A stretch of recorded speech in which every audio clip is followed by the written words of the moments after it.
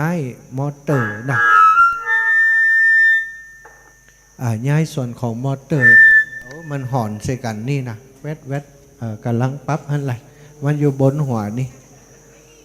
มันแวดแวดแวดใส่นี่มันอยู่บนหัวนี่พอดีสาธุโอ้ดีใจแล้วแม่เขาก็ดีใจเนอะมีปะคนมีบุญฟังกับวิทยุได้หันหน้าแล้วเนาะลักถ่ายรูปไว้เฮกะ มีโทรศัพท์ก็ลักถ่ายรูปกันไว้พ้องได้แล้วเนาะแต่กี้ฟังด้วยไข่หัวตัวนี้เนาะไข่หัวเพื่อเลขเขานะกะถ้าเป็นเจ้าบ้านสัตุถ้าเป็นเจ้าบ้านถ้าจะได้ใส่สักหน่อยนะบัดเดียวนี้นะครูบาอาจารย์มานี่จะขอสักหน่อยละท่านอาจารย์มหาเสาแก้วมานี่อาจารย์เปลี่ยนเสียงครับนะบัดเดียวนี้เสียงผมแห้งหมดแล้วนะคอแห้งเนี่ยบัดใจท่านครูบากำลังเขียนอยู่ท่านอาจารย์มาปปะกับสถาปีน้องที่เป็นเกาะไข่ได้ยินน้ำเลี้ยงเสียงปากของครูบาอาจารย์ห้องกันฟังกับมหาสมชาติครับท่านตุลุงยองดิบดีเขาก็จะปิดวิทยุหนีกันบัดเดียวท่านอาจารย์เสาแก้วกับมานี่จำเป็นจะต้องลบแล้วกันฮะอาจจะได้มันเล่งต่อได้แล้วมันหอนดูลุงมันอยู่บนหัวนี่นะมันอยู่ใกล้ไม้มันดูดใส่กันเนี่ยปิดไว้ก่อนก็ได้ตัวหอนแวดๆนะปิดไว้เนาะเอาต่อไปได้เนาะเอาไปเอาไปนั่งเลยเอาไปนะเอาตัวลุงว่าเอาตาจะได้มาตัวลุงเปลี่ยนกันปั่นกันห้องจะได้พบปะกับสถาทั้งพุทธสัพพทนเนาะสัพพทนอยู่ทางใดนี้ขอจ้องมาตั้งนี่กันเนาะเป็นปั๊บคนเดียวเป็นพูดเนาะโอเคเอาละเอาสถาญาติโยมทั้งหลายเนอะไฟทั้งพุ่นกับร้องเป็นร้องไฟกะสถาทั้งหลายเนอะเอาละตอนนี้นะ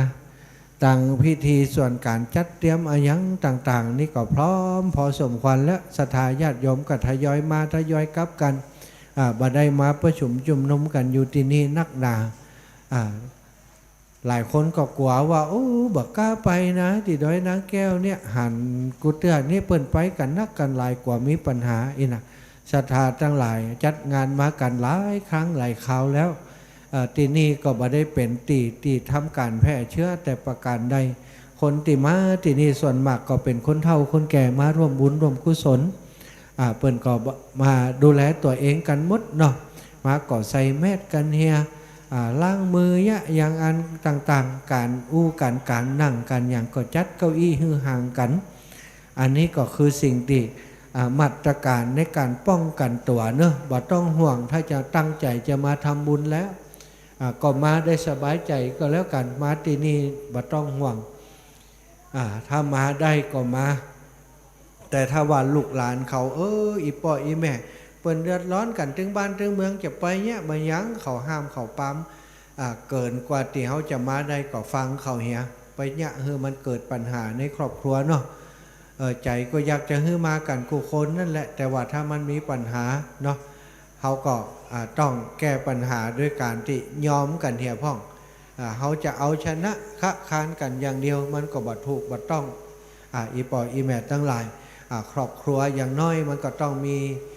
อย่างที่จะต้องฟังกันพ่องเนาะมาบ่ได้ก็บ่ต้องน้อยอกมองใจยังเขาได้หายได้หอมมาแล้วก็เพราะอนุโมทนาบุญเอาแล้วก็ฟังจากสถานีวิทยุที่เป็นออกอากาศไปจ้าออกไปตังคลื่นวิทยุที่นี่ก็ฟังกันบรรยากาศทั้งบนเพเป็นจะได้ก็ได้หู้ได้จ่าได้ได้จ่าได้ฟังกันพอสมควรเนาะทางอาตมาภาพเองที่มีหน้าที่ประชาสัมพันธ์อยู่ที่นี่กับตุลุงยองกะดีท่านครูบาสีหมื่นกะดีครูบาอาจารย์รูปอื่นๆที่มาช่วยกันกันจาก็พยายามจะนำเหตุการณ์ต่างๆที่ทำกันบนม่อนพระศรีสองเมืองอยู่ในขณะนี้มามาจามาบอกมากล่าวมาเล่าให้ศรัทธาฟังตามบรรยากาศที่มันเกิดขึ้นเนาะอันใดที่สมควรจะบอกก็จะบอกกันไปนะอันใดที่มันบัดใจเหตุจำเป็นยังก็บ่ต้องบอกก็บ่บอกเนาะ เอาละวันนี้จะใดก็ดีพี่น้องตังเวียงป่าเป้าทั้งแม่ขจารของเฮาที่พอจะมาได้ที่พอจะมาร่วมกันได้ก็มานะตะวานี่ก็มีกันไม่ช่วยจัดดอกจัดดวงตอนบ่ายนี่ก็คงจะมากันหลายท่านด้วยกันวันนี้โยมแม่เทียมจันทร์ยังบอกมากำเตือสงสัยจะเก็บดอกบ่แล้วเตือนเลยว่าญาติบ้านแล้วก็เอามาตบแต่งที่นี่ก็ยังบ่แน่ใจเตือนเนาะแต่ว่าชุดหนึ่งเป็นก็ทำมาตะวาแล้วนะโอ้ก็ว่ากำลังนินทามาพดวันนี้พอดีว่ะโอ้นาบุญบอกว่าอย่างห้อนอย่างไห้โยมแม่เทียมจันทร์มาแล้วอันนี้เป็นสลาดอกไม้เนอะศรัทธาทั้งหลายเป็นมีฝีมือในการจัดชดาทำใบสีสู่ขวัญก็อย่างการนี้มาแล้วอีแม่กำลังอู้ถึงอยู่พอดีมา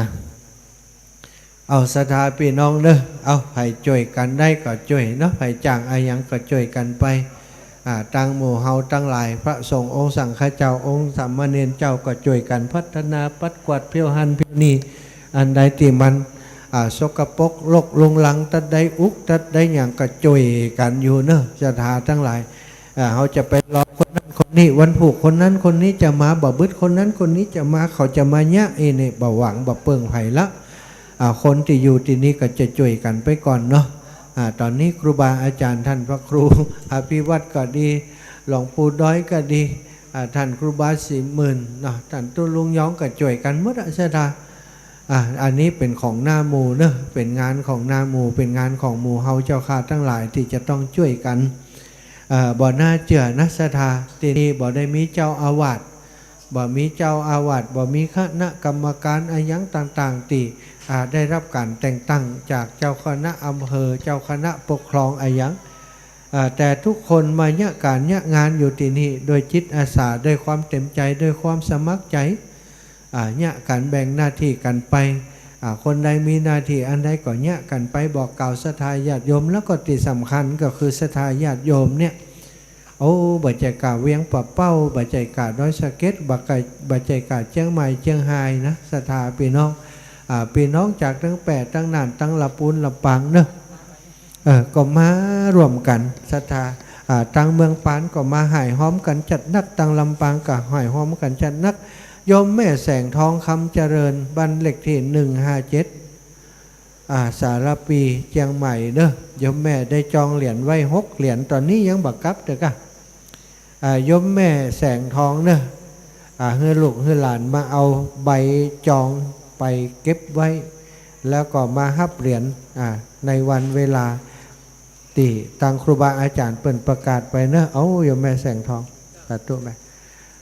เนาะจองกันไปเนอะบัดต้องกว่ามันจะเหลือเนอะไปรอมันเหลือนี่จบเลยนะบัดจองละมันตึงเหลืออีนี่จบเลยรับรองอาตมามีความเชื่อมั่นอย่างอันว่าบ่มีเหลือเพราะครูบาอาจารย์เปิ่นจะทำแค่พอดีบัดทำอย่างที่มันเกินตัวคนเปิ่นต้องการว่าอีกก็เอาคือประมาณนี้ละถ้าจะเผื่อไว้ก็คือตัวเก่าสักคนละบักกี่องค์นอกจากนั้นก็เอาตามติศรัทธาเปิ่นจองมาโดยตรงถ้านอกเหนือจากนั้นก็ตัวไผ่ตัวมันไผ่จ้องก็ได้ไผ่ใบจ้องก็แล้วไปเนาะถึงเวลามาปุ๊บเจริญปอนโยมแม่ว่าจังได้อีแม่มาให้มาหอมสมทบพระป่าเนาะเอาใส่ไปเนอะอนุโมทนาไปจะเขียนซองเขียนอย่างเหี่ยก็ดีเนอะแม่ซองก็มีหันปากกาก็มีหันเขียนซองเหี่ยก็ใส่เข้าไปจะได้มีจื่อมีอย่างเขาได้หันตั้งใจเอาอธิษฐานเอาเนอะเอาครูบาห้อนก็รู้นะครูบา10,000ห้อนและศรัทธาเหยแต่เจ้าเอาถึงผัดตวบมาตัวว่าเดี๋ยวไปมีอากาศเป็นอย่างอี้นะตอนเจ้านี่ฮ้อนหนาวเนาะหนาวก็อีน้องมันงง อีตัวน้อยให้หัวตายิ้มยี่ว่าตัวลุงว่าตอนเจ้าฮ้อนอีน้องอย่างมันหนาวอีนะว่าหล่ำไปเนาะตอนเจ้าก็เย็นศรัทธาเหยผ้าห่มผ้าอันนี้มาห่มมาคุมจะได้ก่อนยังเย็นอยู่เป็นเน็บเป็นชามือนี่นะบัดเดียวนี้ฮ้อนแล้วล้วกันแล้วเนอะล้วผ้าอุ่นเสื้ออุ่นอย่างออกกันหมดแล้วเนี่ยการเหี่ยย่อยกันชั่วแล้วเดินทุดงก็เหมือนกันศรัทธาเวลานี่นะอาตมาก็เดินอยู่นี่ แต่ฉันเพนแล้วก็เอาละไปต่อมันบ่อยากพักก็บ่พักมันไปต่อไปเลยประกาศอยู่ปื้นหันร้อยแหม่เฮาหันสีเขียวนี่ปื้นปื้นนี่น่ะหันก่อนน่ะนั่นสีน้ำเงินน่ะนั่นน่ะน้องน้องน้อยเสื้อแดงเขียนให้ไหมเขียนมาจังกับแต่นี่สาวน้อยนี่อยู่ปอหยังปหนึ่งแล้วนะโอ้เก่งเป็นนักกีฬาวิ่งกะบ่ใจกับแต่บ่ได้แข่งกีฬากะแข่งอย่างนี่ศรัทธาทั้งหลายเป็นแบบอย่างที่ดีนะมาทำบุญอย่างอีพกหลานน้อยมาตัวมันได้หันบรรยากาศนะวันหน้าถ้าเขาเป็นคนเฒ่าคนแก่คนใหญ่ขึ้นมาเป็นแน่อย่างเพิ่นอาจจะเป็นสอบตเป็นสทเป็นผู้ใหญ่บ้านนะอยู่ในเขตแต่โมนี่มาแถวนี้ป๊บบักกอนนะมากับแม่อุ้ยมอนเนี่ยตอนนั้นเพิ่นเป็นละอ่อนอยู่เป็นละอ่อนอยู่มานี่ดุบ่เดียวนี้อายุเท่าแล้วเนาะตอนนั้นนะ ก็เท่าเต้นกันไว้เป็นรุ่นเลยเนาะอย่างนี้กะอย่างตันตุลุงแดงเมื่อก่อนนี่นะท่านพระครูชนละทานพิทักษ์นี่เป็นสามเณรนะศรัทธาทั้งหลายบ่เดียวนี้เป็นตุลุงตุเอาตุเจ้าตุปู่ไปเห็นแล้วนะแล้วก็มาได้ร่วมในการก่อร่างสร้างแปลงที่นี่หลานน้อยวัยงามได้บ่มีกองถ่ายรูปถ่ายเวชกรรมนี่สอนดีได้นะไม่ย้ายสอนหลานดีได้ว่าสาธุเนอะบุญรักษาหลานน้อยเป็นคุณครูเนอะเป็นคนเก่งเป็นคุณครูเนอะดีไปไหนเอาลูกเอาหลานไปตัวอย่างอีขอหันนะศรัทธาตะกี้เขาพอสังเกตพอน้องน้อยเนี่ยไม่ย้ายเขียนอันนั้นแกก็อยู่โดยอาการสงบเปิ่นเขียนแล้วเปิ่นเอาใส่หันเปิ่นยกมือไหวแกก็ยกมือไหวตัวอันนี้คือภาพเปิ่นบอกว่ามันต้องสอนเนี่ยเขาหันเนี่ยเขาพอมันจะติดตาติดใจไปบ่หู้ลืมเลือนนะศรัทธาคนทั้งหลายเนี่ยจำไว้เถอะอีปออีแม่ทั้งหลายถ้าอยากจะให้หลานเป็นจะได้เฮาเนี่ยเขาพอจบนะ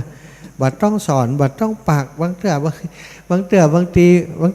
ทีเขาปากไปเนี่ยมันจะได้เขาลำคาญไปเห็นนะแต่ถ้าเขาเนี่ยพอปุ๊บเขาก็หันเขาไหวเขาก็ไหวเขาสาเขาก็สามันก็เป็นการสอนติบด้วยการปฏิบัติไปในตัวเนาะละอ่อนมันจะจำภาพได้ศรัทธาละอ่อนมันจะจำมันจะมีความทรงจำอย่างหมู่เฮาเจ้าข้าทั้งหลายเนี่ยกะเคยติดตามป่อแม่ไปงานนั่นกันนี่ตอนเป็นละอ่อนไปงานพระป่าไปงานกฐินไปวัดไปวาเปิ่นใส่ขันดอกจะได้เนี่ยอย่างจะได้ไปหันเปิ่นลูกพอไปหันเปิ่นเนี่ยพอมาถึงตาเฮามันก็เนี่ยอย่างใดโดยบอกเขินตรงกันข้ามกับคนที่บอกเกินบอกเคยไว้วัดไปวาบางคนเนี่ยเปิ่นไข่ขันดอกกันจะได้เปิ่นเนี่ยอย่างช่องเปิ่นไหวพระไหวเจ้าจะได้ตู้เจ้าเปิ่นมีขั้นตอนจะได้เนี่ยก็บ่มีนะศรัทธาเพราะว่าบอกเคยไปจำบ่ได้เพราะบอกเคยไปบอกเคยหันมันก็เลยบ่มีความทรงจำในเรื่องนั้นเปิ่นบอกว่าการที่จะสั่งลูกสอนหลานเนี่ยสิ่งที่ดีที่สุดคือการทำให้พอทำให้ดูถ้าเฮาเนี่ยให้พอทำให้หันทำให้ดูเนี่ยให้หูเนี่ยให้หันเนี่ยเขาก็จะถือเป็นแบบเป็นเบาเป็นอย่างนำไปปฏิบัติหลังจากที่เฮาเฒ่าแก่ไปแล้วมันก็ต้องส่งไม้ส่งต่อไปให้ลูกให้หลานอย่างครูบาอาจารย์ที่ช่วยกันเนี่ยบัดเดี๋ยวนี้นะสถาวันนาก็จะต้องเฒ่าต้องแก่ไปแล้วเวลาเฒ่าแก่มามันก็จะต้องเปลี่ยนคนหลุ่นหลานมาทำหน้าที่แทนคนหลุ่นนี้มันก็จะไปละห่างไปเหินไปเฒ่าไปแก่ไปก็จะเสื่อมโทรมไปตามสภาวะต่อไปก็ลูกหลานก็จะต้องมาดูแลพอก้อยแทนหมู่เฮาเจ้าข้าทั้งหลายวันหน้าก็จะมีคนมาแทนเฮาอย่างเอกบัดเดี๋ยวนี้มหาสมชาติกำไม้อยู่วันหน้าเท่ามาก็บ่จับก็บ่ชัดแล้วตาก็บ่ดีแล้วมานี่ก็ต้องฟังลูกฟังหลานเขาลูกเน้นหลานเน้นลูกตุหลานตุที่มันจะเกิดขึ้นไปหน้าก็จะมาฮับนาทีแทนทำนาทีแทนถ้าเขามาหันรูปแบบอย่างตั้งแต่บัดเดี๋ยวนี้ไปตั้งหน้าสิ่งเหล่านี้มันก็เกิดขึ้น โดยบ่ยากต่อใดเนาะศรัทธาเนาะตอนนี้ต่างเพศเนอศรัทธาทั้งหลายเปิ้นก็ได้ร่วมกันพ่องกะมาปรับปรุงสถานที่ตุเจ้าตุนายตั้งหลังเปิ้นก็ปรับสถานที่แห่งใหม่เนอะตีล่างถ้วยล่างจ้อนเคยอยู่ตัดหันบักเกิกบักเคิงอย่างแต่บัดเดียวนี้ตัดนั้นมันเป็นขอบเป็นครัวไปแล้วมันจำเป็นจะต้องย้ายจะต้องเถอะทำให้มันถาวรตุลุงตุปู่เปิ้นก็ย้ายกันเนอะช่วยกันอยู่นะวันเตรียมวันดานี่โอ้หลายอย่างจะต้องเนี้ยต้องทำต้องแปลงต้องสร้างเขาบอกมีเวลาอยู่กันที่นี่ประจำซะท่ามาเป็นเฉพาะกิจมาเป็นเฉพาะกิจตามโอกาสนะมีการมีงานนี่กันเห่งมาเนี่ยเหียพระสงฆ์องค์สังฆเจ้าแต่ละรูปพระองค์โดยเฉพาะท่านพระครูอภิวัตก็ดีหลวงปู่ก็ดีหลวงปู่ดอยก็ดีตุนาตุลุงตุปิดตุเอาส่วนใหญ่จะเป็นเจ้าคณะพระสังฆาธิการกันทั้งนั้นเวลาที่จะบริหารงานของวัดเปิ่นมันก็จำเป็นจะต้องทำเวลาที่จะมาจ่วยนี่นี่ก็คือต้องแบ่งเวลามาถือว่างานที่นี่เป็นงานจิตอาสาเป็นงานที่บ่ใจอยู่ในตำแหน่งอยู่ในหน้าที่อย่างสักอย่างสถาบ่ได้มีการแต่งตั้งว่าคนนี้จะต้องทำหน้าที่นี่เนอะคนนี้จะต้องทำหน้าที่นี่เนอะเนาะบ่มีเอาแต่จิตใจของแต่ละคนหันกวนว่าตัวเองสามารถจะเนี่ยอย่างได้จ่วยอย่างได้ทำอย่างได้ก็มาจ่วยกันสถาพี่น้องคนเฒ่าคนแก่อีปออีแม่มาบ่ได้ก็ส่งปัจจัยมาปัจจัยตุลุงเปิ่นก็เอาไปเป็นอุปกรณ์เนาะตะกี้หันซื้อต่อปะป้าของงอขอต่อตรงอย่างมาสะปะนะอันนี้ก็ได้จากปัจจัยที่ศรัทธาญาติโยมได้ให้เฮามานั้นน่ะเนาะศรัทธาก็อนุโมทนาเน้อศรัทธาทั้งหลายโอ้ไผ่กระตึงบ่มีเต้นที่เขาลกยาน่ะเนาะ จองนั่นน่ะเอามาตั้งนี่สักอันละจะย้ายไปมันก็อันไอ้กล้องเปิดห้องวัดถ่ายทอดสดนะเป็นภาพอยู่ของทีมงานวัดไฟหินเปิดก็ส่องมาทางเพศนี่ศรัทธาถ้าจะว่ามีอันนั้นเนอะมี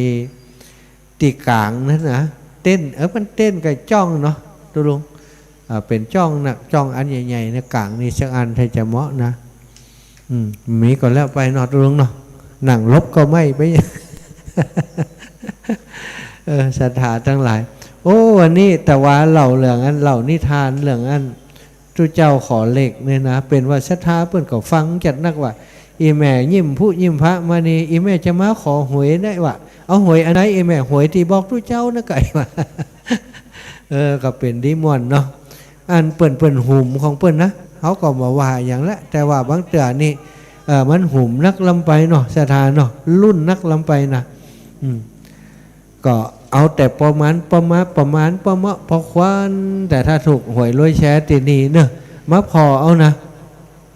เปิ่นสร้างตีนีพอสอหยังไอ้ยังกับมาพอโอ้หลังเตือถ้าถูกแล้วก็ไปมาธนุบำรุงตีนีก็ดีเนอะเทวดานี่บ่แน่เนอะศรัทธาเปิ่นจะบอกบุญคือบางคนที่สนใจที่มีบุญต่ออันนะเขาบอกมีบุญก็เปิ่นนี่จะได้ก็ได้ไปขอจะได้ก็ได้บนจะได้ก็ได้มันถึงยากเนอะศรัทธาแต่ถ้ามีบุญแล้วมันก็บ่ยากนะมันบ่ยากอายังศรัทธาเฮยเอาละเนอะตอนนี้อีปออีแม่ไผ่ที่จะจองเหรียญพระศรีสองเมืองเหรียญแม่นางแก้วนะ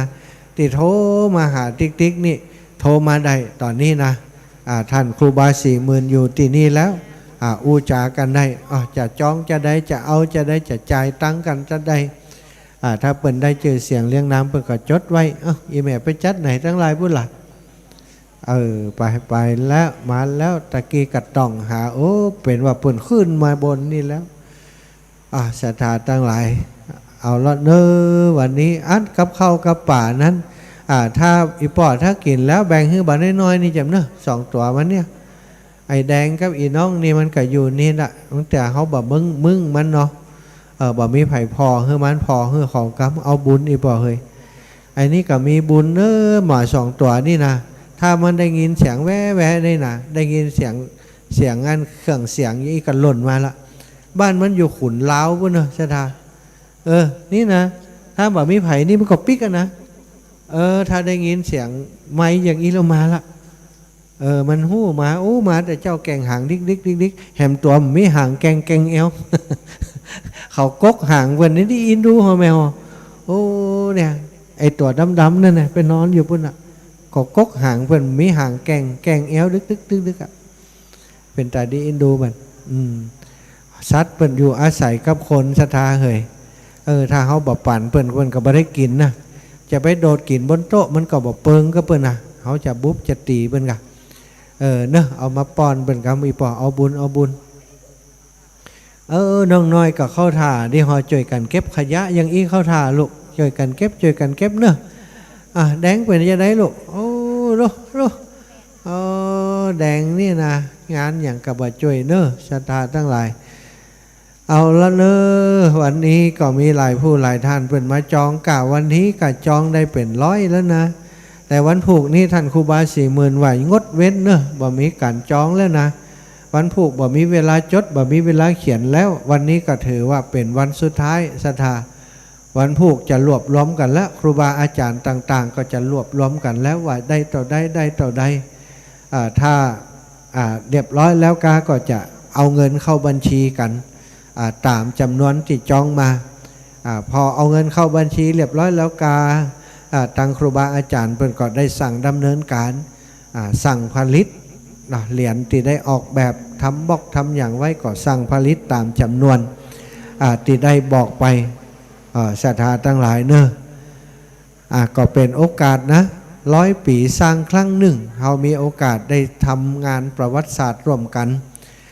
มารวมกันไปกันแปลงบูรณะปฏิสังขรณ์สูตรกำกึดยึดเจตนาเสริมสร้างศรัทธา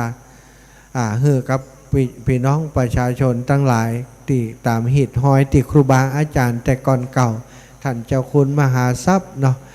ท่านเจ้าคุณหลวงพ่ออดีตเจ้าคณะจังหวัดเชียงใหม่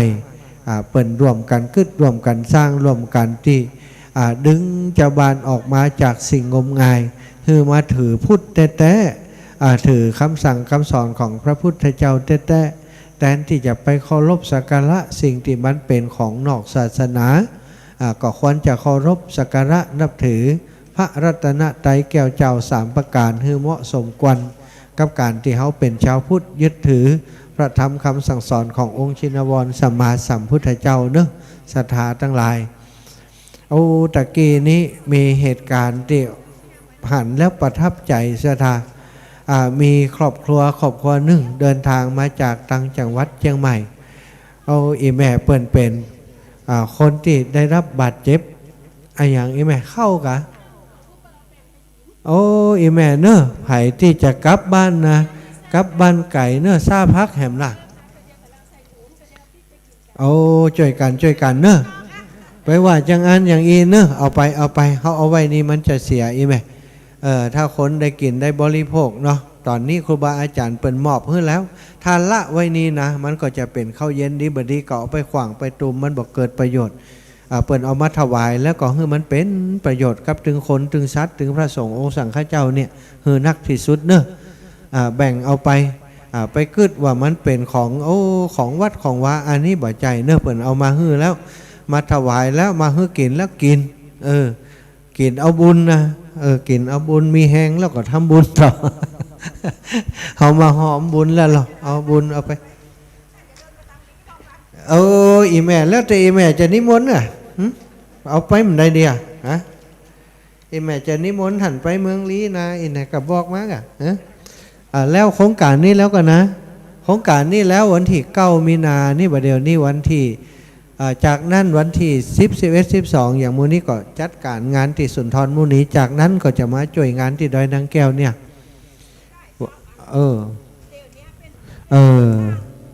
ที่ไหนที่ดีกะเจ้าวันหน้าก็จะไปกันกะเนี่ยกะเอาครูบาอาจารย์ในเครือข่ายเขาคนหนุ่มมาเขาได้บุญพิเศษเนอะคนหนุ่มขนไม้กันคนน้อยยืนกันเสิร์ฟกันมะปีไอเนอะลูกหลานพี่น้องจากอุโมงค์ถ้าบอกกลับจ้ะก็เดี๋ยวมาเอากลับเข้ากระป๋านี่ไปตัวแล้วมาจ่อยขนไม้ก่อนมะเดี๋ยวจะแจกเข้าคนหอเอาจ่อยขนไม้กำมันบ่มีไผ่เนอะ พระเนนก็พอดีว่าอันเปิ่นติดภารกิจติวัดติวาบเดียวนี้ครูบาอาจารย์ท่านพระครูอภิวัตรลงมือคนเดียวนะเสถาอาตมาไข่จ้อยบเดียวนี้เนี่ยมากำไม้อยู่นี่นะสวะบได้สวะสถานีก็จะเงียบนะเอาสถานเนอะคนหนุ่มคนกำเอาปีน้องบัวเขาช่วยกันเอาประกาศคำเดียวมาทื่อๆละตุลุงเฮยเอาไปเนอะช่วยกัน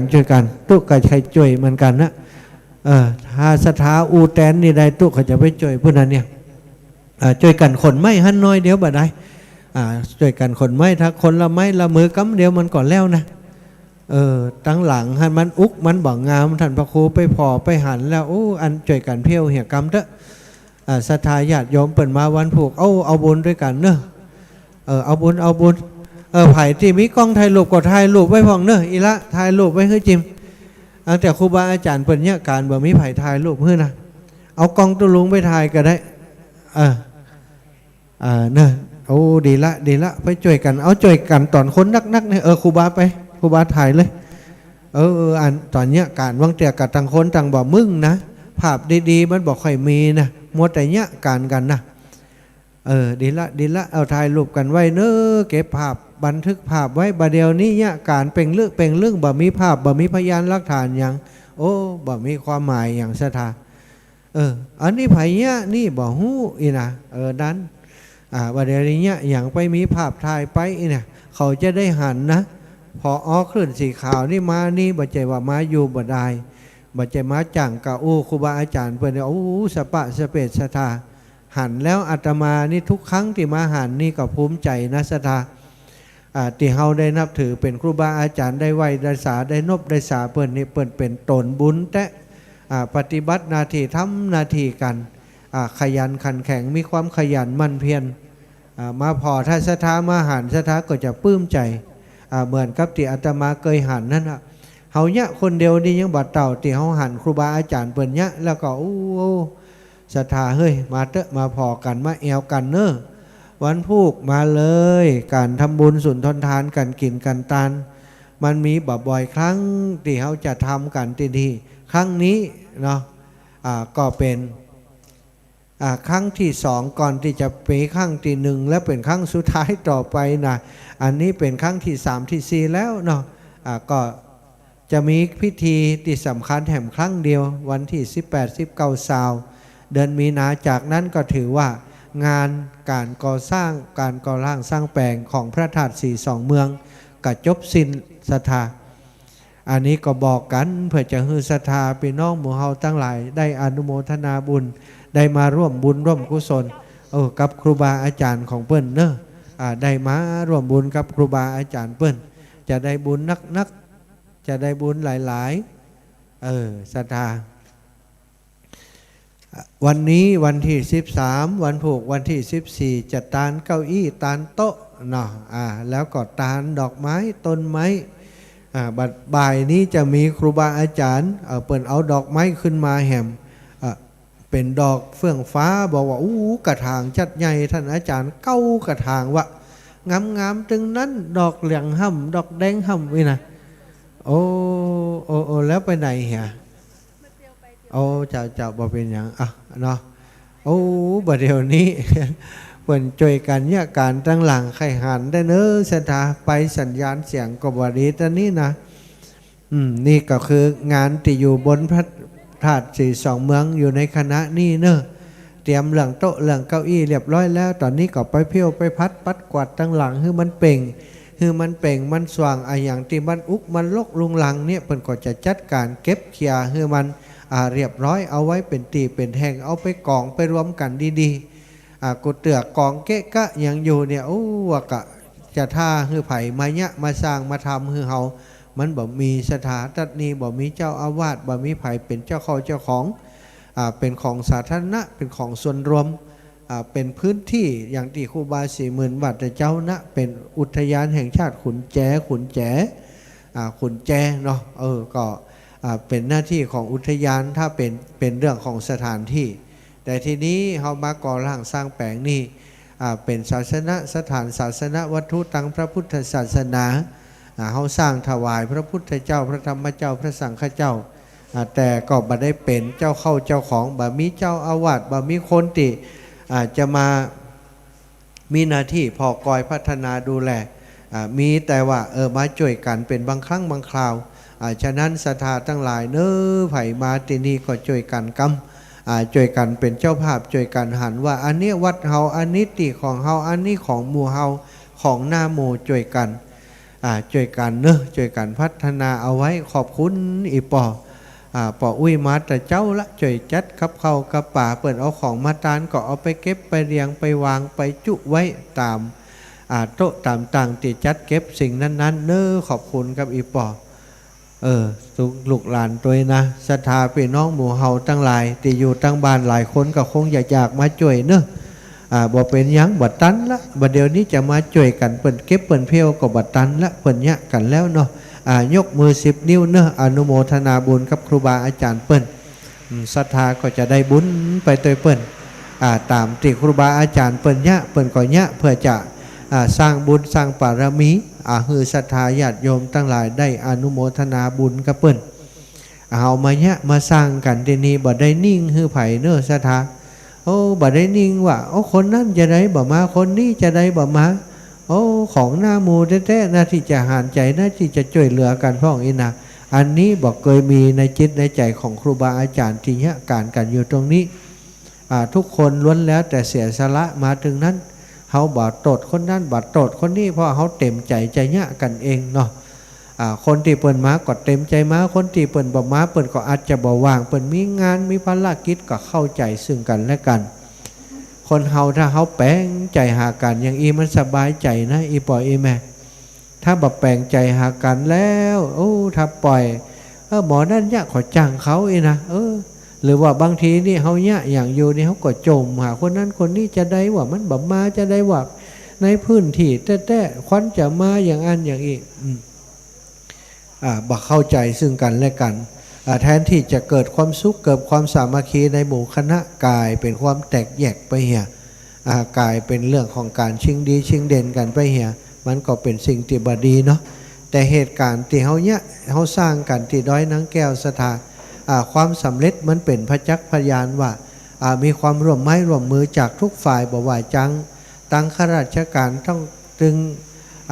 ท่องถิ่นก็ได้มาร่วมกันท่านนายอำเภอเนี่ยได้มาเป็นตัวตั้งตัวตีตั้งแต่แรกเริ่มเดิมทีมาเลยและมีส่วนร่วมโดยครูบาอาจารย์กันแต่ว่าบัดเดี๋ยวนี้วันผูกแล้วเนอะท่านนายอำเภอเวียงป่าเป้าของเฮาเปิ่นจะได้ย้ายไปอยู่เมืองพานเห็นแล้วศรัทธาอาตมาถ้าไปเดินทุดงที่เมืองพานจะแวะไปหาเปิ่นชกรรมนะท่านนายอำเภอคนนี้เป็นคนที่สนใจเนอะเรื่องของตั้งวัดวาศาสนานะได้มาร่วมบุญกับดอยนางแก้วนี่ทุกงานเปิ่นจะมาตลอดแต่วันผูกนี่เป็นวันที่เปิ่นจะต้องไปรับตำแหน่งที่อันอำเภอพานเนาะอำเภอพานจังหวัดพะเยาเปิ่นก็คงจะบ่ได้มาเนาะศรัทธาคงจะบ่ได้มาร่วมบุญร่วมกุศลกับศรัทธาพี่น้องของเฮาที่นี่จะได้ก็ตามเนาะอาตมาภาพเองนี่ก็สนิทสนมก็เปิ่นได้หู้จักมักคุ้นกันจากการร่วมงานบุญด้วยกัน 2-3 งานตั้งแต่เปิ่นเข้ากรรมที่ในอำเภอของเปิ่นที่หลวงปู่พระครูปฏิภาณธรรมทินหลวงปู่เจ้าคณะอำเภอเปิ่นไปเป็นเจ้าภาพตั้งฝ่ายสงฆ์เป็นคณะกรรมการตั้งฝ่ายสงฆ์ดำเนินการจัดการให้ในอำเภอกับอุปถามพระสงฆ์องค์สังฆเจ้าที่มาปฏิบัติธรรมอาตมาก็ได้มาช่วยเปิ่นหน่วยงานนั้นมาปฏิบัติธรรมด้วยเปิ่นหันก็ได้หู้จักมักคุ้นกันตั้งแต่หันมาทุกครั้งที่มีงานดอยนางแก้วเปิ่นมาตลอดสถาบันเดี๋ยวนี้เปิ่นก็จะไปรับงานที่จังหวัดเชียงรายของเราเนาะอำเภอพานที่แห่งอำเภอหนึ่งของจังหวัดเชียงรายของเราเนี่ยซึ่งก็บอกไกลกันข้ามดอยถ้าข้ามดอยไปได้ก็ข้ามดอยไปกับปะกันแล้ว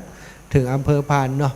ก็จะเดินทางไปวันผูกวันที่14เหมือนกันนี่นะอันนี้ทราบข่าวมาจากวงในเปิ้น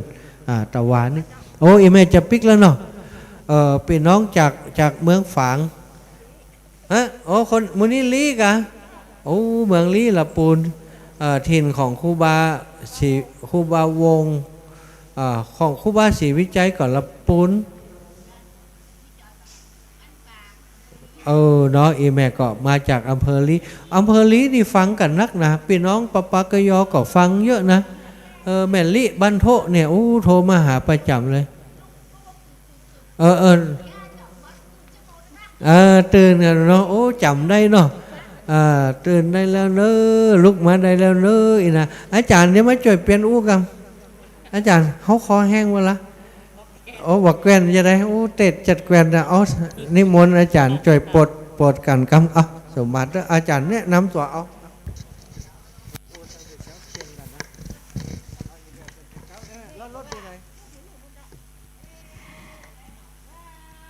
อันนี้ก็ได้มาเปลี่ยนมาแทนท่านอาจารย์วันนี้ก็ได้มาขึ้นมาห่วมได้เตรียมในวันดาวันที่เตรียมสถานที่อาตมาภาพพระครูปลัดนรพงศ์ทิตาวุฒศิริเจ้าอาวาสวัดดอนจันทร์กุฏินี้ก็จัดรายการธรรมะบันเทิงใจทุกๆวันจันทร์วันการเวลา 18:10 นาทีจนถึงเวลา 2 ทุ่มวันนี้ก็ได้ขึ้นมาห่วมไปพอศรัทธาญาติโยมช่วยกันตั้งครูบาอาจารย์ได้มาขึ้นมาก่อนวันนี้ก็ได้มาพอในการจัดสถานที่โดยศรัทธาเพื่อช่วยกันหลายบ้านหลายจองต่างเชียงใหม่เพียงป่าเป้าหลายที่ต่างในพื้นที่ก็มาหลายกันเนาะปอเนาะมากันหลายอันนี้ก็สักกรรมนี่ก็จะได้ขอตั๋วครูบาอาจารย์ลงไปก่อนจะได้ไปเรียนออนไลน์แหมละสมัยนี้มันเรียนออนไลน์เนาะในยุคโควิดแบบเดียวก็หันศรัทธาหลายผู้หลายท่านขึ้นมาช่วยกันเพียวกันพัดกันปัดกันปู7 บริเวณติจะได้ประกอบพิธีในทางพระพุทธศาสนาการต้านเก้าอี้เสนาสนะโต๊ะตั้งในวันพรุ่งนี้ก็ตรงกับวันที่14 กุมภาที่ถ้าเป็นตังฝรั่งเปิ่นขอวันวาเลนไทน์วันเฮาก็ภาพประยุกต์ถ้าถึงเรื่องวาเลนไทน์แล้วนะเป็นหีดเป็นห้อยฝรั่งถ้าเอามาประยุกต์เข้ากับทางบ้านเฮานี่เป็นห้องนำมาปฏิวัติให้เข้ากับยุคสมัยเพราะว่าคติความเชื่อค่านิยมโดยต่างเฉพาะละเอกละอ่อนเยาวชนมักตื่นตัวกันในวัน14 กุมภาถ้าว่าบ้านเฮานี่วันที่16 ปุ่นวันมาฆบูชาถือว่าเป็นวันแห่งความกตัญญูวันแห่งความฮักเป็นวันแห่งพรหมวิหารและธรรมความสมัครสมานสามัคคีของหมู่สงฆ์1,250 รูปที่มาประชุมกันโดยบ่ได้นัดหมายก่อนเนื่องด้วยเกิดความระลึกถึงครูบาอาจารย์ก็คือพระสัมมาสัมพุทธเจ้าที่ได้ตรัสรู้ธรรมแล้วได้สั่งสอนธรรมตั้งหลายให้แก่บรรดาภิกษุได้เข้าถึงหลักธรรมแก่นแท้ของธรรมก็เกิดอรหันต์ขึ้นมากมายส่งตั้งหลายได้ระลึกถึงความกตัญญูกตเวทิตาธรรมความเคารพที่มีต่อครูบาอาจารย์ปากันไปเข้าเฝ้าองค์สมเด็จพระสัมมาสัมพุทธเจ้าแล้วพระพุทธองค์ก็ได้ทรงแสดงธรรมโปรดโอวาทปาติโมกข์ก็มีเนื้อหาสาระหลักสำคัญอยู่3 ประการทำความดีให้ถึงพร้อมละเว้นความชั่วทั้งปวงทำจิตใจให้สะอาดผ่องใสอันนี้เป็นสิ่งที่ดีงามสะท้อนเนื้อหันลักประพฤติปฏิบัติที่เฮาบางทีบางครั้งคนสมัยวันเดียวนี้จะถือค่านิยมไปตามกระแสของโลกาภิวัตน์ที่มันพัฒนามาไปหับวัฒนธรรมแล้วเอามายึดเพียงเฉพาะเนื้อหาแต่ไม่ได้เข้าถึงแก่นจริงๆของวันสำคัญวันต่าง ก็เลยถือกันไปพิษพลาดไปปฏิบัติกันพิษเพี้ยนไปอย่างกับเฮามาวันนี้เนาะและวันพรุ่งนี้ก็มาระลึกถึงคุณครูบาอาจารย์ครูบาสังฆะท่านอดีตเจ้าคณะอำเภอดอยสะเก็ดเจ้าคณะอำเภอเวียงป่าเป้าพระสุนทรปริยัติวิกรมเนาะหรือว่าท่านอาจารย์มหาทรัพย์นลินโทเจ้าอาวาสวัดปางยิ้วที่ได้เกิดล่ำดำสร้างฟื้นฟูตีพระศรีสองเมืองนี่มาโดยตลอดเฮาก็ด้านตั้งหลายก็ได้มาช่วยกันมีครูบาอาจารย์ท่านได้นำในการสืบต่อปณิธานสารเจตนารมณ์บูรพาจารย์ที่ได้เกิดล่ำตามสร้างสืบสารเจตนารมณ์นั้นเพื่อเป็นตีส่วนรวมจิตใจของศรัทธาตังเวียงป่าเป้าดอยสะเก็ดตลอดถึงศรัทธาติสัญจรมายังหม่อนภาษีสองเมืองเขานี่เพื่อเป็นตีส่วนรวมจิตใจเป็นตีผ่องใสสบายใจเฮาตั้งหลายก็มาระลึกถึงคุณครูบาอาจารย์ในวันพรุ่งนี้ด้วยการช่วยกันอนุรักษ์รักษาฟื้นฟูร่วมกิจกรรมตีนม่อนภาษีสองเมือง14กุมภามีการตานเก้าอี้พิธีก็ศรัทธาเริ่มทยอยมา8 โมงเป็นต้นไปก็ไม่ได้มาร่วมกันให้กันหอม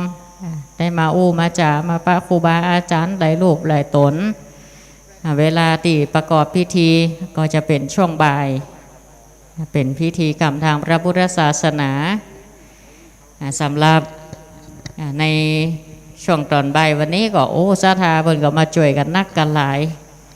จัดแจงแต่งได้สถานที่พอเดียวก็คงจะยกใหม่นี้กับครูบา40,000ต่อบัตต้าเจ้าเนาะแหมน้อยเดียวเนาะกินกาแฟนี่สักกำกันเนาะให้ครูบาอาจารย์ได้หายอิดหายเหนื่อยประชาสัมพันธ์นังแต่เจ้ามาละตังปอบบุญธรรมแม่รัตนาก็มาป้ากันป้ากันหลายท่านสถาติตังจังใหม่เป็นก็ทยอยกันมาทยอยกันครับมากันเรื่อยๆตังพระสงฆ์ครูบาอาจารย์มันก็เพียวพัดพัฒนาเตรียมสถานที่ช่วยกัน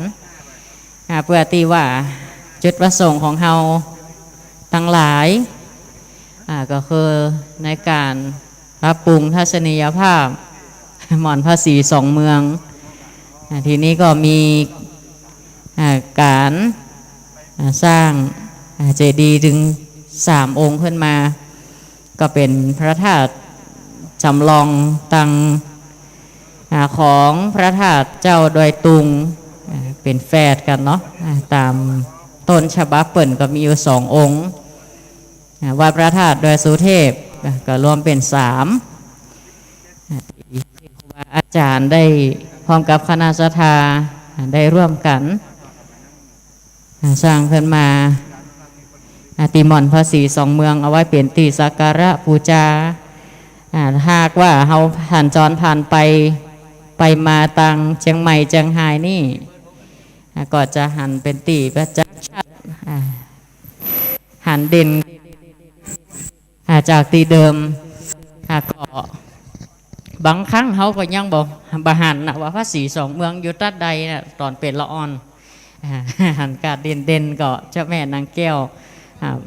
ตอนนี้นี่ทัศนียภาพตีเป็นปรับปรุงนี่หันเด่นชัดขนาดขึ้นมาก็มีเป็นสถานที่สัปยะเป็นสถานที่ต้อมส่วนรวมศรัทธาเฮาทั้งหลายอันว่าพระธาตุดอยตุงนี่เป็นถ้าตามตำนานนี่สิงหรวัดติเบิร์นได้จะลึกเอาไว้เนี่ยมาดูว่าจะเป็นพระธาตุองค์แรกนะของล้านนาเฮานี่เปิดเลยเอาตุงมาปักมาหมายเป็นสัญลักษณ์แห่งความเป็นมงคลเห็นว่าปูชาจะปูชนียานังเอตัมมังคละมุตตมังการบูชาบุคคลติควรปูชา เป็นมังกละเป็นมงคลสูงสุดเพราะเราจะใช้ประโยชน์จากสิ่งใดเราก็ต้องรู้ประโยชน์จากสิ่งนั้นเราจะรู้คมผ้าคมขวานคมหอกคมดาบก็ต้องรู้หนทางห่อมใจของมันเช่นเดียวกันหากเขาต้องการความรู้ต้องการวิชาต่างๆก็ต้องเข้าหาครูบาอาจารย์บุคคลต่างๆด้วยการเคารพบูชาเคารพอ่อนน้อมอันนี้ถือว่าเป็นบูชาจะปูชนียนังเอตัมมังคละมุตตมังสิ่งที่ควรบูชาคือพระรัตนตรัยเฮามีคุณพระพุทธพระธรรมพระสงฆ์หลังจากที่พระพุทธศาสนาเฮานั้นได้เผยแผ่มายังดินแดนสุวรรณภูมิในสมัยหลังพุทธกาลมีการทำสังฆายนาโดยเฉพาะในครั้งที่3โดยพระเจ้าอโศกมหาราชพระองค์ก็ได้ส่งสมณทูตมาเผยแผ่ยังดินแดนถึง9 สายของทางเฮานี่ก็ถือว่าเป็นพื้นที่ดินแดนสุวรรณภูมิก็เปิดก็ได้นำก็มีสังฆะมีครูบาสังฆะเจ้าอยู่2 รูปนั่นคือพระโสนพระอุตตระเป็นได้รับมอบหมายมาเผยแผ่เอานำธรรมคำสอน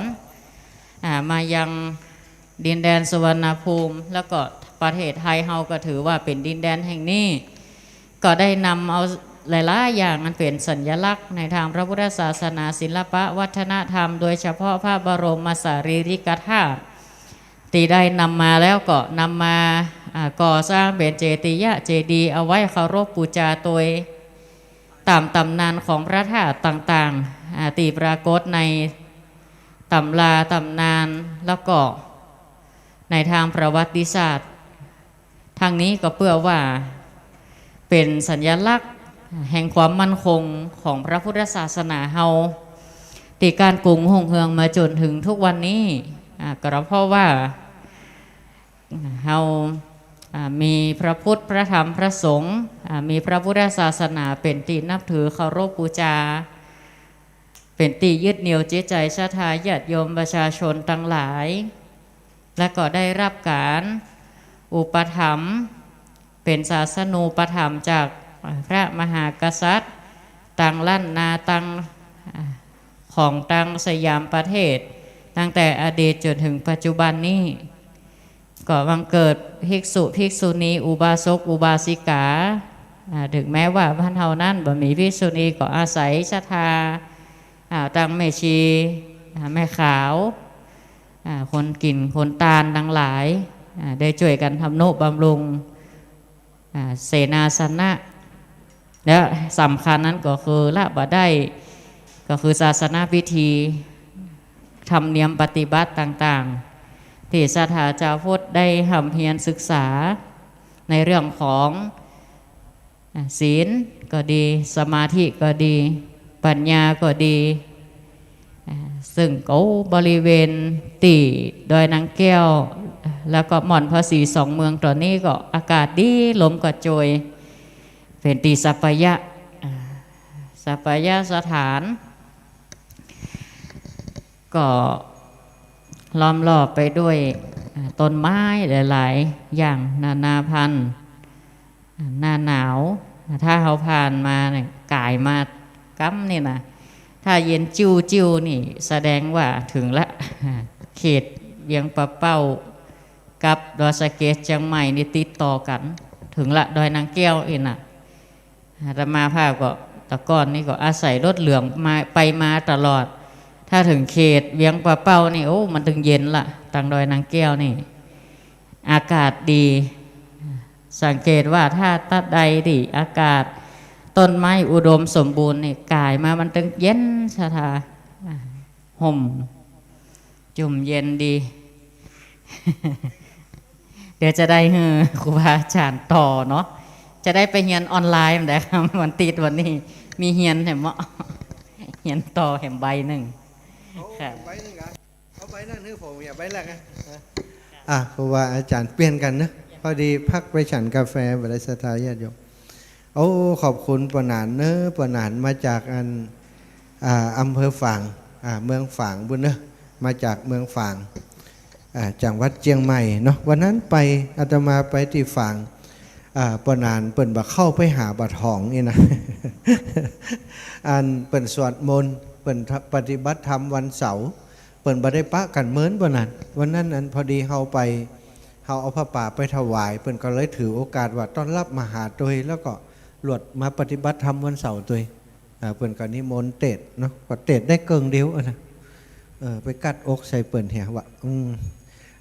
มันเปิ่นมีบุญคุณต่อเฮาเนาะเอาไปหาแต่ว่าไปหันนะเหมือนกับไปอยู่บ้านปีบ้านน้องเนอะเมืองฝางนี่นะบอกกับท่านพระครูสุจิตานุรักษ์ว่ากำนี้คือถือว่าผมเป็นลูกศิษย์ลูกหาจะใจอย่างก็ใจเตอะเนาะผมนี่ก็ถ้าจะใจงานกรรมกรก็ได้จะใจใจจ่าก็ป๊อดได้อยู่อีก เพิ่นกันเลยว่างานวันเกิดนี่นิมนต์มาหามาช่วยจิ้มนะอีกว่านักการ22 23ก็จะไปพุ่นนะเจริญปอนอันนั้นโลกำลังมากะโอ้มาด้วยกันกะโอ้อันนี้แม่บ้านกะโอ้แล้วก็อายุเท่ากันก่อนเอามาอยู่ใกล้ๆนี่เอามาอยู่ใกล้ๆนี่โอ้นี่กะโอ้นะเปิ่นวันนั้นโอ้กะโอ้ดีกะเอาแล้วก็อันเป็นคนเมืองฝางเนาะโอ้เจริญปอนวันนั้นตุไปบอกปะกันนะถึง2 คนกะที่เข้ามาถึงวันนั้นก็ว่าคนเดียวยมแม่ครูถ่ายรูปให้จิมละเอาก็อีมานั่งนี้ถ่ายรูปด้วยเขาจิมนั่นนะปนานเอาถ่ายรูปด้วยเขาจิมถ่ายรูปเนอะตั้งเพกะตั้งเพกะตั้งเพพอปนานมานั่งนี่เดี๋ยวเขาจะยืนเอาถ่ายรูปแห่ภาพนะโอ้อันนั้นของเขากะอีแม่เอามาของเขาโต๊ะกันได้กี่อีแม่ได้ถ่ายรูปเขาจิ้มนะแม่ครูดีละเนาะโอ้แม่บ้านก็ยังบอกป๊อดแกต่อใดนะฮะแม่บ้านนี่ยังบอกป๊อดแกต่อใดโอ้บอกแกเรา51นะแบกน้ำหนักจัดนักเนี่ยปนานเป็น60แล้วอะฮะยุสาวน้อยกันเดี๋ยวปนนั่งนี่ปนานนั่งนี่เขาจะยืนเอานั่งด้วยฮัดบังกันก็ได้เอาละดีละเอาวันนั้นเปิ่นบริหารนะก็เดี๋ยวก่อนเนอะเขาจะเดี๋ยวใส่เนี้ยเอาบัตรใส่กันด้วยกันเอาอันนี้ห้ามเผยแพร่เจริญปอนเจริญปอนเอาละเจริญปอน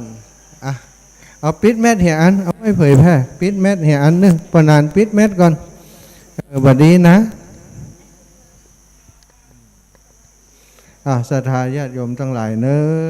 ะตอนนี้พี่น้องเมืองฝางเปิ่นเดินทางมาแอวหาตังเพชรมาทำบุญที่พระธาตุ42เมืองนี่นะแล้วก็อยากพบปะกันเนี่ยอยากพบปะกันก็เลยเอากล้องแหมกำเอากล้องให้เปิ่นแหมกำกล้องนี้ไปกล้องใดไปโอ้กล้องอยู่ไม่มือหันไปจกแอวอยู่เชียงตีละประนานนี่นะดีแล้วพี่น้องเมืองฝาง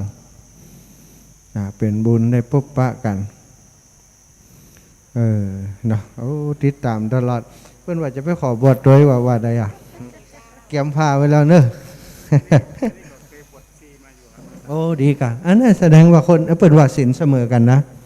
คนที่เคยบวชชีมาก่อนก็อย่างมาก่อนเนี่ยมันเขาหู้เนาะจิตใจไม่ถึงช่วงหนึ่งนะที่เขาตัดสินใจบวชนั่นเพราะอย่างมันเป็นบุญเก่าที่มันพลักดันเนี่ยทำให้เขาได้บวชใครบวชบ่หู้นะบวชชีกระจ่างบวชทุเจ้ากระจ่างมันการที่ตัดสินใจบวชไปใจเรื่องง่ายเนอะแต่เขาไปอยู่ตรงนั้นเพราะเขาเข้าใจแล้วเนาะบางเตือมันมาใจเวลาเตือเขายังวางนั่นบ่ได้วางนี่บ่ได้วางนี่บ่ได้มันยังบ่ใจเตือแต่ถ้ามันใจมาปุ๊บจบมันบ่เอาอย่างสักอย่างแต่ว่าไปเจอโยมแม่ชีคนหนึ่งเปิ่นตอนเป็นฆราวาสสุขภาพบ่ดีนะก็โทรไปหาเปิ่นออกรายการเปิ่นก็โทรหาตลอดอยู่เนี้ยอยู่เวียงป่าเป้าวันศุกร์ก็จะมานี่แต่ว่าไปหาโอ้อีแม่สุมาเตอจะได้หน้าตามีน้ำมีนวลแต่ว่า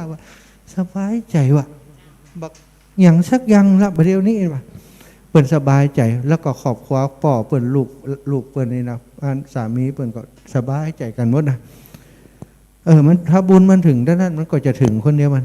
อันนี้ก็แม่บ้านนี่ห่างกันปีหนึ่งนี่ส่วน6นั่นส่วน7บอกให้เปิ่นจำเป็นต้องเจยโรงเรียนคนอื่นหันวาละออนมันตกน้ำแต่เขาหันวาละออนมันจมน้ำถ้าเขาบ่จ่วยถ้าวันหนึ่งเขากึดได้ว่าโอ้เขายังบ่จ่วยแต่ละอ่อนคนนั้นตายไปแล้วเนี่ยอย่างบ่ได้แล้วเพิ่นยอมพอยอมมาเดี๋ยวนี้ถึงว่านี่ตะกี้ก็ตักมานี่สาธุแล้วนะสาธุหันสิ่งที่เขาทำเป็นสบายใจเป็นสาธุเอาเนาะ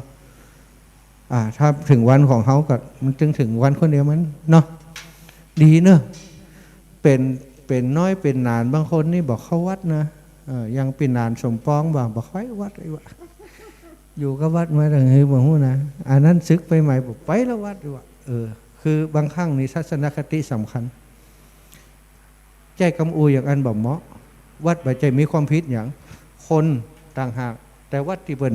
นี่เราปฏิบัติดีปฏิบัติชอบเราก็ต้องเข้าเหมือนเดิมดีก่ะแล้วก็มีลูกกี่คนบ่มีดีแล้ววันนาปะกันบวชเนี่ยปะกันบวชมีที่ไปที่ไหนไปอยู่ด้วยกันมั้ยฮะ47 ไร่ก็ไม่ถึงนั้นได้นะถึงเวลาหนึ่งเขาถามว่าเอาอย่างไปตัวพ่องก็จะมีอย่างสักอย่างเขาเดินทุดงนี่เขาได้นักเนอะปนันตอนบวชข้างก่อนบ่ได้อย่างเห็นปริยัติแจ้งมั่มเจ้าสอนบ่ายสอนแรงสอนคอปอแตกนิตยพัฒน์500บ่ได้สนใจนิตยพัฒน์โดยซ้ำไปแต่เปิดฮือ500แต่ที่นี่สิ่งที่เขาได้ก็คือความวุ่นวายของชีวิตเหมือนกับครูทั่วไปนะครับเตรียมการสอนเหนื่อยสอนก็บอกหูเรื่องเดือดเครียดเขาบวชไม่อย่างเฮียนไม่อย่างเฮียนมาเพื่อจะปล่อยวางหรือว่าเฮียนไม่เพื่อจะยึดสุดท้ายซึกดีกว่าอิดแต่ครั้งนี้บวชมาบ่อยเฮียนแล้วตีเฮียนมาเอามาใจประโยชน์ส่งข้อคนจ่วยเหลือคนอย่างพระพุทธเจ้าเป็นยะดีกว่าได้นะบัดแสวงหาความหู้แหมแล้วเอาตีมีเลยสาธุเอแม่บุญรักษาเนอะสาธุขอบคุณเนาะก็ได้บวชมานะได้บวชมาครั้งนี้นี่ปฏิบัติอย่างเดียวเขาถามว่ากว่าพระเจ้านะตอนบวชกำเตือนนี่นะถ้าบวชนี่เขาจะอยู่จะได้เขาจะไปอยู่ป่าช้านะเขาจะอยู่ได้ก็อีกว่าถามตัวเขานะแต่พอบวชแล้วไปอยู่แล้วเหมือนกับเนี่ยที่เขาต้องการที่พระพุทธเจ้าบอกต้องอยู่ป่าช้าอยู่เรือนว่างอยู่โคนต้นไม้มันได้ครับตัวกว่าก็กว่าจนบักกว่าในเมื่อกว่ามืดฮันก็เปลี่ยนท่านั้นฮันก็น่าจะเป็นผีดุก็เอาผ้าไปวางฮันคนคิงลูกเงียกกันนั่งอยู่ฮันหายนะบ่มีอย่างซากอย่างดับพี่ดับปิงแล้วม่วนใจอีกต่างหากอันเนี้ยที่เขาอยู่ป่าช้าถึงวันเกยมาละมาถ้ามาตุ่มต่ำห้อมสะดุ้งถ้าตุ่มต่ำกับห้องมานี่มานั่งอู้กันนี่ไม่กวนนะถ้านอนรับเดี๋ยวจะฟุกได้แต่ความจริงมีอย่างฟุกเขาสักอย่างแต่มันเป็นความคุ้นเคยที่บอกกว่าไปเฮียมันข้ามจากความกว่าถ้าคนเขาบอกกว่าตายอย่างเดียวนะอย่างอื่นมันกว่าแล้วเดินทุดงถึงวันนี้จะตายวันใดมึงหัวรถปึงถ้ามันแถมาสักกันตุ่มก็เรียบร้อยนะโป่งไว้แล้วมาซ้ายกระจังมาขวากระจังบรรลบถือว่าโจกดีอย่างเดียวถ้ามันข้ามไปได้แล้วมันบอกกว่าอยู่แล้วสบายอยู่สบายการแล้วนี่ก็จะไปเดินกับใจนี่กะเปิ่นไปฮับเฮาที่ปุ่นนะปากตางที่จะเข้าปลายตอนรับแม่สวยนะบ้านอย่างว่าที่เขตป่าไม้เพื่อนนะก็คือเปิ่นไปส่งที่เปิ่นฮับเฮาหันเขาก็จะเดินต่อมา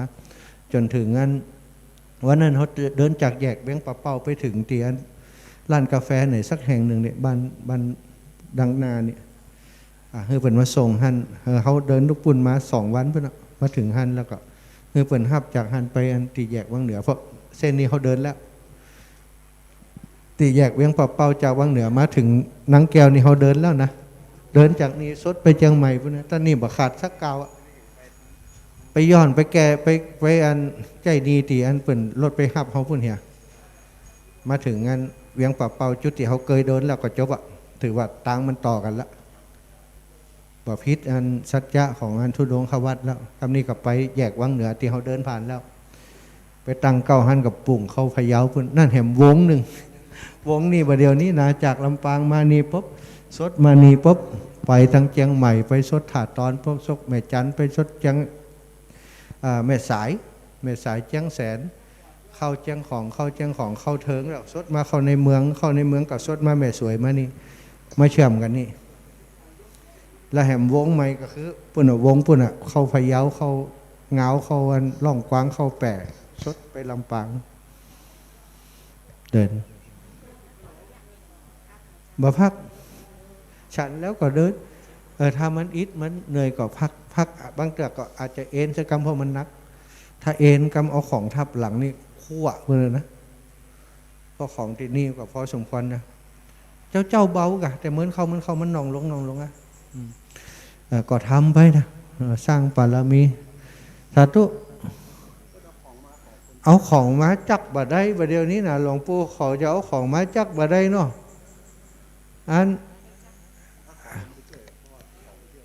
ของเยอะนะท่านครูบาพิจารณากรรมบ่เปิดนั้นเปิดเอาของขึ้นว่าจะได้ความมันเยอะเนาะช่วยมันยกช่วยกันยกเนอะโอ้เป็นดอกไม้สั้นเอาออกแห้งแข็มกำเนาะโอ้ตายกำนี่ปนานมดแห้งแนวนี่นะปนานมดแห้งแนวเนอะศรัทธาศรัทธาทั้งหลายเนาะตอนนี้ครูบาอาจารย์อันตัวกว้านหรือวันลอกเนาะตีกุดเตือเปิ่นเอาของมานั่นนะของนักเปิ่นจะใจกว้านขึ้นมาบัดเดี๋ยวนี้กว้านมันเสียลอกมันเสียลูกปืนมันแตกตัวใดบ่หัวตัวที่เป็นเบรกก็ตัวที่เป็นได้บ่หัวมันเสียเปิ่นก็เลยจะอันคือคนมาซ่อมใหม่บัดเดี๋ยวนี้ช่างยังบ่มาซ่อมกันเด้อ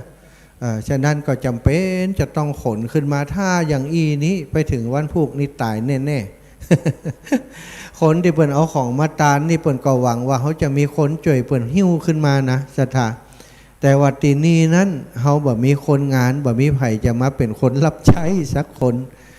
บ่ได้มีพระเน้นที่มาคอยอันหิ้วของขึ้นมาอีกนะส่วนใหม่ก็เป็นครูบาอาจารย์เอกอย่างหลวงปู่หลวงตาหลวงลุงเอกัตตุลุงยองเหี่ยมูเฮาเหี่ยอยากโอ้ท่านหล่นไปช่วยเปิ่นขนของแล้วไผจะยะการดังบนอีเนาะจะได้ก็คงจะต้องซ่อมแล้วหลวงปู่เฮ้ยตัวกว้านของเฮานะศรัทธาเปิ่นเอาของขึ้นมาขึ้นบ่ได้วะของมันนักเนาะถ้าก็จะได้ก็ตามเนื้อศรัทธาพี่น้องทั้งหลายที่อยู่ตั้งบ้านตั้งจองเนาะจะเอาของอย่างมาก็ยังเอามาได้อยู่นะก็คงจะจ่วยกันก่อนนะบัดเดี๋ยวนี้หลอกมันเอาขึ้นมาบ่ได้ก็คงจะจ่วยกันไปหอบไปหิ้วกันขึ้นมาเนอะเพราะมันเป็นดอกไม้ก็เป็นอย่างการที่เปิ่นเจ้ามาประดับประดาที่นี่นะคะมันก็จำเป็นเนอะศรัทธาทั้งหลาย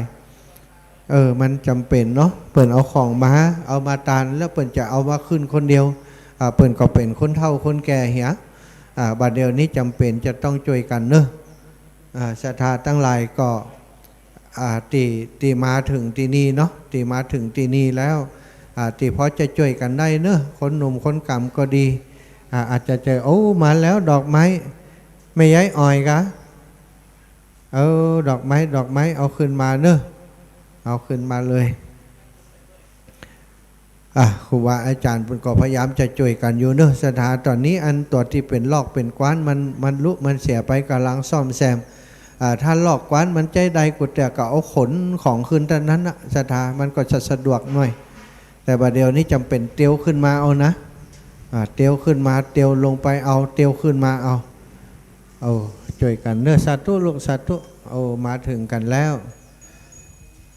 นี้กับแผนกดอกไม้เนอะดอกไม้อันนี้พี่น้องตังสันวันสันปะตองแล้วกันนี่มาแล้วมาถึงแล้วเอาดอกไม้มาแล้วช่วยกันเนอะช่วยกันคนช่วยกันเอาขึ้นมากำเปิ่นจะมาช่วยกันจัดดอกไม้ประกอบพิธีสวดเบิกวันอาทิตย์ที่แรม3 ค่ำเดือน 6เหนืองานแห่กวดานหัววัด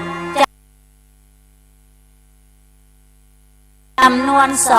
250 วัด ในเขตอำเภอดอยสะเก็ดอำเภอเวียงป่าเป้าและที่สองเมืองคลองสองจังหวัดเพื่อห่มเจดีย์สี่สองเมืองในงานมีการแสดงซอเล่าขานตำนานดอยนางแก้วประวัติการสร้างม่อนพระเจ้าสี่สองเมืองและยกยอครูบาอาจารย์ในอดีตที่ร่วมคิดร่วมสร้างจวบจนถึงปัจจุบันจากศิลปินล้านนามากมายกิจกรรมการแสดงทางด้านวัฒนธรรมล้านนาสมโพธิตลอดทั้งวันในโอกาสนี้นั้นจึงขอเชิญชวนพ่อแม่พี่น้องศรัทธาประชาชนพุทธศาสนิกชนทุกท่านไปร่วมพิธีเป็นครั้งประวัติศาสตร์เป็นตำนานสืบสานเจตนาครูบาอาจารย์สืบไป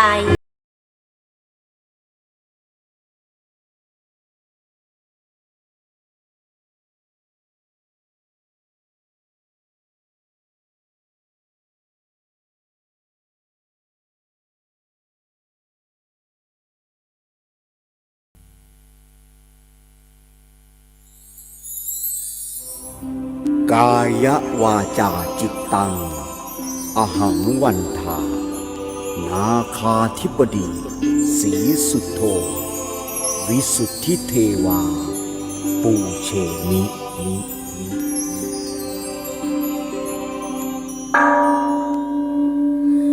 สานาคาเทพไทยปนดน้อมกราบไหว้จึงได้แผ่รักสามีปู่ศรีสุโธ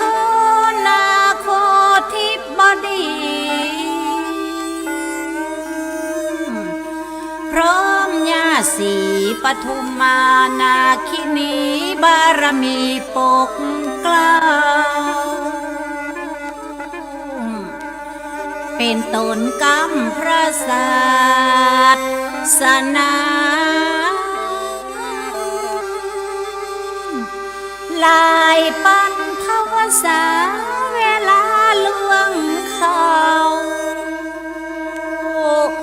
ขอถวายเสียงขับสอลูกเต้าเพื่อเป็นนาค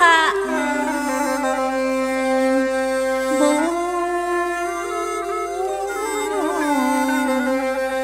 ชา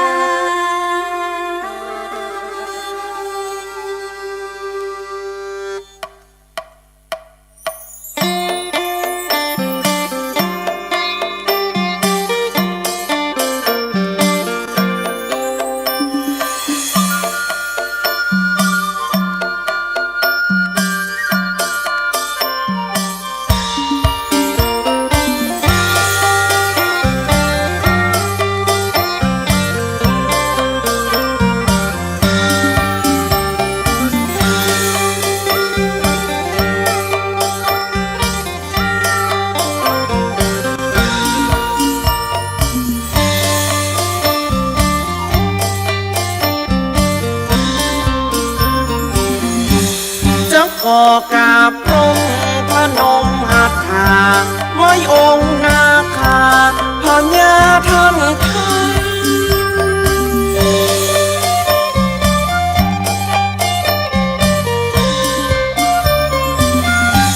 ปู่ศรีสุโธนาคนาคไปลูกหลานกราบไหว้ด้วยดอกไม้บูพังเป็นพญานาคาพระอินทราธิราชผู้มีอำนาจและทรงพลังวอนแม่วอนยกมือชุลีก่อนกราบขอพรปู่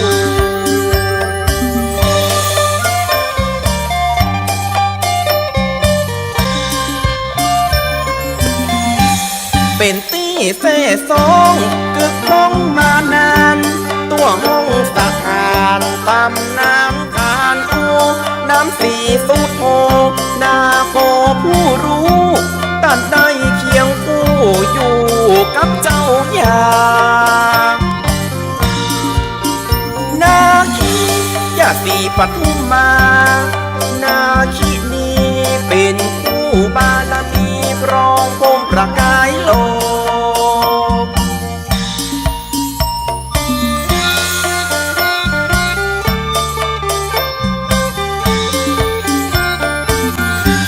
ขอสาธุการด้วยพานใบสีบูชาบารมีท่านทา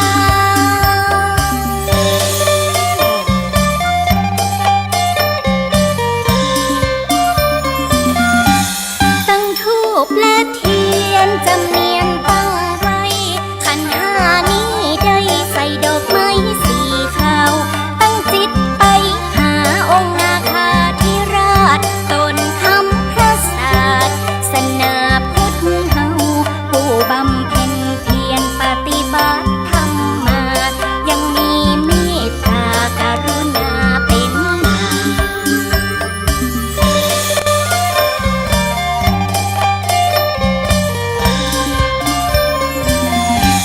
บ่เลือกชนชั้นวันนะผิวพรรณเมตตาเหมือนกันบ่ว่าไกลไกลทั้งหญิงและชายโปรดทายช่วยไว้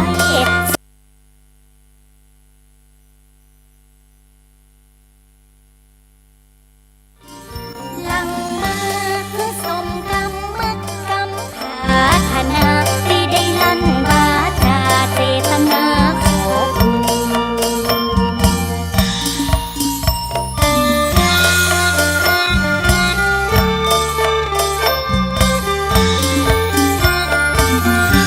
ยามมีทุกข์ใจฮ้อนไม่ลำเค็มกลับกลายเป็นเย็นดังน้ำ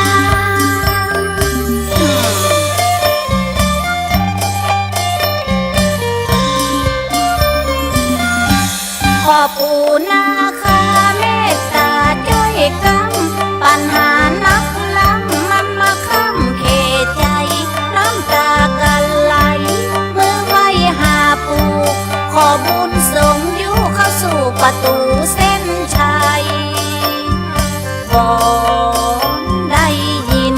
ถึงวังนาคินโสดยินถึงท่า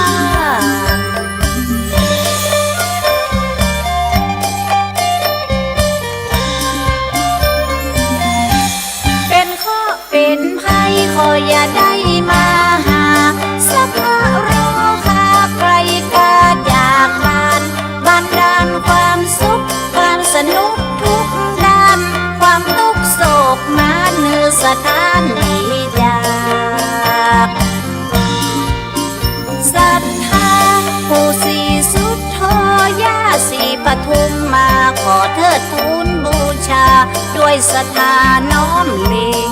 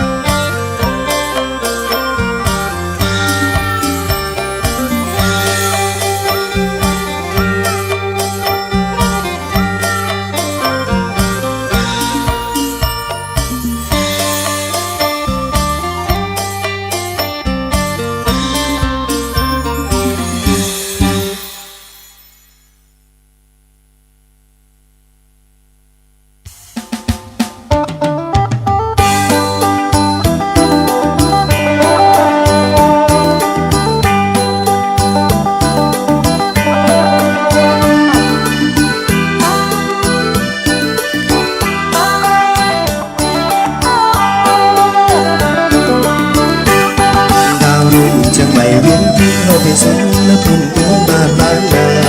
ผู้ถึงเรื่องละครซ้อมเฮานี่น้องเป็นต้นผักปลาเราเขามาได้จากไปเฮาพันดูใหม่ของเราพุ่งมาสีฟ้ากระดาวสีฟ้ากระดาวของเราในหมู่แต่พัฒนา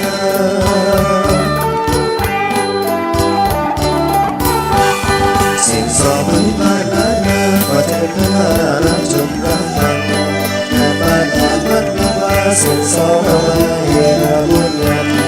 เอาแก่ละอ่อนฟังนี้ตามสถานีดังจัดรายการดูเขาคณะดาวดูเขาคณะดาวขอให้เรื่องมุ่งฝุ่นให้ถึงฝัน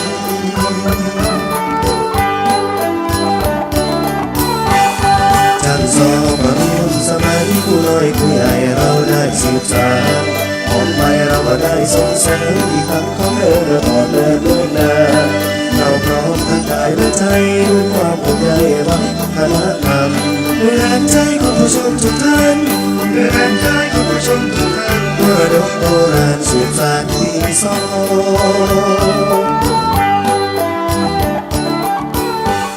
เสียงโซเป็นของโบราณคุณค่าคำขานทุกท่านเคยพอคณะดาวรุ่งล้านนาค่าคุณภาพรับจองสอบผ่านสักผู้น้อยใหญ่ต้องฝากเอาไว้กูเตรียมพนอตามกำรองขอท่านละครโซดาวรุ่งมานาศิลปินจังโซดาวรุ่งมานา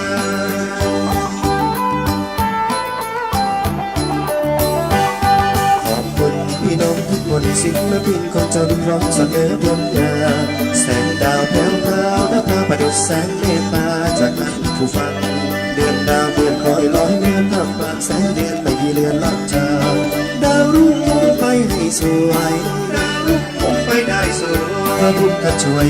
เติมพลังให้รวยๆทุกท่านที่รัก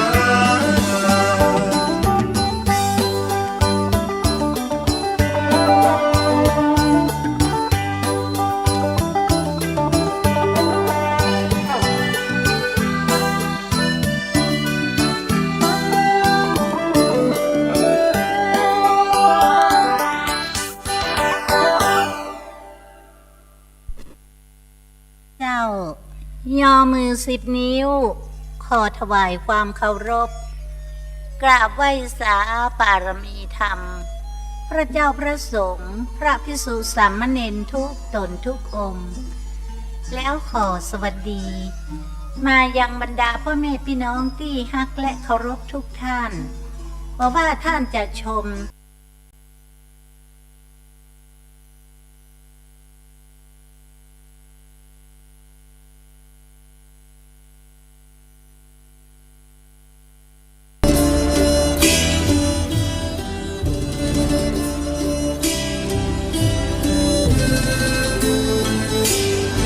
สอบ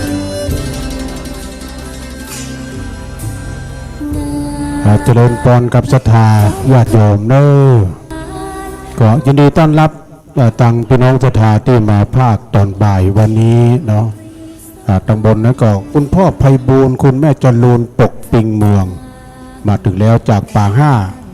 โดยพุ่นนะต่างโดยต่างเชียงใหม่โดยสุเทพ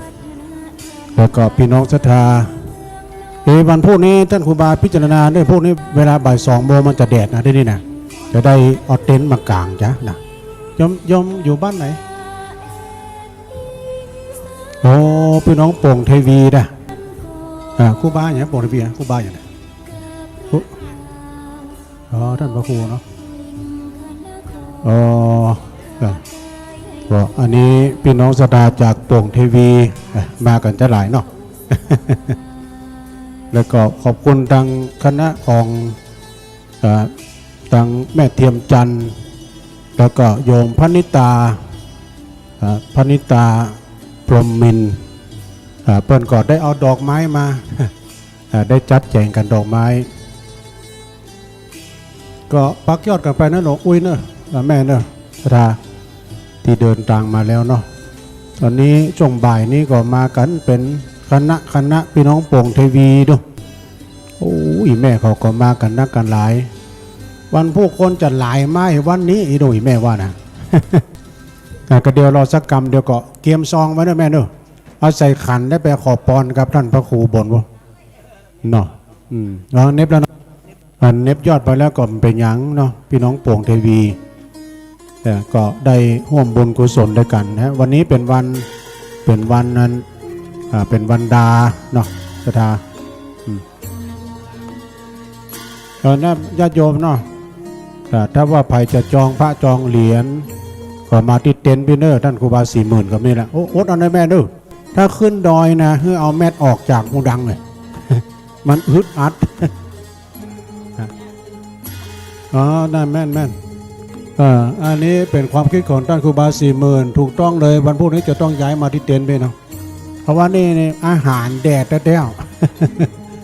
ช่วงเวลาเมาอี้กันเนาะบ่ายโมงบ่ายสองแดดกำลังจ้าเนาะพรุ่งนี้จะต้องวางแผนกันใหม่ทางท่านครูบา40,000เพิ่นบอกว่าเขาจะย้ายของเอาหน่วยการมาทางเพศเนาะต้องขอบคุณเนอะครูบาอาจารย์ก็มันก็อยู่ได้ไปไหน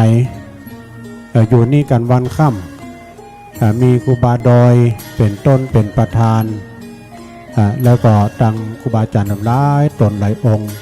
ยินดีตุพี่พระครูปลัดณัฐพงศ์โดย ได้มาช่วยแจมมาอู้มาจ๋า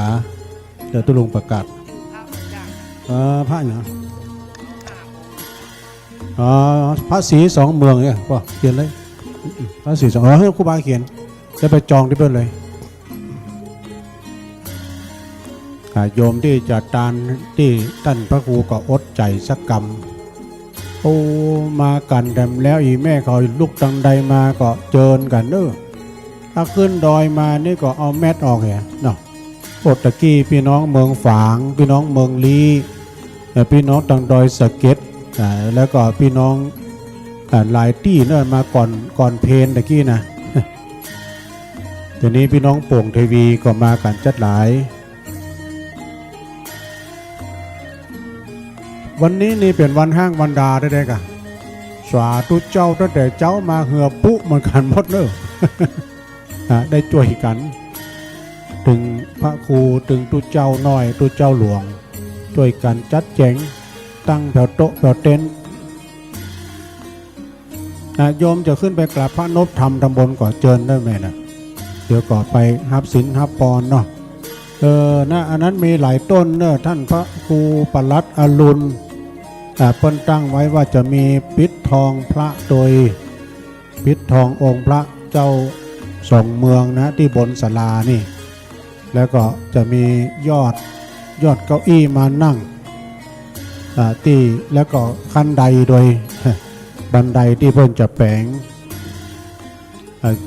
ปักเข้าไป10 ซาวก็แล้วแต่เจตนาเจริญพรขึ้นบนกับพระนพธรรมได้เนอะแม่เนอะปอกก็ไปพอภาพของท่านครูบาทั้ง2 ท่านที่เพิ่นเป็นเนติแบบอย่างริเริ่มมานะท่านครูบาเจ้าอดีตเจ้าวัดดอยสะเก็ดอดีตเจ้าคณะอำเภอเวียงป่าเป้าอดีตเจ้าคณะ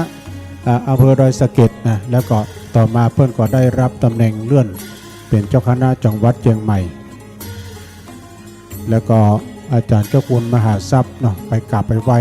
ท่านพระครูเปิ้นบายมาดำจัดเหมาะเนอะเต็ม2 ภาพด้วยกันสำหรับภาพของเมตตาธรรมหลวงปู่ครูบาทั้ง2 รูป 2 ตนเนาะภาคตอนบ่ายนี้แดดมันจะจ้าหน่อย แต่บุญเขาจะได้ปรับปรุงกองอำนวยการกองประชาสัมพันธ์แต่ใหม่นะอันนี้เขาท่าดีเนาะ แม่นะที่เขาเทพื้นเนี่ยศาลาปูกระเบื้องก็งามนะพุทธมือชั้น1นั่นนะมือชั้นเทพเลยหน้าการเรียบดีแล้วก็เข้ากับสีตัวมันมักปอเดียพื้นก็จะปูอยู่เนอะที่กระเบื้องเตียนที่ปะตั้งหลังพุ่นน่ะ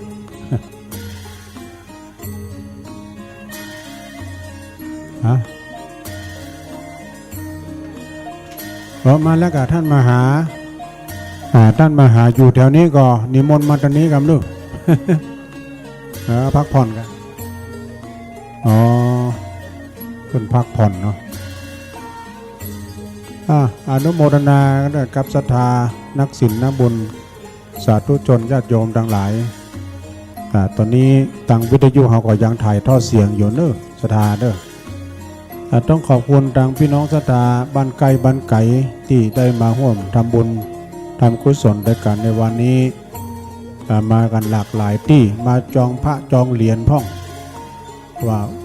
ตะกี้พี่น้องดังหนองเตาคำพี่น้องดัง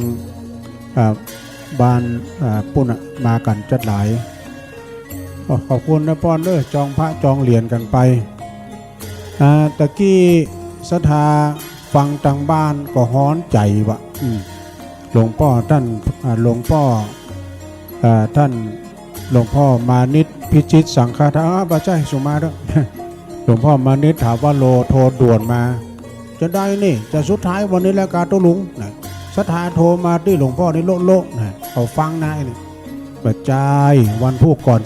14กุมภาก่อนเนาะพี่น้องดังดอยสะเก็ดแม่จ้องกามอย่างการนี่แหละนะพี่น้องดังป่าคายายปันเขาแม่แสงสมรูปเขานี่ใจเย็นๆเนอะครูบาว่าใจเย็นๆเนี่ย เอาละพี่น้องโป่งทีวีขึ้นไปเนอะไปห้าปอนโอ้วันนี้พี่น้องโป่งทีวีมาจะไหลขึ้นทางบนเนาะขอบคุณแม่เทียมจันทร์เขาแม่ครูธนวันเขาเนอะเพิ่นแปลงงาม เปิ้นแปลงดอกแปลงดวงประดับประดาพระเจ้าแปลงใบสีก็งามดีนะก็สั่งแม่ครูเขาเนาะเปิ้นมาถึงวันกำเดียวเนอะเดี๋ยวพี่น้องศรัทธาเอาปอนกับท่านพระครูอภิวัตพี่น้องโป่งเทวีเดี๋ยวเอาไม้ให้เปิ้นด้วยไม้มีตำบลนั่นก่อน เปี่ยไม้ให้ท่านพระครูกันจะได้เอาปอนออกใหม่ก็เดี๋ยวก็ถ่ายรูปหมู่ด้วยกันก็ได้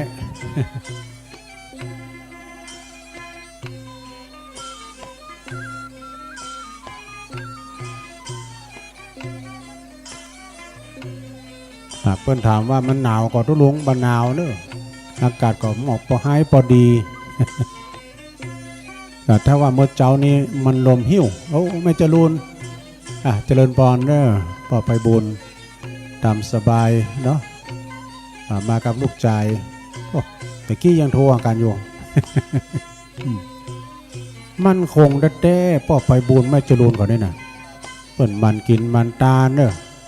เล่าขวัญพ่อไพบูลย์ก็ได้ยินอยู่อ่ะ เอาแปลงขั้นใดเนอะเอาพระจะแปลงขั้นใดด้วยกันบันไดสู่สวรรค์ ก็คือขั้นใดนี่เป็นขั้นใดขึ้นสู่บนมันนั้นนี่ศรัทธาญาติโยมมันกิ้งล้ำไป แล้วจะแปลงที่ก๊อตที่กำที่ฮาวมาแถมเนาะแปลงก๊อตแปลงกำเอาแล้วเด้อตอนนี้พี่น้องโป่งเทวีห้าปอนรวมกันเด้อศรัทธาเด้อตั้งอกตั้งใจที่จะได้ห้าปอนด้วยกัน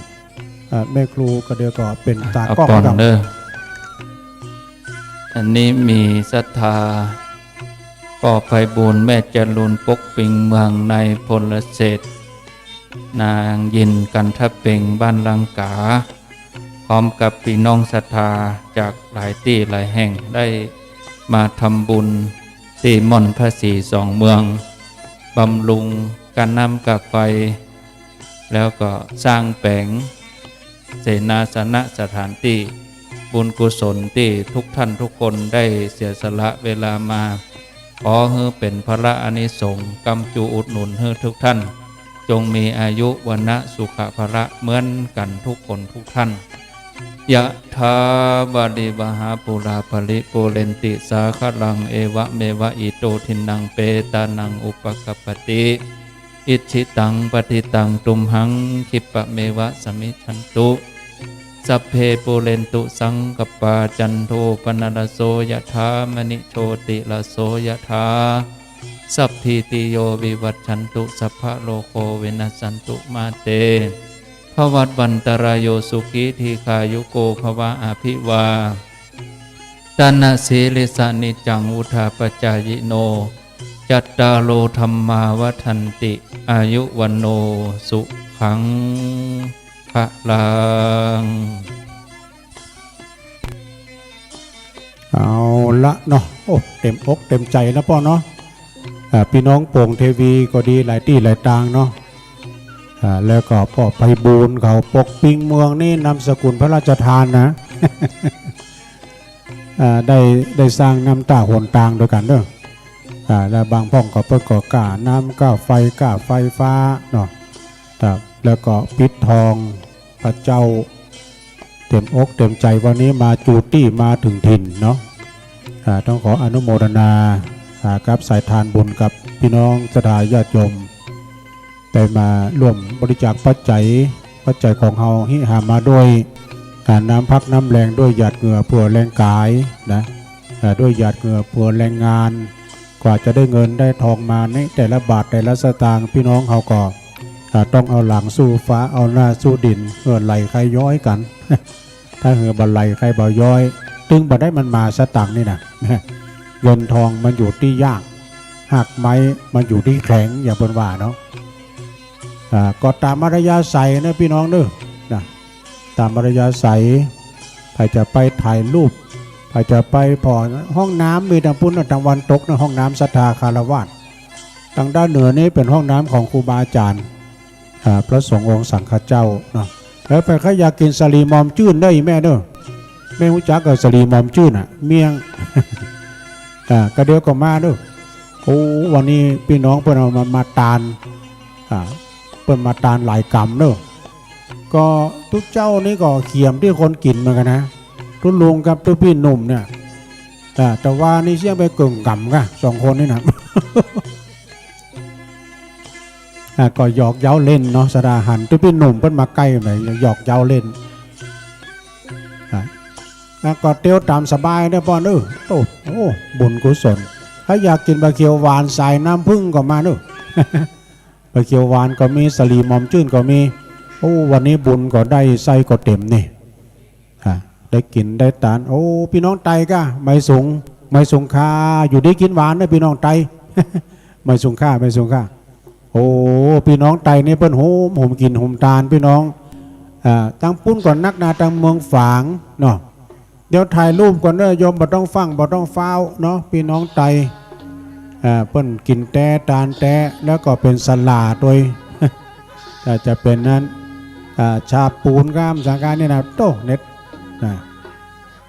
ตามมารยาใส่เนอะพี่น้องเนอะแต่จะไปประมาทกันเนอะสราเนอะนั่งกันระยะห่างนะเนาะ นั่งระยะห่างทางสังคมเจริญบอลพี่บุญรักษากำจูเนอะอยู่ดีมีสุขปันล่ำปันโรยซื้อหวยก็ของมันถูก โอ้แม่ครูพัฒนวันเพิ่นเอาของฝากขึ้นโดยเอาไปกินกลางตางเนอะพี่น้องไตนี่เอาแจกกันไปเฮ้อันนี้เป็นน้ำอ้อยกันอย่างก็ว่าอย่างจะว่าเมี่ยงก่อมใจ เป็นของหวานเด้อเอาไปกินกลางตางนั่นละเด้อมีน้ำจิตน้ำใจบ้านเฮาเมืองเฮานี่มันนาล้านนาเนี่ยไปข้าได้ของดีแม่ครูธนวันแจกเด้อของอิ่มต้อง เนี่ยมาก็ได้ตัวเขาก็เสี่ยงตัวเสี่ยงหยังเขาก็หอมกินหอมตาลเนาะโอ้ยินดีเนอะพี่น้องไตมากันเป็นหมู่เป็นคณะที่ได้มาร่วมทำบุญกินทานในวันนี้อยู่ดีกินหวานเนอะพี่น้องเฮา ก็โดยเตจบุญกุศลที่บรรดาพ่อแม่พี่น้องศรัทธานักศีลนักบุญสาธุชนญาติโยมทั้งหลายได้ร่วมทำบุญในวันนี้ขอเป็นตบะเดชะเป็นภรวะปัจจัยเนอะส่งผลดลบันดาลเพื่อศรัทธาญาติโยมทั้งหลายได้อยู่กินอยู่ทานไปใจครูบามีอยากจะเพิ่มเติมเดี๋ยวก็ไว้สารนิมนต์ครูบากรรมนะครับเนาะเพราะว่าตอนนี้ยังออกขึ้นอยู่นะครับเนาะหลายขึ้นโดยกัน จะได้แต่มอบเวียนไปเขียนใหม่ไปทางครูบาเจ้า40,000จะได้อู้ได้จ่าพี่น้องทางบ้านทางจองโดยไว้สาบารมีครับผมเป็นว่าตัวลุงยองก็ก้านไม่ก้านอย่าตั้งจื่อใหม่ตัวลุงยองไม่ก้านก็อนุโมทนาบุญนะครับไออาทิตย์เนาะบ้านลังกาครับรถตู้ได้นำญาติโยมบ้านโป่งทีวีบ้านลังกาพี่น้องไตเฮามาร่วมกินร่วมทานเนาะก็อนุโมทนาสาธุวันผูกว่าปนว่าจะมาแหมอีน่ะก็ส่วนของงานก็ถ้าตาญาติโยมก็ทยอยกันมาเนาะทยอยกันมา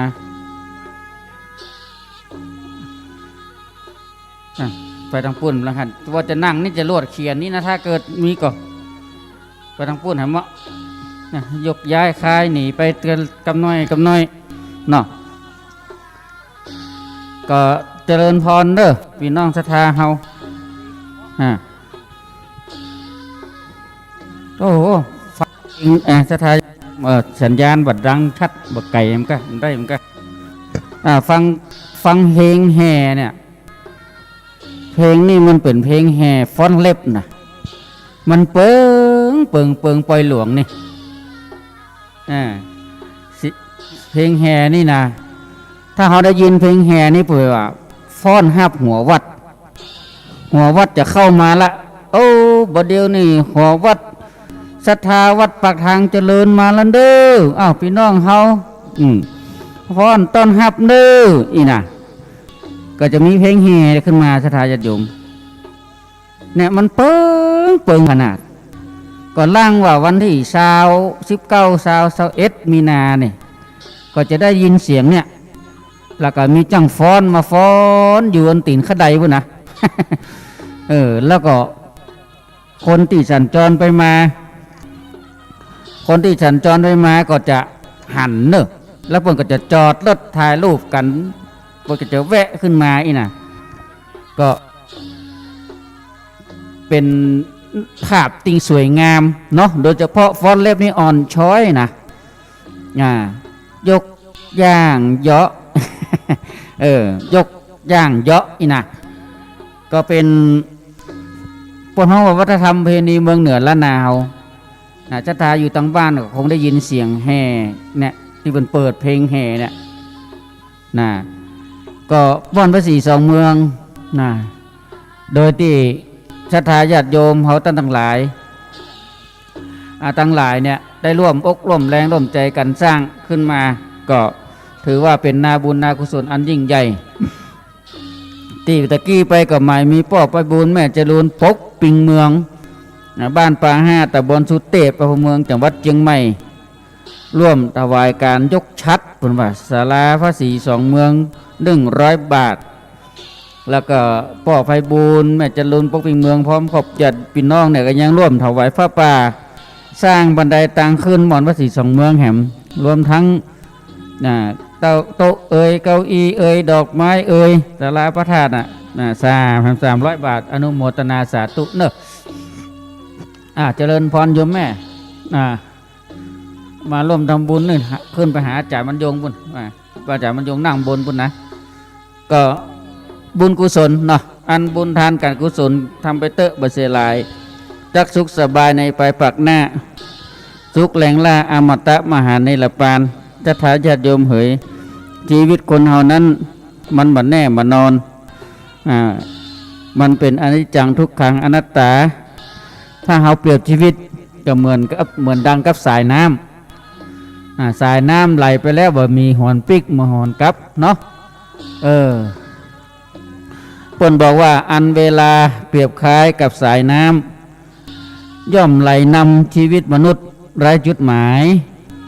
ไหลตั้งแต่จากเกิดไปถึงแก่และเจ็บตายบอกว่ายิงใจล้วนชีวิตเป็นอนิจจาถึงจะมีรูปสวยรวยทรัพย์คนนับหน้าก็ต้องอำลารับลี้หนีบ่พ้นหมู่เฮาตั้งทั้งหลายมาเยี่ยมโลกเพียงชั่วคู่ก็ยังสู้ทุกทนแล้วกับหนปิกตังเก่าผูกไฟเผาคืนและวันพันดับลาลับล่วงตั้นทั้งหลายตั้งปวงจงอุตสาหาบุญกุศลถึงคราวชีวิตคิดถึงฮือลำพึงตนอายุคนนั้นบ่ยั่งยืนถึง10,000 ปีอันว่าความมรณาทวนหน้าทุกหมู่สัตว์แม้แต่พระพุทธองค์พระชินสีที่แสนประเสริฐแสนดีเลิศในภพนี้ก็ยังสิ้นชีวีมอดม้วยไปตามกาลเวลาจะตาญาติโยมคนเฮานั้นมีเวลาเท่ากันเด้อนะแต่เวลาได้มา24 ชั่วโมงเท่ากันหมด เกิดมาบนโลกรับตาลืมตาพอโลกนี้ได้เวลาเท่ากันหมด24ชั่วโมงบ่มีไผนักบ่มีไผน้อยบ่มีไผเกินแต่ทุกคนใจเวลา24ชั่วโมงเนี่ยใจจะกันอย่างใดเฮามาลองมานึกถึงชีวิตเหมือนสายน้ำนี่มันสายน้ำเวลาไหลไปแล้วมันไหลปิกสถาญาติโยมมันก็ไหลไปเรื่อยๆถ้าสายน้ำสายฝนตกจากที่บนลงส่งที่ลุ่มมันก็ไหลไปที่ลุ่มติ๊กๆไหลจากแม่น้ำปิงลงไปวังยมน่านทดเข้าปากน้ำโพพดปุ่นอ่ะแม่เจ้าพญาสดออกทะเลสดสายญาติโยมนะเพราะฉะนั้นการเวลามันบ่หมุนบ่ยอมบ่คอยท่าไผเฮาเกิดมานี้ชีวิตเฮานั้นต้องใจให้มันมีประโยชน์ใจให้มันคุ้มค่าบุญกุศลก็เหมือนกันนะถ้าได้ทำมาแล้วก็คือทำให้มันเป็นประโยชน์ที่สุดวันนี้ศรัทธาญาติโยมหลายผู้หลายท่านมากหน้าหลายตาได้มาร่วมกันทำบุญกุศลนะตามบุญกุศลคือกับศาสนาคือกับตัวตนคือกับบรรพบุรุษคือกับครูบาอาจารย์ถึงแม้ว่าบัจญาติตั้งสายเลือดก็เป็นญาติตั้งสายธรรมญาติธรรมนะเป็นญาติตั้งสายธรรมก็ทุกท่านก็ตั้งอกตั้งใจมาโอ้มาไกลที่สุดวันนี้ก็คืออำเภอฝางเนอะบ้านโป่งนกนี่นะอำเภอสันทรายโดยสะเก็ดอำเภอสันทรายเชียงใหม่อำเภอโดยสะเก็ดบ้านหมู่บ้านปะเมียงอย่างนี้มากันเปิดเบียงหัวเป้าก็ทยอยมากันฉะนั้นศรัทธาญาติโยมทั้งหลายตานหยังก็ตานได้ในข้าวนึ่งเนาะเปิ้นบอกว่าตานน้ำก็ยังได้เป็นเศรษฐีหากว่าถ้าตานแว่นตานบีเปิ้นว่าคนนั้นปรารถนาอย่างใดก็จะได้อย่างอันนะตานแว่นตานบีเปิ้นว่าหัวบาล้านอีจะแต้มหุ้นเนอะศรัทธาญาติโยมการกินการตานในเพิ่นบ่ได้กำหนดหรอกเพิ่นบ่ได้กำหนดเจาะจงว่าต้องตานอย่างอันตานอย่างอีกแต่ว่าตานเนี่ยตานะเนี่ยคือสร้างบุญตานบารมีนะอย่างพระเวสสันดรเพิ่นนะตานะบารมีนิตานหมดนะเอาสาธุอนุโมทนาต้องถอดแว่นอ่านเนอะอันนี้แม่ครูเนาะแม่ครูบุญรัตน์พ่อครูบุญรัตน์แม่ครูบรรเย็นผู้ไพศาลพร้อมลูกหลานบ้านกูเวียงว่าเป้าเฮานี่มันได้แล้วนี่นะโยมพ่อครูบุญรัตน์แม่ครูบรรเย็นผู้ไพศาลพร้อมลูกหลานบ้านกูตำบลเวียงว่าเป้าทำบุญพัดบาท42เมือง500 บาทปัตตานุโมทนาเนอะแต่ก่อนก็เป็นพ่อพิมพ์แม่พิมพ์แห่งชาติเนาะสอนลูกหลานลูกศิษย์ลูกหาตอนนี้ก็เกษียณมาแล้วแต่ชีวิตในวัยเกษียณน่ะมาทำบุญก็อนุโมทนาสาธุเนอพ่อครูบุญรัตน์แม่ครูบรรเย็นผู้ไพศาลบ้านกูตำบลเวียงอำเภอเวียงเป่าเนาะนี่แหละศรัทธาญาติโยมพระเวสสันดรเปิ้นมหาบริจาคนะแม้กระทั่งร่างกายของพระองค์ท่านเนี่ยก็บริจาคลูกกันหาชาลีบริจาคเมียบริจาคจ้างประจำบ้านเมืองบริจาคมาจากหมดทุกอย่างทั้งชีวิตเพราะพระองค์อธิษฐานว่าจะตรัสรู้เป็นองค์พระสัมมาสัมพุทธเจ้าในจาดสุดท้ายก็เลยมหาบริจาคทานหมดตาลสปะสเปดจนเพราะว่าบ่ได้อยู่บ้านอยู่เมืองเจ้าบ้านเจ้าเมืองก็ว่าพระเวสสันดรนี่เยอะบดีเยอะเกิดเอานั่นอันนี้ไปตานหมดเอาเปิ่นไปอยู่เขาไกลลาดพุ่น สุดท้ายก็ได้ปิกบ้านปิกเมืองมาถึงข่าวท่านสิ้นอายุขายท่านก็ได้ไปจุติอยู่บนจันดุสิตนะหลังจากนั้นก็ได้ลงจุติมาสู่โลกมนุษย์เฮามาเกิดมาเป็นเจ้าชายสิทธัตถะนี่แหละนะเจ้าชายสิทธัตถะครองเรือนได้เสร็จมีลูกมีเมีย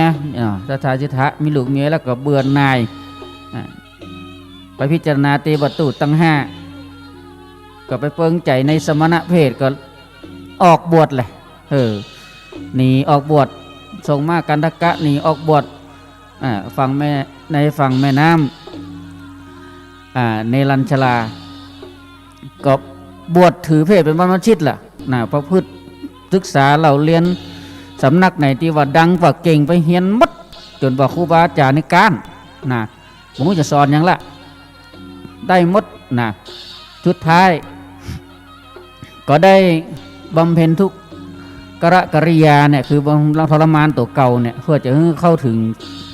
ตรัสรู้เนี่ยแต่ก็บ่ใจผลก็เลยมาใจทางสายกลาง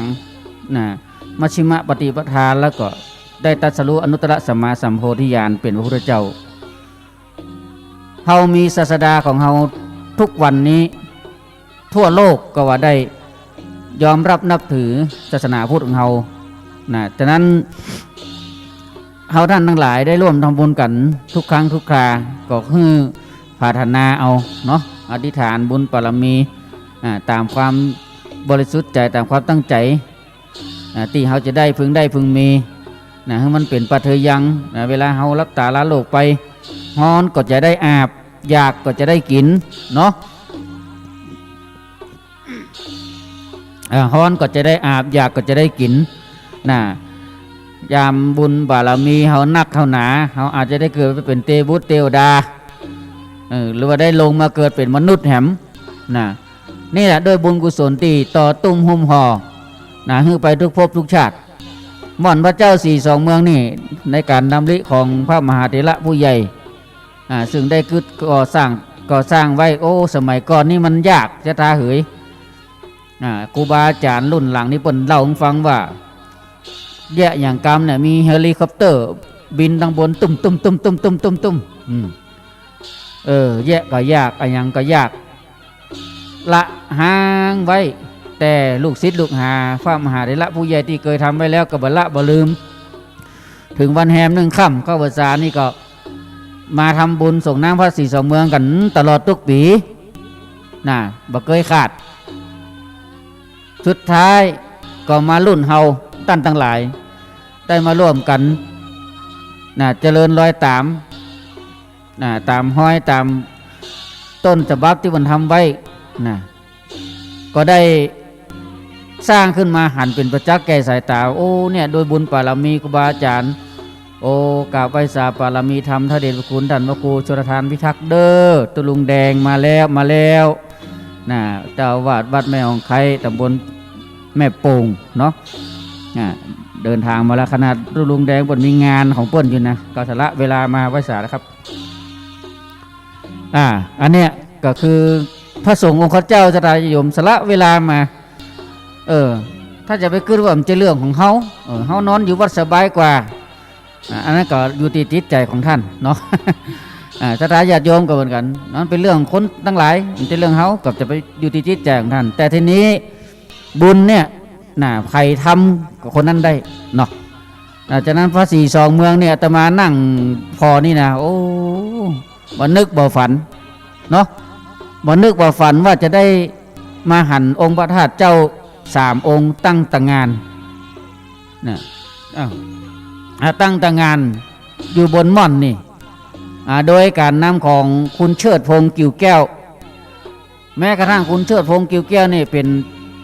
เจ้าภาพหลักนี่คุณเชิดพงษ์กิ่วแก้วเปิ้นก็บ่ได้โฆษณาว่าที่เป็นของเฮาสร้างคนเดียวเปิ้นว่าเป็นของทั้งหมดทุกสารทิศที่มาเนี่ยญาติโยมท่านใดกำลิ้นกี่ก้อน2ก้อนก็เป็นเจ้าภาพร่วมกันหมดเนี่ยถ้าญาติโยมมาเกิดพระธาตุ3องค์นี่ถ้าคิดเป็นตัวเงินนี่นะหลักล้านเนอะญาติโยมแต่ด้วยบุญบารมีที่คุณโยมเชิดพงษ์กิ่วแก้วพร้อมครอบครัวเนี่ยเพิ่นได้สัจจะอธิษฐานสร้างพระธาตุเนี่ยแล้วก็เจิญจวนเนาะครูบาอาจารย์ทั้งหลายเจิญจวนญาติโยมมาร่วมกันสร้างดินกี่คนก้อน2ก้อนน้ำหินทรายปูนก็ได้เป็นตนเป็นองค์ขึ้นมาประดิษฐานไว้เนี่ยเป็นพันปีวะศาสนาพุทธของเขานี่เหลือประมาณสัก 2,000 กว่าปีเนาะพุทธองค์ตรัสว่าศาสนาพุทธจะยั่งยืนได้ 5,000 ภาษาคือ 5,000 ปีเขาก็สืบสานกันไปตลอดและสถานที่นี่เป็นลัมมณียสถานอาตมาเคยบอกเสมอว่าสถานตรงนี้จะเป็นสถานที่ชื่อว่าลัมมณียสถานที่สะอาดสงบใ รขึ้นมาเตอะศรัทธาญาติโยมนะย้ำที่เฮาบ่สบายใจหมดบ่มนอกมนใจหรือว่าเฮาลุกจากเจียงไฮ้จะไปเจียงใหม่ลูกเจียงใหม่จะไปเจียงไฮ้เจียงเสียนอย่างเนี้ยพักเลือดพักยั้งตรงนี้เนี่ยเย็นสบายเนาะสบายอกสบายใจห้องน้ำห้องท่าก็มีให้เพียบพร้อมนะทุกอย่างน้ำดื่มน้ำกินก็ญาติโยมมาตานกันคนแพ็ค2แพ็คคน50แพ็ค100แพ็คนี่ตั้งไว้ตั้งนอกนี่เลยบ่ได้เก็บไว้เป็นส่วนตัวอย่างใดให้ขึ้นมาก็แกะกินแกะดื่มได้ตีเก็บขยะอย่างก็มีให้เรียบร้อยหมดนะศรัทธาญาติโยมและสถานที่นี้ก็เป็นสถานที่เชิงอนุรักษ์ของวนอุทยานขุนแจนะซึ่งดูแลอยู่เฮาตั้นทั้งหลายก็ได้ร่วมกันดูแลป่าไม้ตรงนี้นะเป็นการศึกษาพันธุ์ป่าไม้ตัวในวันพรุ่งนี้ตามที่เฮาได้ดำริได้อู้จากันว่าวันพรุ่งนี้เนี่ยเราจะร่วมกันทำบุญตาลต้นไม้พระป่าต้นไม้นะตาลพระป่าตาลต้นไม้นะก็จะเป็นบุญเป็นกุศลเป็นห่มเป็นเงาเนาะเป็นห่มเป็นเงาเฮือกระเพราตั้นทั้งหลายได้ขึ้นมาเนี่ยตอนเนี้ยนั่งอยู่เนี่ยโอ้เย็นลมเย็นซุยนะศรัทธาญาติโยมหลายแล้วป่าไม้นี่มันก็จะซึมซับน้ำซึมซับอากาศขึ้นมานี่อากาศปลอดโปร่งนะศรัทธาญาติโยมฉะนั้นก็เจริญพรเนอะนะท่านที่ได้ยินอาตมาภาพครูบาศรีหมื่นได้อู้จาตรงนี้ก็เปลี่ยนเวรกันห้อง ตุลุงแดงตุลุงยอมเพิ่นก็พักก่อนอาจารย์มหาสมชาติก็พักก่อนแต่คืนตื่นเจ้าลงไปก็ถือว่าเป็นบุญเป็นกุศลอันยิ่งเนาะบุญนี้เป็นที่เปิ้งของมนุษย์และเทวดาทั้งหลายเฮาลังเกิดปเตะยามเฮามีชีวิตเนี่ยเฮากินได้แอวได้ไปหั่นไปนี่ได้เนี่ยเฮาทำบุญสักเล็กสักน้อยก็ย่อมจะต้องได้เหมือนกันย่อมจะต้องได้เหมือนกันแต่บุญนั้นเฮาจะไปขาซื้อตามกาดตามห้าวตามร้านบ่มีใครทำคนนั้นได้อย่างใดได้ด้วยการสัจจะอธิษฐานด้วยจิตด้วยใจของเฮาเองแล้วปัจจัยเงินทองที่เฮาได้มาหามาได้ก็ได้มาแบบบริสุทธิ์มันจะไปปล้นเปิ่นมาจี้เปิ่นไปฆ่าเปิ่นเอามาใจนะหันศรัทธาญาติโยมปักต้นเนี่ยศรัทธาญาติโยมโอ้นะปักต้นใส่ตู้ไว้นะบริจาคนั่นจากนี่นะก็เป็นที่น่ายินดีแล้วปัจจัยเงินทองทั้งหมดนี้ก็จะเป็นสิ่งที่จะมา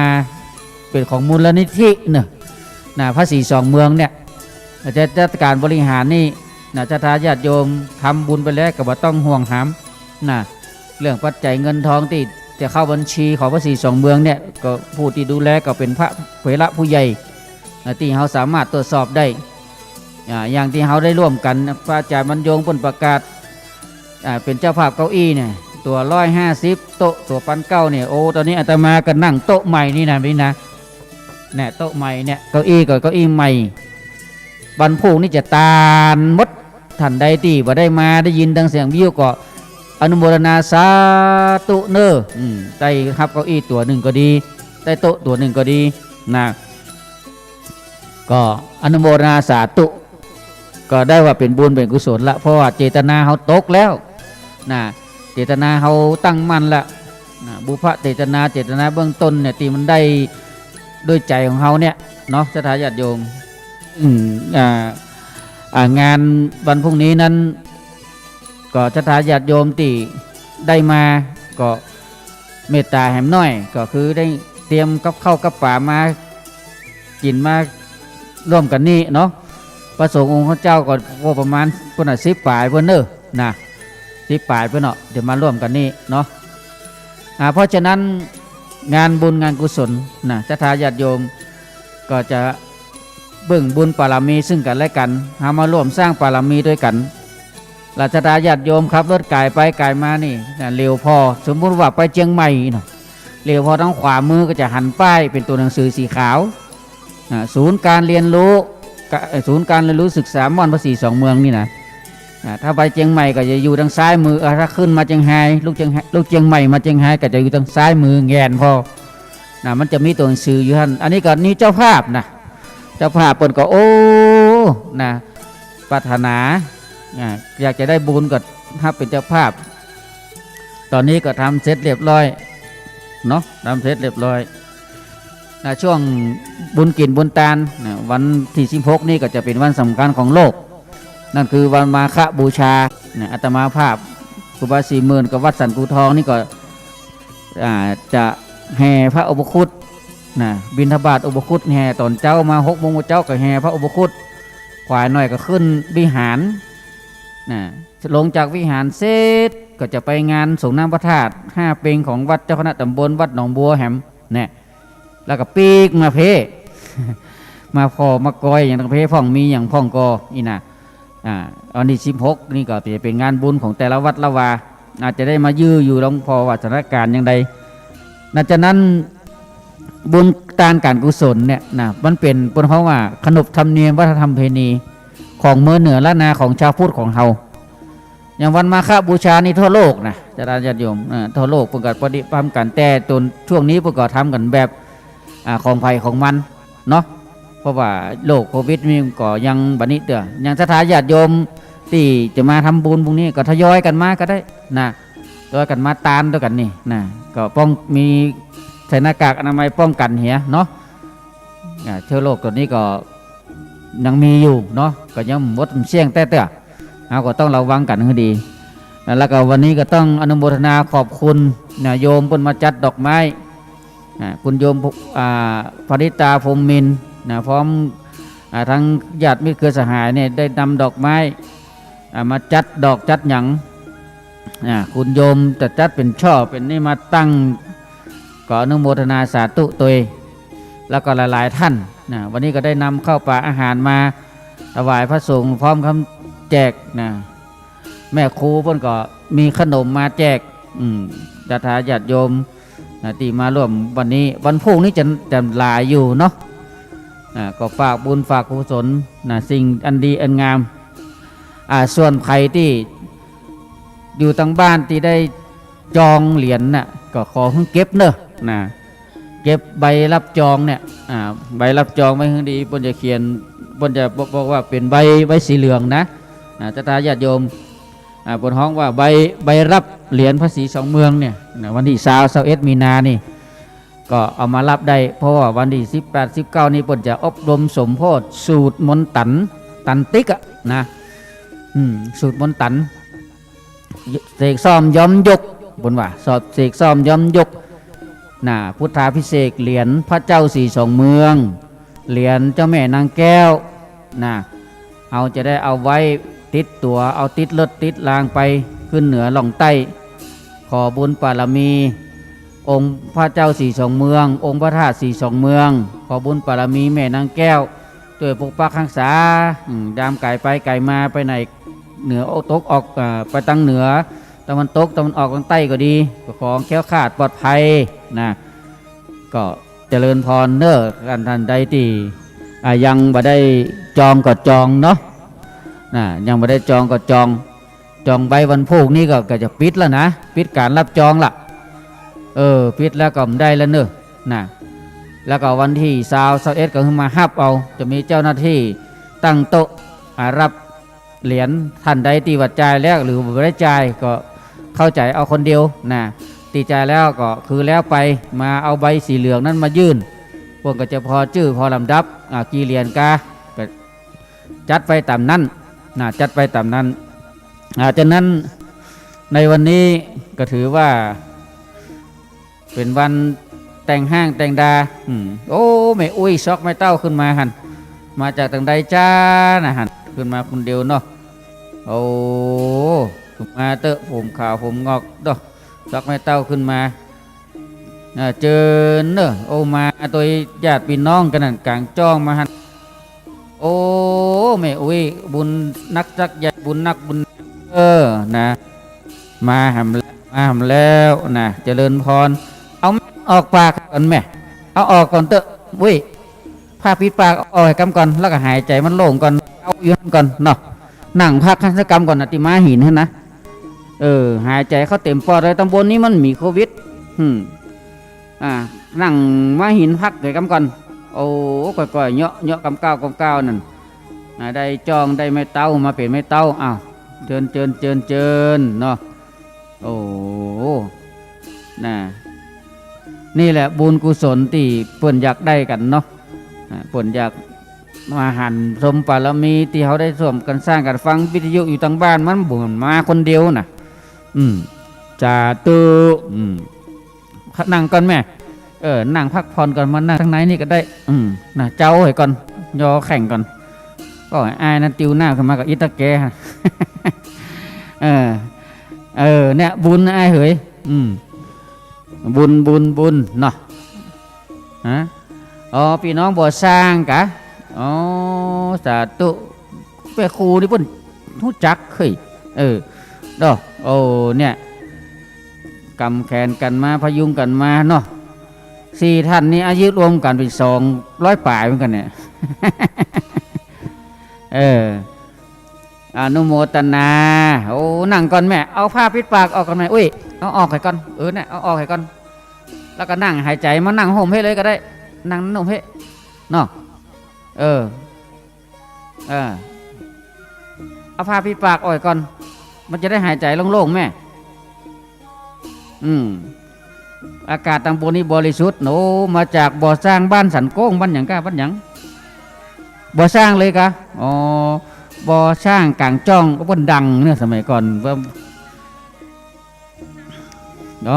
สถาตุปินัดกะบ่อสร้างแหละ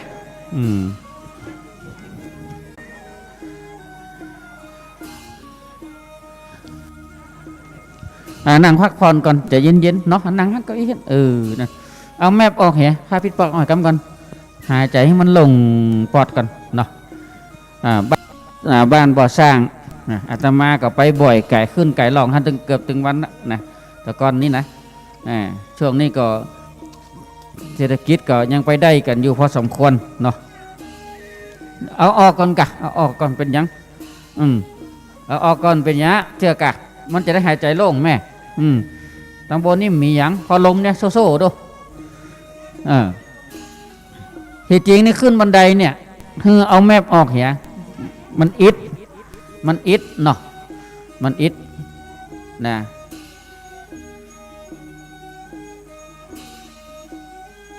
นะโล่งใจมันต้องห่วงลมจริงๆพอเสียงเด้งนี่ดัง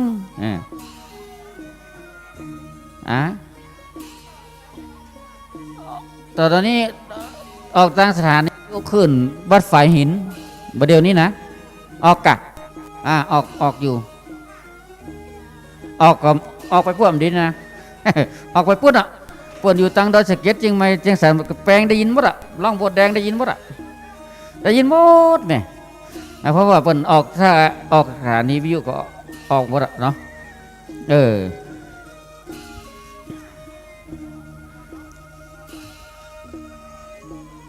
ท่านพระพระวิกรมอีกอาจารย์บรรยงปุ่นพระครูอภิวัตรพระนาวิกรมอยู่ตั้งหลังปุ่นเดียวมานี่กะอาจารย์บรรยงเด้อญาติโยมเปิดไข่หันเปิดมาจากบ่อสร้างนิมนต์มาตั้งเพเนาะตุลุงยองพักผ่อนอยู่ตื่นมาตี 2ก็มหาธรรมชาติก็พักผ่อนอยู่มานอนนี่วัดอาจารย์บรรยงเนาะพระครูอภิวัตรพระนาวิกรมพระนาตนอยู่บนนั่นน่ะใส่แว่นตานะผ้าสีลาดนั่นน่ะอาจารย์บรรยงแม่เคยหันวะนะแม่เคยหันวะเคยหันก็ผมเคยเนี่ยท่านอภิวัตรวิกรม วัดปากทางเจริญเป็นหลงจีดอยก็ใช้มือก็เลี้ยวไปเซเว่นนั่นน่ะอันนี้ก็พี่น้องจะตาบ้านบ่อสร้างจันกำแพงนะเดี๋ยวจะได้ปอนจากอาจารย์บรรยงเนอะเดี๋ยวจะขยับมือเนาะอันนี้ก็ได้นำน้ำกับโอวัลตินกาแฟมาถวายมาร่วมทำบุญพักผ่อนในกำก่อนเจ้ากำก่อนเนาะฟังนี่มันฟังเตือกำลังมาถึง มาตั้งนักเพ่ก็ได้เนอะนะครับเดี๋ยวจะนั่งนักเพ่ตั้งอาจารย์มันจงให้อันนี้จองเหรียญเดี๋ยวจะเขียนให้เนาะ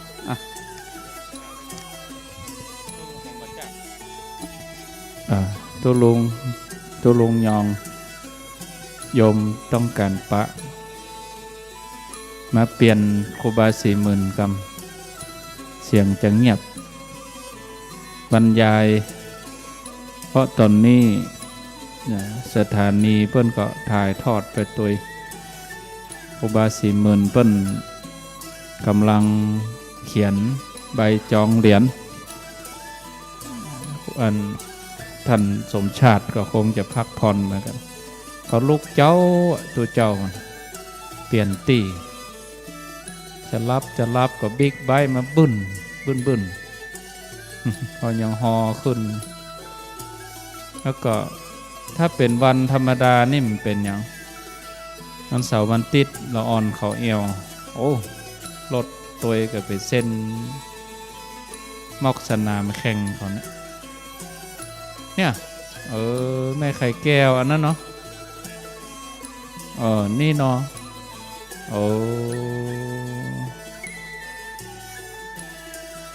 บ่อสร้างสันกำแพงแม่ไข่แก้วนี่เป็นตัวแทนม่วนเป็นยังอะเนาะมาด้วยกันดีเดี๋ยวขึ้นไปบนนี้ได้ก่อนนั่งเก้าอี้มีบนนี่ขึ้นไปตานบนให้เนาะตานที่หน้าพระเจ้าเดี๋ยวเขียนรายละเอียดดีๆศรัทธาที่จะจองเหรียญเหมือนเฮาจาหน้าซองไปรษณีย์นะกะชื่อนามสกุลบ้านเลขที่ตำบลอำเภอจังหวัดรหัสไปรษณีย์เบอร์โทรศัพท์เตี้ยถามว่ารหัสไปรษณีย์อะไรอย่างบอกโหนะบ่ล่ำส่งไปรษณีย์สักเตื้อมันแต่เนอะเขาบ่ล่ำได้ใจมันเดี๋ยวนี้จำก็ลายก็อย่างรหัสไปรษณีย์บอกโหล่าตำราลืมบ้านเลขที่ตัวเก่าก็มีเวลาเขียนใส่ซองนี่เอายื่นให้เปิ้นนี่มันสบายดีบ่ต้องสอบถามอย่างไรอย่างชื่อนามสกุลแล้วก็ระบุตัวเอาเหรียญในหยังเนี่ยก็ญาติโยมเขาก็เห่งเมื่อตอนสุดท้ายนะประกาศกันมาเป็นเดือน2 เดือนตัวลุงยองนี่แป้ตหอดรับโทรศัพท์เขาจะมุ่งมาที่ตัวลุงเอาเหรียญกับตัวลุงเอาเหรียญให้5 เหรียญเนอะตัวลุงก็เอาโทรศัพท์ยื่นให้ตมาว่าแม่อยู่ไหนอยู่ได้รอนั่นโทรมาหาตัวลุงยองขี่รถมาหากันก็ได้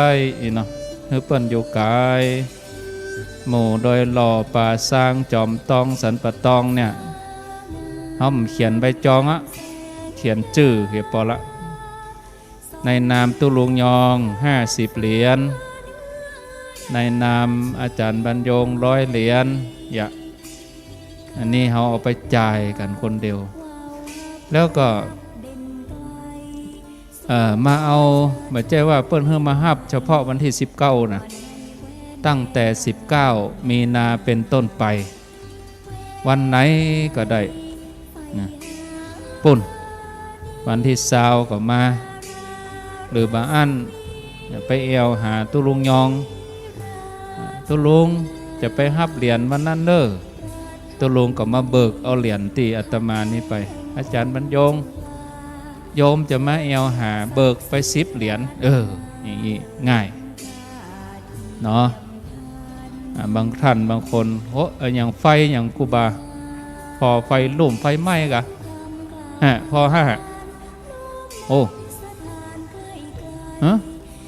ควันจุ้งกูบาลองไปยื้อพอเหรอมาไหม้ขึ้นดอยนี่เนอะได้แจ้ง191เนอะ โอ้ใจควรลดแน่นอนอันนี้นะเผาขี้โคกะตัวลุงมาแล้วเนี่ยตัวลุงยองอ๋อใจไฟควรลดนะเนี่ยเผาขี้โคนะลมก็มาอย่างนี้บอกควรเผาเอาบัดตันนะนี่ก็เดียวโยมจัดแจงอย่างแล้วหมดก็หายอิดหายเหนื่อยแล้วก็ขึ้นไปบนพุ่นเด้อเอาครัวตาลที่สองหน้าพระเจ้าลูกเนนไปไหนลูกไปดูไฟไหม้กะ พอเหรอลูกเนนไปดูเหรอแล้วก็ถ่ายรูปมาเฮ้ตุลุงพอเพิ่นดังไฟอันจีปลาหมึกกันเนนแม่กาจีปลาหมึกลุ่มปุ่นกาไปพอเหรอโอ้ควันมาบึงมันเจ้ควันรถเนี่ยปุรีกาอย่าสูบปุรีจ่งลงข้างตังบ่ายมาแล้วก็คนก็บ่ค่อยมีละเนาะเบาบางแต่เจ้านี่โอ้ของกินปะเลอะนักของกินนักแต่เจ้านี่ม่วนคนก็พอดีอาจจะไล่นับก็ประมาณสัก200แต่เจ้านี่คนมานะเป็นทยอยมาคณะใน20 คน30 คน10 คนอย่างครูบาคนรถอีโอ้รถอันแต่ว่าควรขึ้นมาเผียวบนดอยเผียวบึ้งควันจุงรถลุกะบึ้นขึ้นดอยปดโถโอ้ถ้าควรขึ้นอย่างนี้นี่โอ้โหเปลี่ยนหัวเครื่องได้แล้วเนาะสภาพนี้เมื่อก่อนก็อย่างนี้เหรอเพิ่นก็บึ้นขึ้นดอยอย่างนี้เนาะขี่ขึ้นมาดับกลางดอยนางแก้วไหวขอเจ้าแม่ช่วยเนาะลดความร้อนขึ้นยางสกรรมสตาร์ทติดผิวโอ้เจ้าแม่ช่วย ลดมันความร้อนขึ้น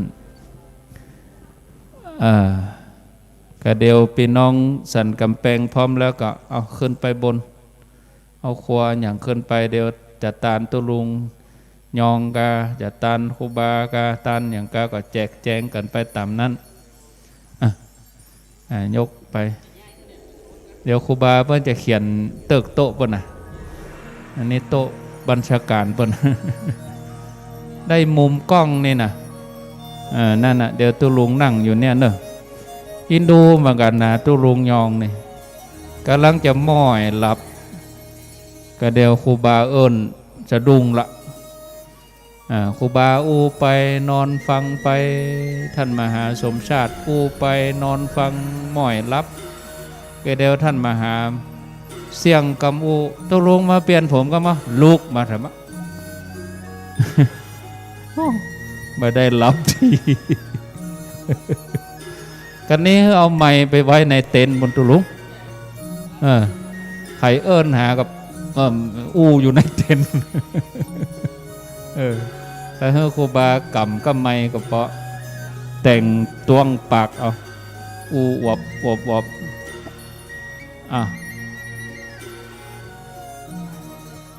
ภาคสนามนี่บัดเต้าใดวันพุธมาพอมุมแดดมุมอย่างนี้เขาก็ถ้าจะได้ปรับเนาะ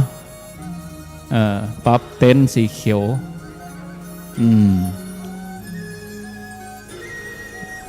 เต็นท์แดดเอานี่มุมนี่เหมาะเขานั่งนอกคณะตีโต๊ะคณะนั่งเรียงกันคณะเนี่ยนี่แดดห่มดี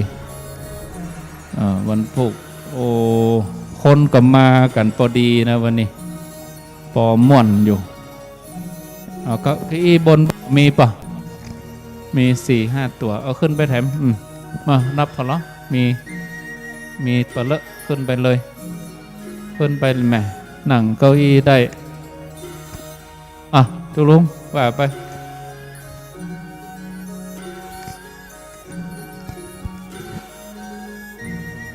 แม่เขากำลังเขียนจื้ออยู่ พี่น้องบ่อสร้างเนาะแม่ไข่แก้วแล้วก็ทำลายหลายท่านแม่กัญญาฮะแม่สมบูรณ์ เดี๋ยวนี้คณะของพี่น้องบ่อสร้างนี่ก็อยู่อำเภอสันกำแพงตุลุงเคยไปฉันเพลที่วัดบ่อสร้างเตื้อหนึ่งแต่บ่เจ้าหูจักเจ้าวาดนะคือว่าไปแห่ยอดชัด แล้วไปขออาศัยจอดรถฉันเพลที่หั่น พี่น้องศรัทธาเนาะภาคตอนบ่ายนี่ก็มากันอยู่เรื่อยๆได้แม่ขึ้นไปเก้าอี้มีเนาะเก้าอี้มีขึ้นไปเลยก็เดียวก็ไปหาปอนกับท่านพระครูอภิวัตนวิกรมเนาะที่เปิ้นก็ลองจะเฮือศีลเฮือปอนเนี่ยเนาะศรัทธาญาติโยมได้ร่วมทำบุญได้กินได้ทานกันไปตอนบ่ายวันนี้นะฮะ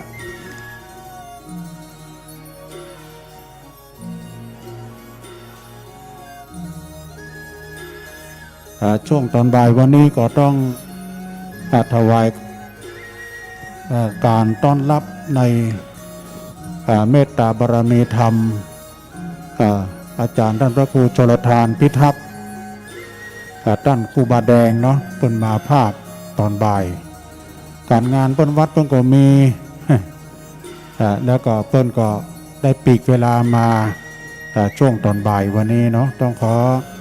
ถวายการต้อนรับอาจารย์พระครูชลทานพิทักษ์มาณโอกาสที่นี้ตัวเนอเดี๋ยวแม่เขาพร้อมรอแม่ไข่แก้วก่อนใจเย็นๆเนาะ ใจเย็นๆ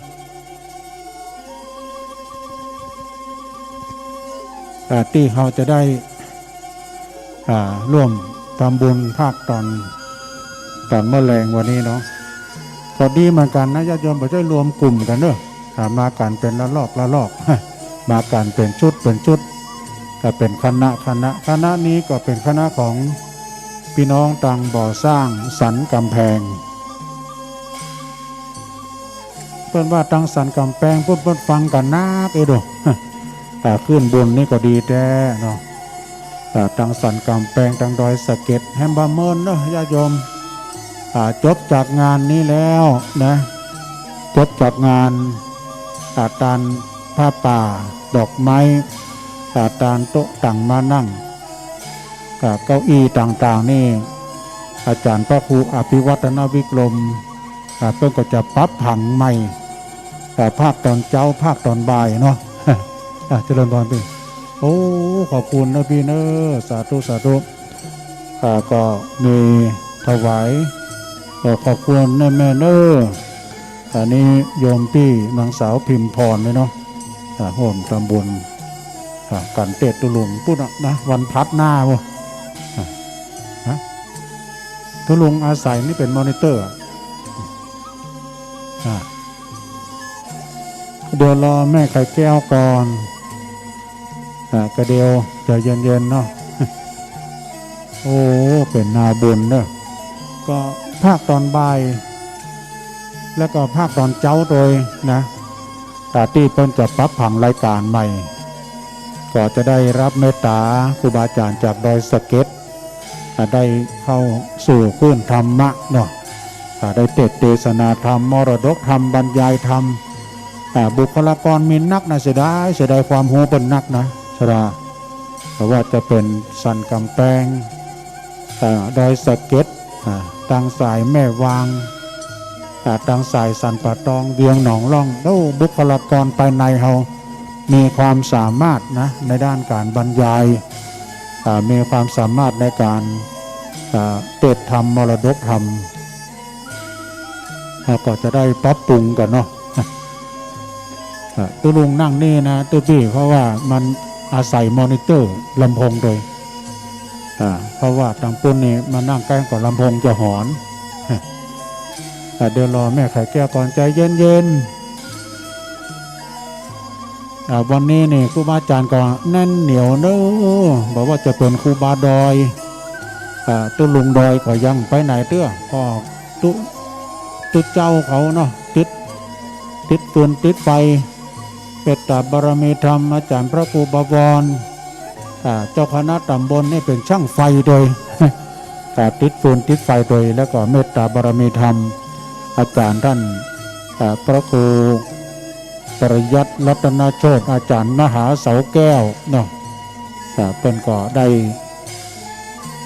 ร่วมกันช่วยกันเนาะช่วยกันติดฟืนติดไฟต่างพวกต่างปะพวกนะต่างปะ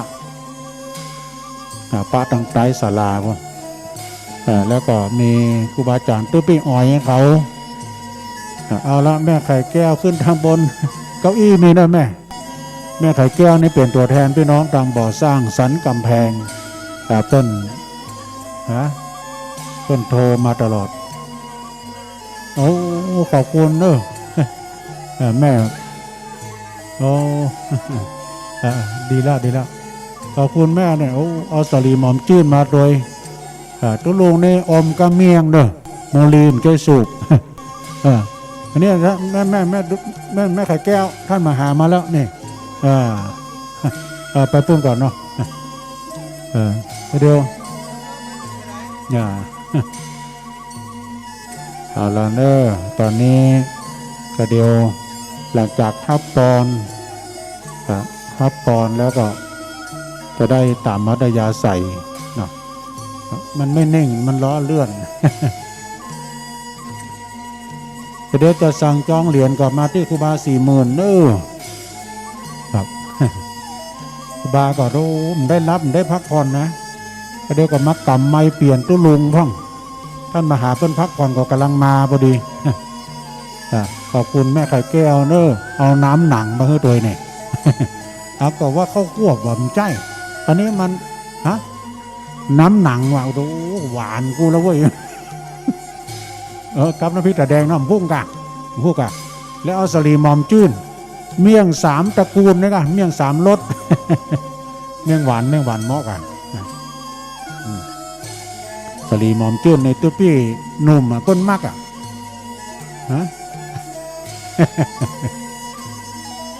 ตั้งใจนะกระเดียวก็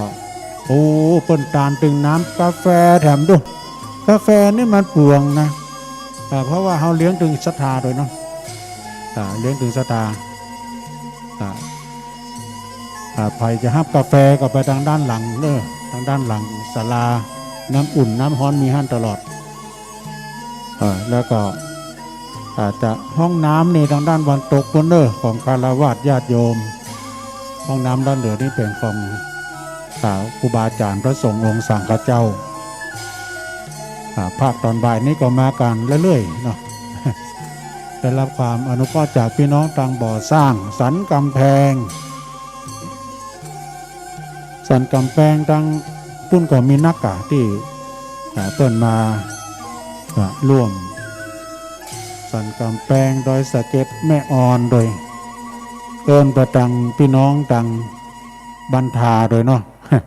บันทิบันทาโพสไปตังปุ่น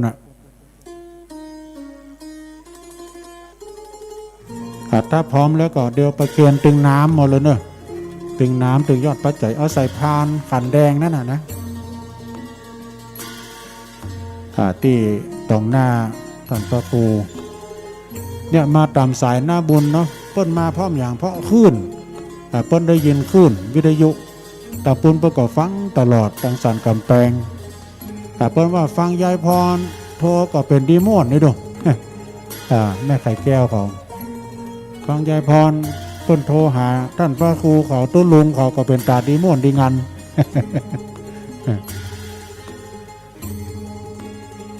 ก็มันก็มีหลากหลายบางคนก็ว่าโอ้มีการลายเก่าก็ไม่ถึงลายเก่าลายใหม่เนาะที่เปิ้นโทรมาแต่ใช้ความเปลี่ยนด้วยพยายามเนาะแต่ถ้าเขาโทรติดนี่นะมันดังแบบพวกเมืองฝางพวกเนาะถ้ามันติดนี่นะ ดังแต่เมืองฝั่งมาหาเนาะไปพักผ่อนมาแล้วพอดี ก็สลับซับเปลี่ยนกันไปเนาะพวกนี้ทำงานหนักเด้อคนทำแต่หนักคืนนี้เพื่อจะมีการสนทนาธรรมกันเด้อคืนนี้นะเนาะไว้สาบารมีธรรม ถวายความเคารพนะครูบาอาจารย์ตุลุงท่านพระอาจารย์ชัยวัฒน์ตุลุงยองเนาะซึ่งศรัทธาพี่น้องทั้งหลายตอนนี้ก็สลับซับเปลี่ยนกันเนอะเพราะว่าทั้งวันนะอาตมากับท่านตุลุงนี่นะตั้งแต่ตี 2มานะแต่คืนนี้ตื่นมาตี 2ตุลุงเปิ่นตื่นเจ้าแล้วก็เปิ่นก็เปิดเครื่องเจ้าต้องเน่งอาจารย์เฮาก็นึกว่าตี 4ตี 5ก็เลยจำเป็นลุกมาเลยเปิ่นก็เอาไปเอามาตื่นตี 2ป่ายเหมือนกันจนถึงตะกี้นี้นะศรัทธาก็ครูบาอาจารย์เปิ่นก่อนเนี้ยการเนี้ยงานกันนะบ่มีไผกิจกรรมไม่อู้ที่นี่อาตมาก็เลยจำเป็นก็ต้องจาขั้นรายการไปพบปะกับศรัทธาญาติโยมไปไปก็รู้จะรับไปตัวศรัทธาเคยกรรมไม่อยู่ก็รู้จะรับบ่ปะบ่พบกำเตื้อเนี่ยจะได้ดีเข้าไปเอากาแฟมาฉันเหี่ยแก้วนึงฉันกาแฟแล้วครับพบเนาะก็มีศรัทธาทั้งหลายเอากล้องปุ้นด้วยกะเอาปุ้นนะเอาด้านฉันกาแฟเรียบร้อยแล้วก็ปรากฏว่าว่างพอดีท่านอาจารย์ก็บอกว่าตอนนี้พักเหี่ยชักกำก่อนก็ไปท่านมาหานะอาตมาก็เลยไปพักศรัทธาเป็นว่าฉันกาแฟแล้วตาเป่งลึงไป ไปพักก็หมอกได้หนังได้เชาสักกรรมเนี่ยเนาะก็บอกเป็นอย่างปีกมามาจ่ามาเปลี่ยนมาแปลงมาขั้นรายการมามาจ่ากันต่อไปศรัทธาก็ดีอกดีใจนะวันนี้ศรัทธาทั้งหลายก็ยังมีอีปออีแม่ซึ่งเป็นวันดาเป็นวันที่ยังบัดใจตานแต่กำเตือแต่โยมป่อโยมแม่จากตั้งสันกำแพงก็มาจากตั้งเมืองฝางก็มาจากชัยประการก็มาพี่น้องจากเม็ดแดงจากจอมตองจากดอยหล่อเนอะจากสารปีจากสันทรายจากดอยสะเก็ดจากแบกขจานมากันตั้งแต่เจ้าถึงบัดเดียวนี้ก็เปลี่ยนกันไปเปลี่ยนกันมาตลอดศรัทธาเป็นภาพที่หันแล้วก็ภูมิอกภูมิใจชื่นอกชื่นใจอนุโมทนาบุญกับศรัทธาพี่น้องเพื่อนเนาะที่มาร่วมกินร่วมทานร่วมบุญร่วมกุศลกันกับครูบาอาจารย์ที่เพิ่นสร้างบุญสร้างปารมีกันที่นี่เป็นการสืบกำกึดยึดเจตนาเสริมสร้างศรัทธานำป่าประชาชนอันนี้เป็นคตินะเป็นอุดมการณ์เป็นหลักการในการทำงานกับศาสนาโดยการยึดเจตนาเนาะยึดเจตนาของครูบาอาจารย์เนาะตีเปิ้ลเอาละยึดเจตนาเสริมสร้างศรัทธานำพาประชาชนอันนี้ก็สืบกำกึดของครูบาอาจารย์เนอะสิ่งที่เนี้ยที่ทำกันนี่บ่ได้เป็นสิ่งที่กึดกันใหม่นิมนต์เลยท่านสมชาติกับตุลุงยอง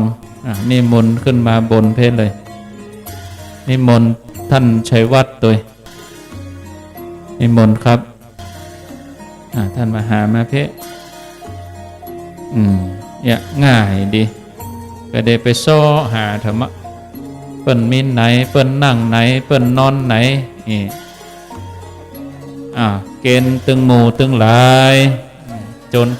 นกันสาธุอันใดที่ถวายท่านมหาเอาถวายเลยตอนนี้ง่ายดีอย่างเงี้ยสบายใจตุลุงยองมาเนออันใดถวายตุลุงยองเตรียมตุลุงมานั่งโยมจะได้เกณฑ์อันนี้เนี่ยสบายใจอันใดที่ถวายตุลุงยองเกียมมาเดี๋ยวนี้มนต์เปิ้นนั่งนี่เดี๋ยวเปิ้นมาเกณฑ์นี่เลยตุลุงนี่มนต์เด้อตุลุงยอง ท่านชัยวัฒน์ก็เดี๋ยวเอาไปตานให้เพื่อนเอาเนาะให้เมาอูโทรศัพท์จัดรายการแล้วปุ๊บนะคนต้องโทรได้ยินเสียงแล้วก็คนก็โทรหลังไม้ติ๊กๆเขียนใบจองเหรียญให้กำเนออย่าตั้งวันนี้ไปนะเขียมไปเถอะเพราะถึงวันพุธเมื่อคืนบนนะลิ่งใกล้จะหมดเวลานะสุ่นกันขนาดโอ้ประกาศเป็น2 เดือนบัดจองมันต้องอย่างสถาปัตตังเจริญนะโทรมาที่ตู้นะอาจารย์บรรยงจองให้กำนะก็อยู่เมวัดท่านนะโทรจองให้กำนะนะจบข่าวสวัสดีเอาปอนเนอร์ยะถาวะลิวหาปุลาปลิปุเรนติสาคะลังเอวะเมวะอิโตทินังเปตานังอุปกปติอิทิตังปฏิตังตุมหังคิปะเมวะสมิชันตุสัพเพปุเรนตุสังกปาจันโทปนลโสยธามณิโชติลโสยธาวิวัชชันตุสัพพโลกโควินาสันตุมาเตภวัตวันตรายโยสุเขเตคายุโกตนะเสเลสเนจังวุฒาปัจจายโนจัตตาโลธรรมาวัฏฐันติอาโนสุขังภะลังสาธุพี่น้องบ่อสร้างสันกำแพงแม่ไข่แก้วนำทิมเนาะฟังรายการได้มากินมาตานด้วยกันมีน้ำมีกาแฟมีน้ำดื่มอนุโมทนาบุญด้วยเปิ้นปิกก็ดีเปิ้นไปโรงยามาแล้วเปิ้นมาแว่ฉันเพนนี่ฉันเพนแล้วก็บอกเขาว่ารอโยมสักกรรมเพื่อให้มีการก็เลยปิกไปแล้วก็อันพวกนี้จะตานเก้าอี้อันนี้ไหมเก้าอี้นี่นะแล้วก็ใส่ชื่ออย่างอีมดนี่ใส่อย่างอีมดแล้วก็มันซ้อนง่ายดิก็งามซ้อนง่ายแล้วก็เบาซ้อนกันง่ายคนเดียวยก10 ตัวได้สบายแต่ถ้ายังเก่านั้นได้หาม2อ่อนอันนี้ดูแข็งแรงดิอิงได้สบายเหนียวสบายแล้วก็โต๊ะนั่นก็ได้อยู่20 ตัวโต๊ะสแตนเลสนะอันนี้โชคดีเพิ่นคิด1,900ทำมดเดือนกุมภาไปแล้วนี้2,300แล้วก็ร้านเพิ่นเอาไปตั้งนอกวันนี้2,500อันนี้เราได้1,900โต๊ะสแตนเลสนะครับติดเรียงนอกนะใน20 ตัวแวดเนี่ยนี่ตัวละ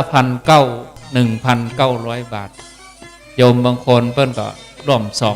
2,000เอาก็ตีเป็น 2,000 ไปเลยได้20 ตัว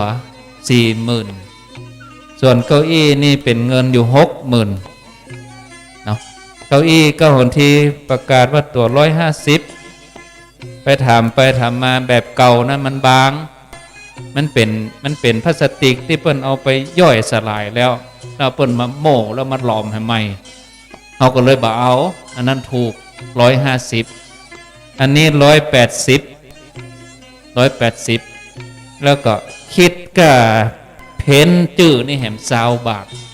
ตัว20 บาทเป็น200ได้เหี่ย300ตัวเป็นเงินอยู่ 60,000โต๊ะ 40,000เนี่ยก็ศรัทธาเขาหอมกันนั่นนะเพราะบางคนเพิ่นหอม50 บาทก็มีเนี่ยเพิ่นหอม100ก็มีเพิ่นหอม50 บาทก็มีเพิ่นหอม20 บาทก็มีเนี่ยเขาก็มาเปาะกันได้อยู่300 ตัวโอ้แม่เขาก็มาต่อยอด เป็นดอกนี่จะปลูกแต่นี่ปุ้นวันที่เปิ้นเข้าวสาพอมเดินนี่ปลูกไปกับมอกเอาไปตายมอกเป็นมะติปลูกเป็นมะติน้อยๆมันจะมีฝนไปปลูกปุ้นวันที่เปิ้นขึ้นธาตุวันแหมค่ำอันนั้นเขาปลูกกันหน้าฝนเดี๋ยวนี้ปลูกเป็นมะติดูแลมอกดูแลได้ที่เฟื่องฟ้าเปิ้นเอามาหอมเนี่ยเขาก็เอาปลูกต่อน้ำลงไปแล้วก็วันที่1นี่จะแปลงคันใดขึ้นเผิกดังเหนือแต่นี่มันขึ้นยากปูนนี่อันเดงเพนี่ฝั่งเชียงใหม่อันนี้ฝั่งเชียงรายอันนี้มันจริงเอาแปลงกะผู้ท่านพระครูถึงที่ พระครูชลทานไผก็มาตักเนี่ยเพิ่นยังแบบแปลงฮาวเกาะอินดูคนเท่าก็เลยถ้าได้แปลงแตะนี่เนาะจะแปลงฮาวตรงกลางฮะนะคนเท่ากำขึ้นมาสบายเนาะแปลงมาแหมเตื้อได้กำฮาวมาขึ้นมาได้หันนะแปลงอยู่เนาะช่วยกันเนี่ยกะถ้ามีคนหนุ่มนี่เขาก็กึดมาถึงเนาะคนเท่าเพิ่นก็มีโอ้นามบุญตัดสัญญาณไปตั้งลุ่มเลยนิมนต์ท่านมาหาตัวลุงยองมีไหนโยมจะตานเนอะ นิมนต์ขยับขยายตามสบายแม่เนอะถวายความเคารพครูบาอาจารย์เนื้อสลับสับเปลี่ยนกันกลางคืนก็จะเป็นครูบาอาจารย์เพื่อนจะได้อูได้จ่าหลายเรื่องเนื้อศรัทธาสำหรับตอนกลางวันนี่เนาะเป็นบรรยากาศสดเป็นรายการสดซึ่งอาจจะสาระธรรมอะไรอย่างต่างๆก็จะนำมาอูมาจ่ากันบ่ปนักเท่าใดนะแต่จะบรรยายถึงบรรยากาศว่าคณะนี้ตอนนี้มีไผ่มะเอวหากันพ่องมีครูบาอาจารย์มีพี่น้องของเฮามาอยู่มาช่วยกันจะได้พ่องเนอะศรัทธาทั้งหลายอาตมาบัดเดี๋ยวนี้โทรศัพท์ก็ศรัทธาญาติโยมก็โทรเข้ามากันติ๊กท่านอาจารย์ท่านมาหาบัดเดี๋ยวนี้จองตันก่อยกดตันอยู่บ่บึดจะโทรกลับเนอะไผ่ก็ตามที่ฟังอยู่ตอนนี้ที่อาตมาบัดได้รับโทรศัพท์ตะกี้นั่นนะเนื่องจากว่าได้ไปพักผ่อนแล้วก็ปิดเสียงโทรศัพท์ไว้บ่ได้ยินละศรัทธาไผ่โทรมาพ่องป้อหวยจากตังปุ้นนะป้อหวยอยู่บ้านนาฟานเป็นโทรมาตะกี้คงจะสั่งจองเหรียญ นั่นแหละว่าจะเอาเพิ่มแหมเต้าใดเนาะกระเดียวก็จะประกาศฮือว่าจะมีเต้าใดเนอะศรัทธาทั้งหลายวันนี้อาตมาเป็นคนที่อยู่ในพื้นที่อยู่กับสถานที่นี้ดีใจเนอะศรัทธาทั้งหลายเพราะอย่างถึงดีใจก็ดีใจที่ศรัทธาสาธุชนคนเฒ่าคนแก่อีปออีแม่ทั้งหลายมากินมาทานมาสร้างปุญญาปารมีร่วมกับครูบาอาจารย์ที่นี่มาแล้วเนอะตุลุงยองศรัทธาไปถึงงานติภักษกรรมเนี่ยได้ยินเปิ่นห้องแหมแล้ว ถ้าบัจจัยมาหาห้องกับท่านพระครูห้องเนอะศรัทธามาแล้วตุลุงขึ้นไปบนพุ่นเนอะศรัทธาอีแม่เปิ่นอยู่บนเนอะเนาะก็ห้องมาก็จะถวายปัจจัยเป็นการน้ำกาไฟเป็นการเทศเพื่อให้ตุลุงนั่นนะเนาะบัจจัยห้องมาใจงานใจการอย่างสักยังละมาปั่นปอนคือศรัทธาว่าใดเนอะศรัทธาพี่น้องทั้งหลายตุลุงยองกับอาตมานี่จะรับหน้าเสือเพื่อกับครูบาอาจารย์ในแผนกของประชาสัมพันธ์บอกข่าวกล่าวบุญเพื่อกับศรัทธาพี่น้องได้อนุโมทนากันอยู่ที่บ้านการงานที่นี้เนี่ยยังการห้องก็บรรยายไปพอสมควรเนอะการทำบุญสุนทรทานการกินการทานเป็นสิ่งที่สำคัญนะศรัทธาในพระพุทธศาสนาเป็นสิ่งที่เป็นเบื้องต้นในการที่เรานับถือศาสนาเนี่ยพุทธศาสนาพระสัมมาสัมพุทธเจ้าธรรมเทศนาของพระองค์สิ่งแรกที่พระองค์ตรัสสั่งสอนคนทั้งหลายเนาะเริ่มต้นจากคนที่เปิ่นบ่ฮู้เรื่องกินเรื่องทานเรื่องการทำบุญสุนทรทานอย่างมาก่อนเลยเนี่ยโจโลมาจะให้เปิ่นรักษาศีลปฏิบัติธรรมภาวนาเลยนั้นยังบ่ได้เตื้อ เปิ่นจะสอนเป็นอนุปปุพีกถาเนอะศรัทธาทั้งหลายอนุปปุพีกถามีอะไรอย่างพ้องก็มีตาลการก็คือการฮื้อการฮื้อเนี่ยฮื้อจะใดนะศรัทธาสิ่งที่เขาจะฮื้อนั้นมันมีอะไรอย่างพ้องถ้าเป็นทรัพย์สินเนาะการฮื้อตาลนี่หนึ่งฮื้อทรัพย์สินเงินทองฮื้อทรัพย์สมบัติของเฮาที่เฮาหามาโดยชอบประกอบโดยธรรมเป็นของบริสุทธิ์บัดได้ไปคดไปโกงไปฉลาดบังหลวงอะไรอย่างมาเป็นของที่เฮาหามาโดย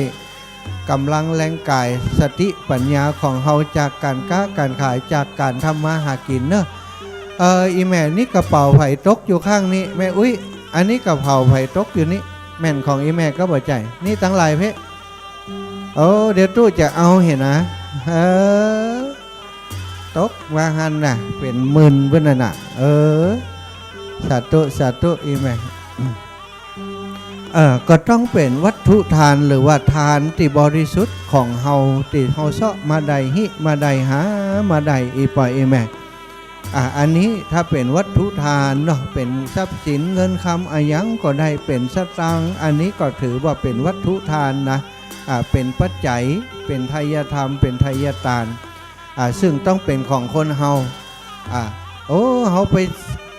เอาสตังค์ของคนอื่นมาเฮาไปฉลาดบังหลวงไปคดไปโกงมาทำบุญได้ก่อท่านอีนะได้หนึ่งแต่เฮาบ่ได้เต็มที่เนอะถ้ายิ่งเฮาไปเอาของเปิ่นมาโดยเจ้าของเปิ่นบ่ฮู้เปิ่นบ่ยินยอมอีเนี่ยมาฮื้อตานก็บ่เป็นตานนะศรัทธาทั้งหลายเหมือนกับคนที่เปิ่นเอาของไปขายนั่นนะลดกันจัดงามเอามาขายให้เฮาราคาถูกเหี่ยหรือว่าเอาไปบริจาคราคาถูกเหี่ยใจได้2-3 วันเจ้าของเปิ่นมาโตยหาว่าท่านอันนี้ลดเฮาน่ะเอามาใจได้จะใดนี่ฮะเปิ่นเอามาตานนะเฮาบอกฮู้รออีเนาะ ดีบ่ดีกดติดคุกด้วยกันเพราะฉะนั้นอย่างที่เป็นวัตถุทานนี่จะต้องเป็นของบริสุทธิ์ดุจล่องลอยมาจากอากาศว่าฉะนั้นเนาะศรัทธาเป็นของที่หามาโดยน้ำพักน้ำแรงวันนี้สิ่งที่อาตมาดีใจเพราะเพราะศรัทธาอีปออีแม่ทั้งหลายเนี่ยเอาปัจจัยมาถวายบางพ่องนี่นารายได้ที่มีนี่ก็เพียงแต่เบี้ยยังชีพผู้สูงอายุคนอายุ60ก็ได้500-600คนอายุ70ก็ได้700อีนะเพิ่นก็ได้กับเบี้ยยังชีพผู้สูงอายุหมดและศรัทธาทั้งหลายเปิ้นก็ได้มาหมอเนาะศรัทธาอย่างวันนี้ที่อีปอยอีแม่เปิ้นหอมกันมานี่นะพี่น้องจากบ้านบ่อสร้างเนี่ยมาร่วมบุญวันนี้ก็เป็นจตุปัจจัยอายังต่างๆที่เปิ้นเก็บหอมรอมริบใส่ออมสินไว้อดกินอดไว้บัจจัยสู้ลุยสู้ไล่เอามาทำบุญศรัทธาการทำบุญหรือว่าการฮื้อตาลนี่เป็นเบื้องต้นของคุณงามความดีทั้งหมดวันนี้โยมแม่สมบูรณ์ชาเทพมาจากบ้านบ่อสร้างร่วมบุญสร้างพระธาตุสีสองเมือง1 ซองแล้วก็ศรัทธาแม่ไข่แก้ววันแสงอยู่บ้านบ่อสร้างตำบลต้นเปาสันกำแพงร่วมทำบุญเก้าอี้มาแหม200 บาทเด้อนั่งพักผ่อนก่อนอิดศรัทธาแม่ไข่แก้ววันแสงแหมอยู่บ้านบ่อสร้างตำบลต้นเปาสันกำแพงร่วมบุญกับดอกไม้แหม200ดอกศรัทธาพี่น้องป้อนานออดธีรชัยมีชัยร่วมบุญสร้างบันไดต่างขึ้นอันนี้บอกจำนวนมาเนาะก็ร่วมบุญมา1 ซองนายณฐพลมีชัยโทรศัพท์มาแหมแล้วขออนุญาตเนอะคุณหมอไตรทิพย์เปิ่นโทรมาเจริญปอนคุณหมอนักมัสการครับท่านเจ้ามหาสมชาติครับเจริญปอนเอาว่าได้เลยคุณหมอครับผมมันลูกบ้านละ2จากกระเปงมาครับมันจะยินตามหูก็อยู่ในสายโดยครับผมจ่าดีตอนนี้ฟังรายการอยู่เลยฟังรายการโซดครับท่านครับผมดีกาสาธุคุณหมออีแม่ฟังก่อนเดี๋ยวก่อนนะอีแม่ฟังอยู่ที่บ้านอยู่ก้านะคะของอีแม่มันรุดไปแล้วกันฮะ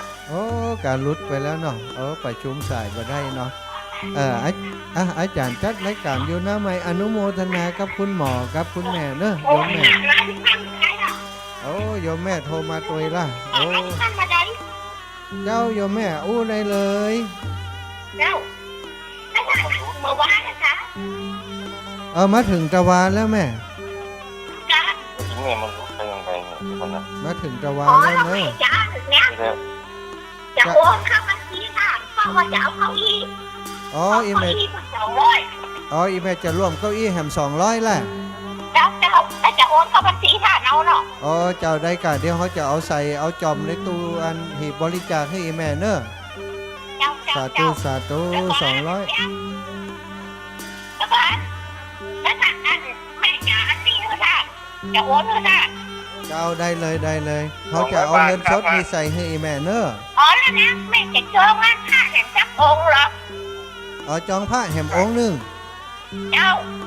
อ๋อ เป็น300เนาะ เป็น300ก็เดี๋ยวเขาจะบอกครูบาให้เนอะแม่เนอะ นั่นนะแล้วขอฝากตู้ลุงแดงมาคืนนะ อ๋อตู้ลุงแดงเนาะฝากตู้ลุงแดงให้เนอะ ที่ท่านเอาไปจองสององค์นะแล้วก็เอาฝากตู้ลุงแดงนั่นเนอะ เจ้าโยมแม่เจ้า เจ้าแม่ที่แม่เขียนจดหมายไว้นั่นนี่นะ เจ้า ที่ เจ้า ไปกันแบบบอกอัน2 องค์แล้วครับผม เออ แล้วต้องแถมอีกอ่ะต้องแถมองค์เพิ่มแถมองค์เป็น3 องค์ครับผม สาธุคุณหมอ ปฏิตู้เรืองแดงโม้ครับท่านครับผม คุณ เอาฝากตู้ลุงแดงเขาเนาะ เจ้าอันกระเดียวจะให้ตู้ลุงแดงเป็นคนดำเนินการแห่งกรรมเนอะอีแมนเนอะคุณหมอเนอะ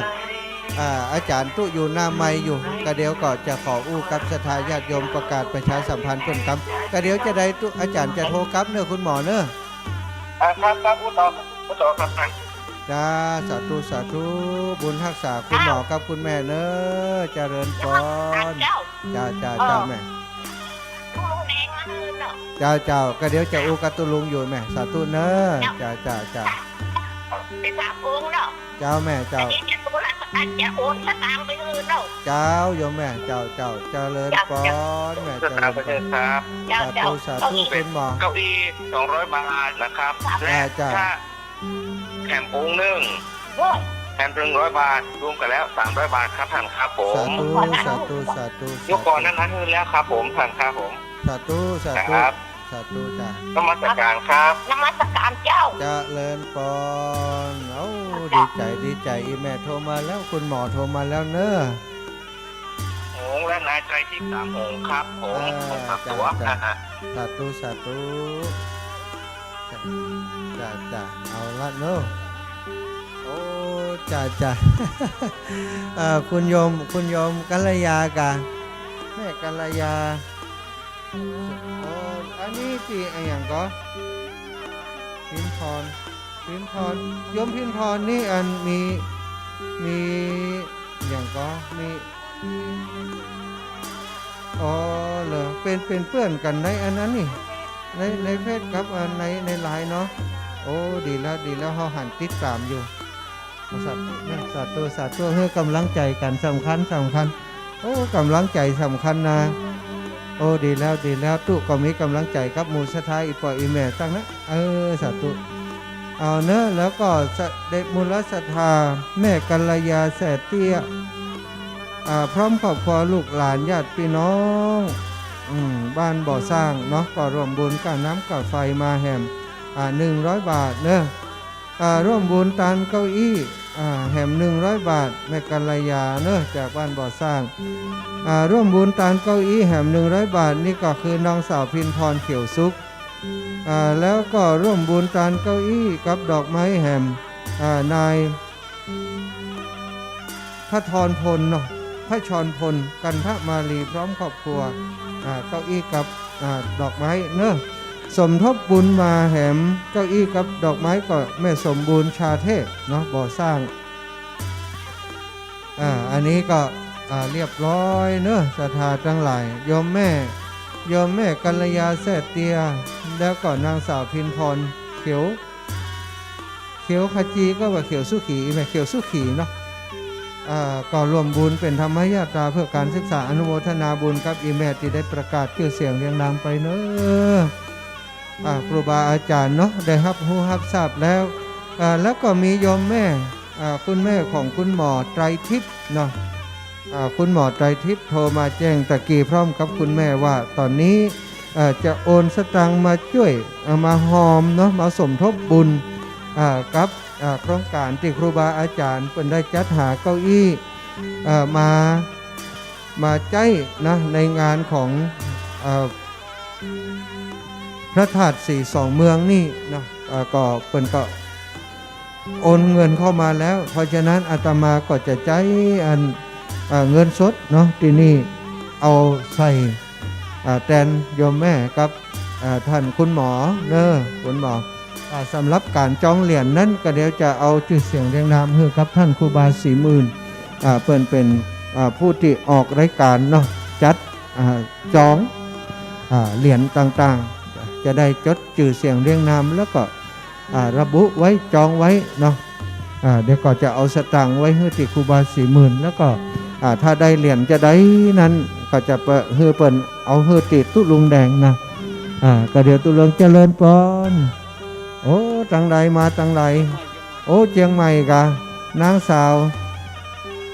ธุรการกะธุรการแท้กวยชุติพลดาววงร่วมบุญพระธาตุสีสองเมืองโอ้สาธุอนุโมทนาบุญโดยเนออนุโมทนาบุญเนาะโอ้เปิ่นบรรลุว่าไอ้เนี้ยอย่างอีก็ดีสถาเฮยเพราะบางครั้งบางสิ่งบางอย่างที่ครูบาอาจารย์เปิ่นได้ก่อร่างสร้างแปลงอะไรอย่างไปเนี่ย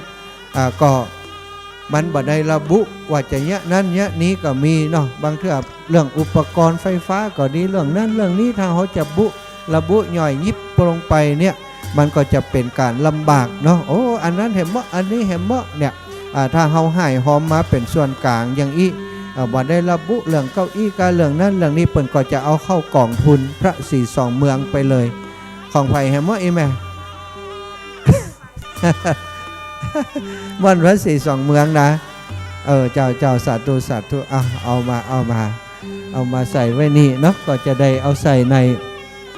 ตู้ของเปิ้นไว้เนาะโอ้พัชรพลเนาะโอ้บัดเดี๋ยวนี้อันมันจื่อเปิ้นจะเป็นยังอีไปนักนะก่อจื่อมันอันยังบักก่อนไอ้แก้วไอ้คำนี่มันง่ายเนาะบัดเดี๋ยวนี้อันนี้มันอ่านจะได้อีนะพระธรก็ว่าพัชระอีนะอันนี้เป็นพัชรพลเนอะกันทมาลีพร้อมครอบครัวลูกหลานจากบ้านบ่อสร้างร่วมบุญกับน้ำกับไฟม่อนพระสี่สองเมืองเอารวมกันด้านนี้เป็นพระป่าสามัคคีเข้าไปศรัทธากองบุญกองทุนเนาะในการบริหารจัดการพระธาตุพระสี่สองเมืองที่นี่นะก็จะมีกองทุนของเปิ้นเนอะศรัทธากองทุนมีไว้ยังก็มีไว้สำหรับมีงานการมีกิจกรรมต่างๆก็บางทีเรื่องน้ำเรื่องไฟเรื่องอันนั้นอันนี้มันเสียไปครูบาอาจารย์เพิ่นก็จะให้ปัจจัยจากกองทุนนี่แหละในการที่จะพัฒนาต่อเติมดูแลปรับปรุงอย่างต่างๆที่มันเสียไปของที่เขาสร้างไว้บ่เดียวนี้มันก็งามดีสตามันก็งามมันก็เรียบร้อยไปแต่ว่าวันนาวันตามาเนี่ยมันเก่าคำขาไปชำรุดสุดโทรมไปก็ต้องมาตบแต่งมาทะสีกะมาเนี่ยอย่างคือมันดีมันงามเนาะมีอย่างเดียวบางเตือมันฝนสาดก็ด้านนั้นด้านนี้มันก็อาจจะต้องทำให้มันดีขึ้นอันนี้ก็จำเป็นจะต้องใช้ปัจจัยที่มันเกิดขึ้นติศรัทธาญาติโยมทั้งหลายที่ห้อมกองทุนเป็นกองทุนพัฒนาพระสี่สองเมืองม่อนพระสี่สองเมืองที่นี่ตอนนี้สิ่งที่จะต้องพัฒนาดูแลผอกอยต่อไปก็คือติศาลาที่นี่มีพระพุทธรูปพระประธานสารูปปิมปาพระสี่สองเมืองที่นี่เปิ้นก็จะเปิ้นก็จะปิดทองเนอะศรัทธาทราบว่ามีเจ้าภาพแล้วนะมีเจ้าภาพแล้วส่วนหนึ่งแล้วก็วันเดียวนี้ศรัทธาญาติโยมจะให้เจ้าหอมเพิ่มเติมมาก็คงจะอยู่ในกองทุนกองบุญที่เขาร่วมกันมานี่ละเนอะก็จะเป็นปัจจัยในการที่ครูบาอาจารย์จะได้เอามาพัฒนามาต่อมาเติมมาเตรียมมาทำให้ทุกสิ่งทุกอย่างมันสวยมันงามศรัทธาได้หันก็จื่นอกจื่นใจตู้ลุงแดงคุณหมอไตรทิพย์ก็คุณแม่เนี่ยเปิดอันจ้องเหรียญมาเนี่ยตู้ลุงอันอุกับท่าน40,000ครับ เจ้าภาพปิดทองโอ้มาแล้วเนอะครอบครัวสารปีครอบครัวพิชยพินโยครอบครัวคัตติยะปิดทองพระพุทธรูป42 เมือง 10,000 บาทเนอะศรัทธาอันนี้มาแล้วเป็นทุนเจ้าภาพเตียนสมโพธิเบิกเนตรนั่นนะครอบครัวสารปีครอบครัวพิชยพินโยครอบครัวคัตติยะร่วมบุญเบิกเนตรพระ42 เมืองแถม5,000 บาทเนาะ2 รายการแล้วนะอาจารย์ตุลุงบอกให้ท่านครูบากำเพราะจืดที่อยู่อย่างเขาบอกฮู้เปิ่นบอกว่าตุลุงฮู้อีนะเปิ่นโทรมาหาเฮานี่ยมแม่ของคุณหมอใจทิพย์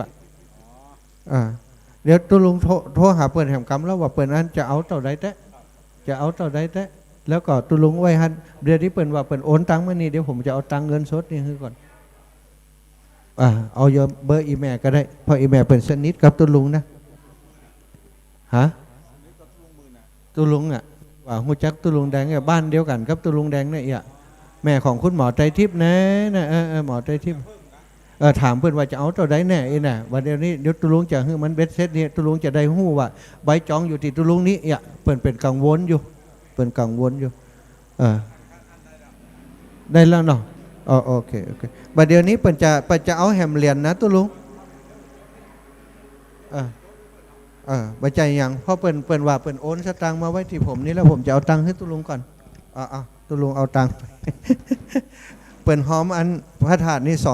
200หอมเก้าอี้200ตุลุงเอาไว้แหม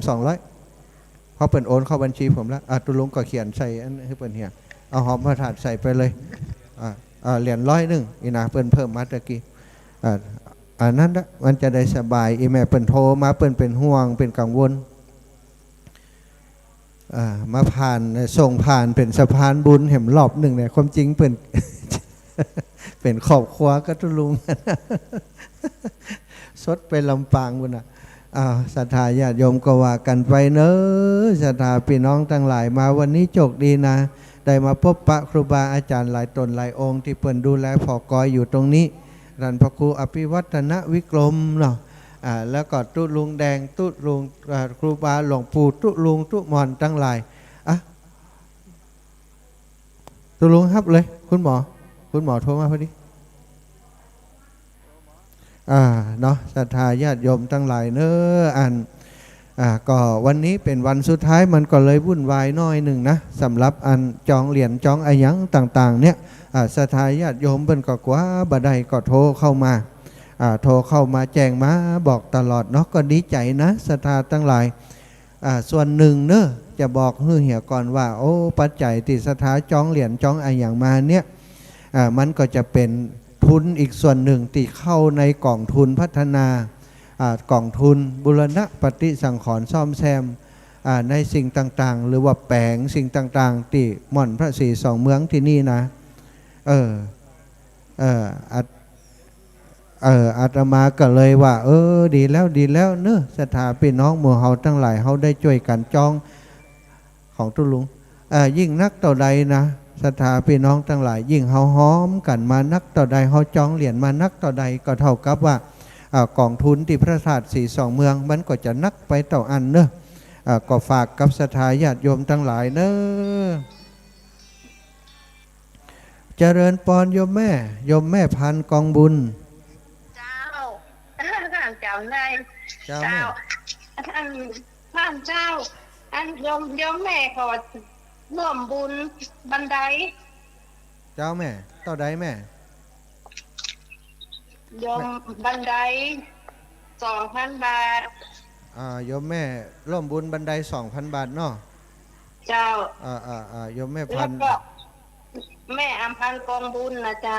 แม่อัมพันธ์เอาร่วมบุญบันไดสร้างบันได 2,000 บาท2,000 บาทเจ้าแล้วแม่ขอจองเหรียญเพิ่มแหม3 องค์จองเหรียญเพิ่มแหม3 องค์เจ้าตอนนั้นจองไป1 องค์ละที่ไปเขาแล้วนะเจ้า3 องค์เนาะโอเคเป็น4 องค์ถึงวันนั้นนะเจ้าเจ้าแม่เอาใบจองหายจะได้ว่าหาที่เขาแล้วบอกเป็นอย่างนะขอยมันมีต้นครัวอยู่เพศตัวนะต้นครัวมีแม่เป็นคนเขียนคนเดียวเลขบัญชีของท่าน5363095454916ก็เจ้าไอ้แม่เอาแม่ว่าให้ไหม 536309541เดี๋ยวนะ5363095491เนาะถูกต้องเนาะโอเคเอาแม่โอนมาได้ก็เดี๋ยวเขาจะเอาเงินสดเอาฮือเปิดนี่เอาเนาะเจ้าแม่จะโอนให้ท่านเดียวได้เจ้า เจ้า ธนาคารกรุงไทยเนาะท่านเนาะ เจ้าแม่ธนาคารกรุงไทยเนอะ เจ้าแม่จะโอนไป2,300เนาะ เจ้านี่แม่อัน แม่ก็จะไป ตีใบจองหายนั่นนะครูบา40,000ว่าอีแม่เอาบัตรมาตัวเหียวันนั้นแล้วก็เดี๋ยวนี้แฮม3 เหรียญเดี๋ยวเขาก็แจ้งให้ครูบาเขาจะเอาตังค์ให้เปิดนี่เนอะ เจ้าวันพุธแม่จะไปกับแม่ละพิพันธ์นะเจ้า อ๋อดิอีแม่ถ้าอีแม่มาก็บัตรต้องโอนนะโอนอย่างวะบัตรต้องโอนตังค์วันผูกอีแม่ก็เอามาฮือที่นี่เอากะเนาะ ก็ตึงวันนี่นะ เจ้าอีแม่บัตรต้องโอนวันผูกก็เอามาฮือที่นี่เอามาฮือที่เขาก็จะเอาฮือครูบาอาจารย์เอาบัตรต้องโอนนะเขาอันมันจะได้เงินสดฮือเปิ่นเลยอีแม่เนาะดีก่อน จะเอามาแล้วแต่ท่านเจ้า บัตรต้องโอนมาละอันอีแม่บัตรต้องโอนวันผูกอีแม่ตึงม้าอยู่แล้วถ้าอีแม่บ่ม้านี่เขาจะดำเนินการฮือถ้าม้าก็บัตรต้องอีแม่จะมาถวายคนเดียวดีใจดิเนาะ ตึงละพิพันธ์นะเจ้า เจ้าแม่ เจ้า สาธุเนอะเดี๋ยวเขาจะเขียนใบจองไว้ให้อีแม่เนอะแม่เนอะ เจ้าสาธุเจ้า สาธุบุญรักษาแม่เนอะ ท่านคนมีอันนั้นหรือยังเจ้าที่อันแผ่นน่ะแผ่นผ้า แทนผ้าจะได้ เด็กกันแม่ นั่งอีแม่นั่งได้เลยเจ้าแม่ แล้วพ่อแม่ไปพอก่อน วันผูกมาพอดีกว่าเนาะวันผูกมีก่อนนี่เนาะเป็นเนาะ ไปกว่าเนาะ เจ้าแม่ผูกกันมาพอเนาะ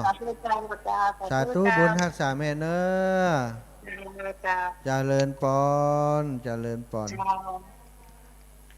ดีแล้วอีแม่เนอะแม่พันกองบุญแม่พันกองบุญเป็นจองเหรียญมาเนอะครูบาก็เดียวคือครูบาเปิ้นได้เขียนไว้อันนี้ตังใดลูกบ้านสันทรายเนาะบ้านสันทรายเนอะสันทรายของน้อยกะสันทรายเวียงป่าเป้ามูลสถานแม่บัวคำวิชัยนายมงคลคำวิชัยบ้านสันทรายเวียงป่าเป้าร่วมบุญพระธาตุ42เมืองมา100 บาทนายนิดนางยอดเดือนที่จิตตังเหมือนก่อชิกว่าที่จิตตังบ้านสันทรายเวียงป่าเป้าร่วมบุญเก้าอี้บันได200 บาทนายพิทูลวังแง่นางสาวกัญญานัทโตนาโบเนาะบ้านสันทรายเวียงป่าเป้าร่วมบุญมา100 บาทพ่ออินทองแม่ปั่นเป่งพะเยาพร้อมครอบครัวบ้านสันทรายเวียงป่าเป้าถวายร่วมบุญกับบันได100 บาทพ่ออินทองแม่ปั่นเป่งพะเยาตาลไปหาพ่อส้มแม่ตาลมันหมายผู้ล่วงลับไปแล้วเวียงป่าเป้า100 บาทพ่ออินทองแม่ปั่นเป่งพะเยาบ้านสันทรายป่างิ้วเวียงป่าเป้าเชียงไฮ้ถวายร่วมบุญเก้าอี้200 บาทนางสาวขวัญดาวคำวิชัยร่วมบุญที่พระธาตุ42เมืองแหม200 บาทเด้ออนุโมทนาบุญกับเจ้าภาพเจ้าสถาดังมีรายนามที่ประกาศไปแล้วให้ท่านเจ้ามีความสุขมีความเจริญบุญกุศลที่สร้างไว้ที่ทำไว้ครั้งนี้ก็ขอให้ส่งผลให้ท่านทั้งหลายได้พบแต่สิ่งดีงามมีสุขภาพพลานามัยสมบูรณ์แข็งแรงตลอดปีตลอดไปอายุวันโนสุขังพลังเนอศรัทธาท่านอาจารย์เนอะก็เดียวจะเดี๋ยวก็เขียนก็ได้เนาะโยมแม่พันกองบุญเปิ้นจองเหรียญเพิ่มแหมวันนั้นจองมาแล้วเหรียญ1เอาใบจองไปหายบัดเดี๋ยวจะจองเพิ่มแหม3 เหรียญก็เป็น4 เหรียญวันนั้นจ่ายแล้ววันนี้แหม3 เหรียญเป็นก็ฝากสตางค์ไว้ที่นี่แล้ววันผูกก็จะมาเอาใบจองเนอะแล้วก็เอาสตางค์มาจ่ายเหีย แล้วก็จองเป็นเจ้าภาพบันไดแหมแม่พันกองบุญเนาะวันผูกสำหรับตีอยู่อย่างเดี๋ยววันที่จองแท้ๆจะต้องมีเหล็กตีอยู่ตัวเนอะอีแมนเนอะ ก็เดียวถ้าแม่พันยังฟังรายการอยู่ตรงนี้เนอะอีแม่ถ้าฟังรายการอยู่ตรงนี้โทรเข้ามาแห่งกรรมเดี๋ยวเขาจะให้ท่านครูบา40,000อูกับอีแม่เลยแล้วก็จดอัน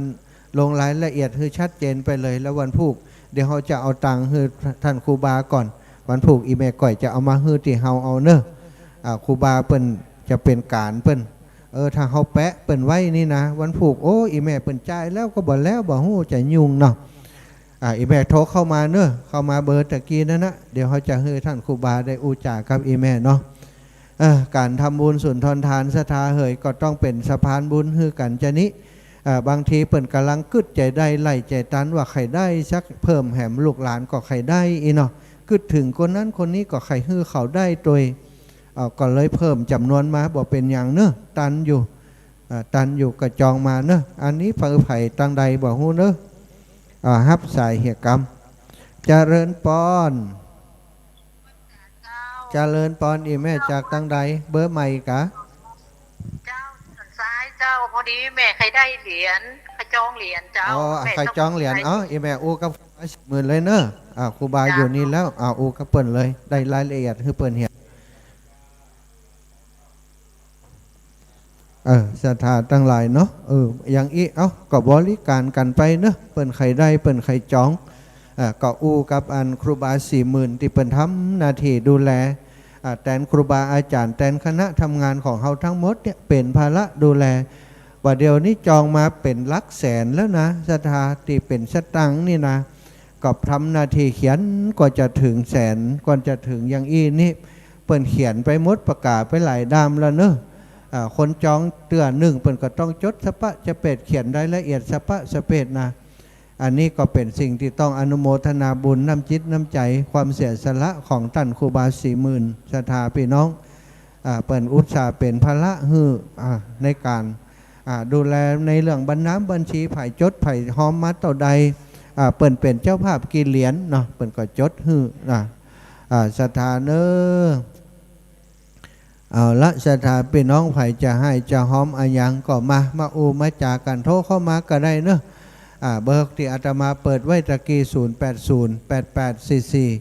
0808844173นั้นใครจะจองมาถ้าส่งมาที่เฮานี่เขาก็จะฮื้อตั้งท่านครูบา40,000เป็นอู้เป็นจากับพี่น้องเลยเนอะร่วมบุญแม่นงไวปัญญาแม่นงไวปัญญาบ้านป่าเหียงตำบลป่าลานอำเภอดอยสะเก็ดเชียงใหม่ร่วมบุญกับพระธาตุ42เมืองสร้างพระธาตุ42เมือง100 บาทศรัทธาแม่คำปันตาเรืองศรีบ้านป่าป้องดอยสะเก็ดร่วมบุญทั่วไป500 บาทโอ้ดีใจอีป่อบุญส่งแม่ศรีวิไลชัยโยบ้านป่าลานหมู่2ต่อใดบ่ฮู้แต่ก็ร่วมบุญมาที่พระธาตุ42เมืองเนอะบาบึดครูบาอาจารย์เปิ่นก็จะมาเช็ครายละเอียดเปิ่นจะเขียนหน้าซองไว้หมดเก็บซองเก็บอย่างไว้เป็นหลักฐานจดชื่อเสียงเรียงนามเอาไว้ใส่ในสมุดบันทึกไว้เนอะศรัทธาทั้งหลายบ่ต้องเป็นห่วงบ่ต้องเป็นหามทานมาฮื้อมาถวายมาที่นี่แล้วบ่ต้องกลัวนะศรัทธาทั้งหลายที่อยู่ตั้งบ้านตั้งจองอยากจะร่วมบุญร่วมกุศลก็จะร่วมบุญเข้าบัญชีได้ก็ท่านโอนเข้าบัญชีได้ก็อีแม่ไข่ตานเก้าอี้อีนะได้เลยเนอะอีแม่เลขที่บัญชีกองทุนพระ42เมืองนี่นะกองทุนพระ42เมืองเลขที่บัญชี020057195524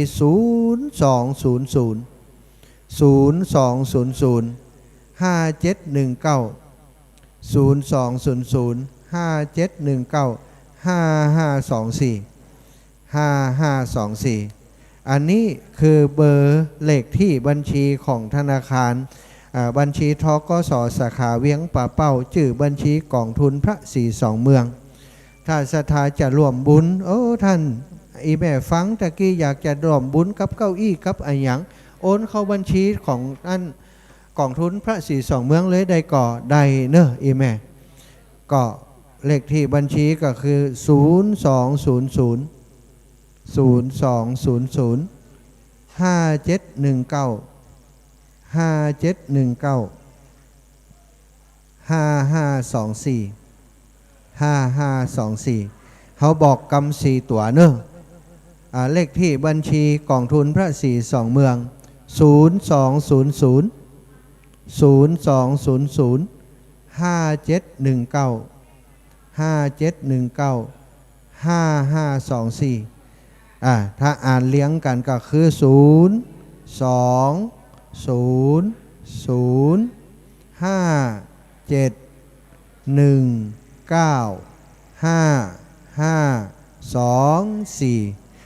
ธนาคารทกส.สาขาเวียงป่าเป้าสถา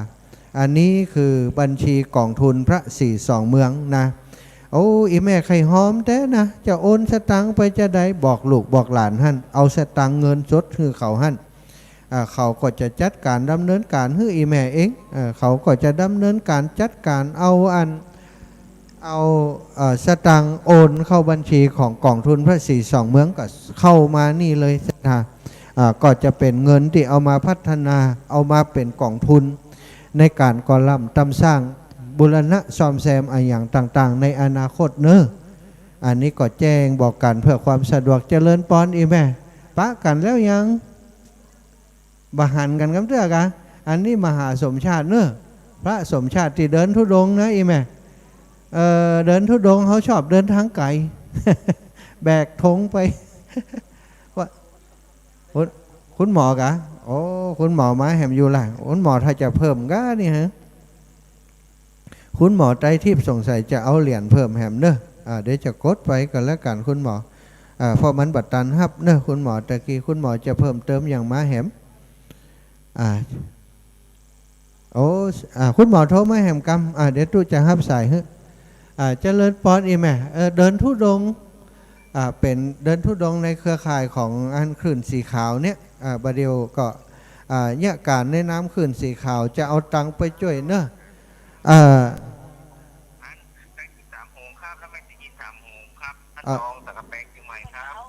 เดี๋ยวก่อนเนอะเดี๋ยวจะเฮือกับกับท่านนั้นอาจารย์เลยครูบาเลยเนอะห้อมบันไดอยู่กับท่านพระครูเลยเปิดจะหอมบันไดโอ้เปิดหอมกันมาทึดๆเนอะเจริญปอนเนอะโยมแม่ตั้งหลายเนาะ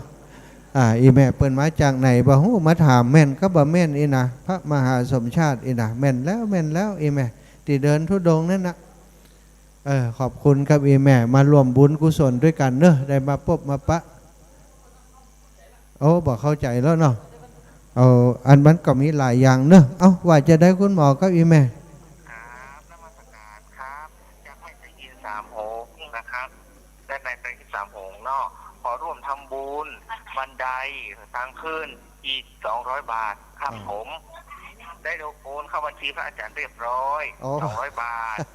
กำเดียวผมจะส่งไลน์ไปให้ท่านพระอาจารย์นะครับผมจะได้เลยเดี๋ยวอาจารย์จะจดให้เนอะจดแล้วก็จะเอาตังหอมไปเลยเนอะตัวเอาได้บุญด่วนวันนี้เลยละเอาละหอมละหอมในใจที่3 โหงบ้านละซองสังกะแปงเชียงใหม่ร่วมทำบุญสาธุบันไดทางขึ้นอีก200 บาทนมัสการขอบพระคุณครับสาธุขอบคุณคุณหมอโอ้วันนี้คุณหมอหอมหลายร้ายแล้วนะนี่นะครับไม่ติด3 โหงเป็นเจ้าภาพเก่าครับผมดีกาบุญรักษา3 โหงครับเดี๋ยวผมส่งไลน์ให้ท่านนะครับสวัสดีครับสาธุจ้าเจริญปอนเนอะโยมแม่พันกองบุญประเดี๋ยวนี้เอารายละเอียดคือกับท่านครูบาเปิ่นกรรมเพราะเกี่ยวกับเรื่องของอันนี้นะตีอยู่ของอีแม่ก็อย่างครูบาเปิ่นจะได้เขียนให้ถูกต้องเนอะเจ้าแม่กับครูบาเลยอันนี้ก็จองเหรียญนั่นนะศรัทธาประเดี๋ยวนี้จำเป็นเร่งด่วนละจองตั้งโทรศัพท์กันวุ่นละกว่าบัตรตันเพราะเพิ่นจะปิดยอดวันนี้แล้วอีนะโทรมาเนอะกันไปตามนั้นนะอาตมาก็จะเป็นสะพานบุญคอยเชื่อมศรัทธาญาติโยมกับครูบาอาจารย์ท่านครูบา40,000เป็นก็ท่าจดอยู่เนี่ยละใครจะจองมาจากกันเรียบร้อยแล้ววันผูกจะมาก็เอาตังมาฮื้อนี่ได้อยู่เนาะไม่ย้ายพรถ้าบ่จองเหรียญนี่งดนะบ่ฮับนะไม่ย้ายพรโทรอย่างบ่เดี๋ยวนี้ แม่ยายพรโทรอย่างวันเดียวนี้จองเหรียญก็มาใจ cháu liền chứ liền á liềnเลยนะ จังเหรียญ liền liềnเลยแต่ว่าลืมไปอ่ะ โอ้จองเหรียญอะไรอย่าง liềnจะว่าliềnที่เขาจ้องกับแบบเนี้ย ผ้าสีสองเมืองกับเหรียญแม่นางแก้วแม่ยายจะเอาเหรียญอย่างหรอ ยังเลยน่ะ 300กะ เลยนึง 100ล่ะแล้วก็จะเอาตังค์ที่ไหนเอาตังค์ที่เฮานี่กะฮะ โอ้ถ้าว่าจะไปไม่น้อยเป็นว่าจะไปปล่อยยังนะเลือกได้แบบนี้ให้ได้แล้วว่าลืมไปอ่ะ โอ้ได้กะแม่ยายพรเนาะแม่ยายพรฮื้อจองในจื่อของตุลุงยองนะเอาจื่อตุลุงยองจองฮื้อเอาเนอะได้ละเดี๋ยวจะแจ้งครูบา40,000ฮื้อ พี่ยูคนนี้ย้ายช่องหรือว่าน่ะ เอาว่าเป็นยังได้เดี๋ยวจะจองฮื้อนะแต่อีก่อนนะยายพรสาธุจ้าเจริญปอน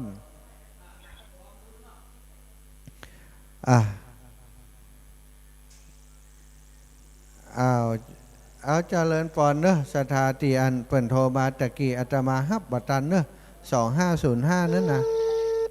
โอ้2505นี่เหมือนกันของเขา2515อันนี้2505เนอะว่ามา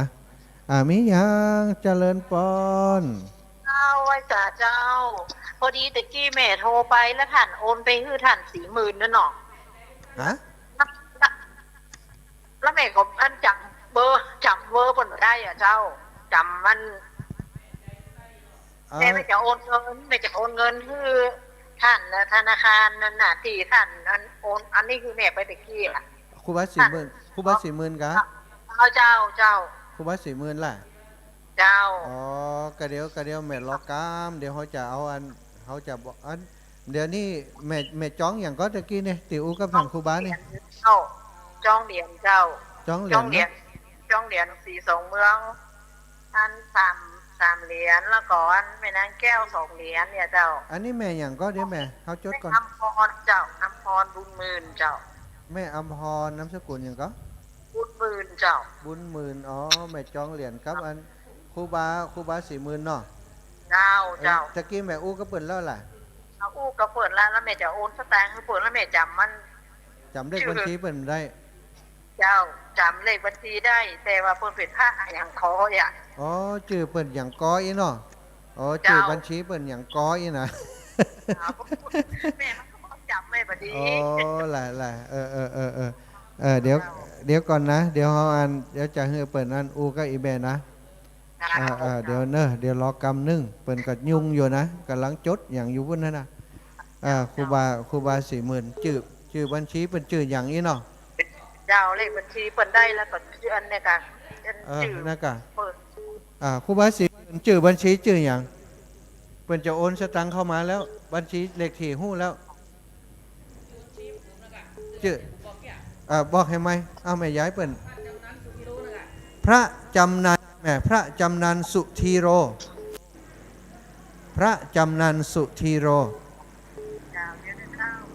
เขียนเหียพระจำนันสุธีโรสำคัญที่เลขบัญชีแม่ถ้าเลขบัญชีขึ้นมาปุ๊บนี่ก็พอเขาพิมพ์ยืนยันมันจะมีคำว่าพระจำนันสุธีโรขึ้นมามันก็โอเคละเนาะถ้าเลขบัญชีมีจะที่นั่นหรอเจ้ายังก็แม่เลขบัญชีของท่านที่ตะกี้นั่นหรอเจ้าอีแม่เปิ้นบอกให้อีแม่แล้วมันจะกะอีแม่จำได้เลขที่บัญชีก็จำมาได้กะได้แล้วเจ้าได้แล้วเนาะมาโอนสตางค์ให้เจ้าจ่าลองโอนพอเนอร์ถ้าได้ก็ส่งสลิปมาให้พอจิมเจ้าสาธุบุญรักษาแม่นะเจริญปอนเอาแล้วสลับสายนี้ก็เข้ามาพอดีอีแม่เอา3619เอาไว้จังใดขอตู้เจ้าไม่ขอหอมสร้างบันได200อีแม่ปิดวิทยุกรรมครับมันเสียงกล้องที่เขาฟังบ่ฮู้ว่าเสียงไผปิดกรรมอีแม่ว่าจะได้ก็ขอหอมสร้างบันได200เจ้าเดี๋ยวให้ท่านออกก่อนเดี๋ยวไม่ไปโอนตังค์ให้เจ้าสร้างบันไดเนาะเอาละอีแม่ชื่อหยัง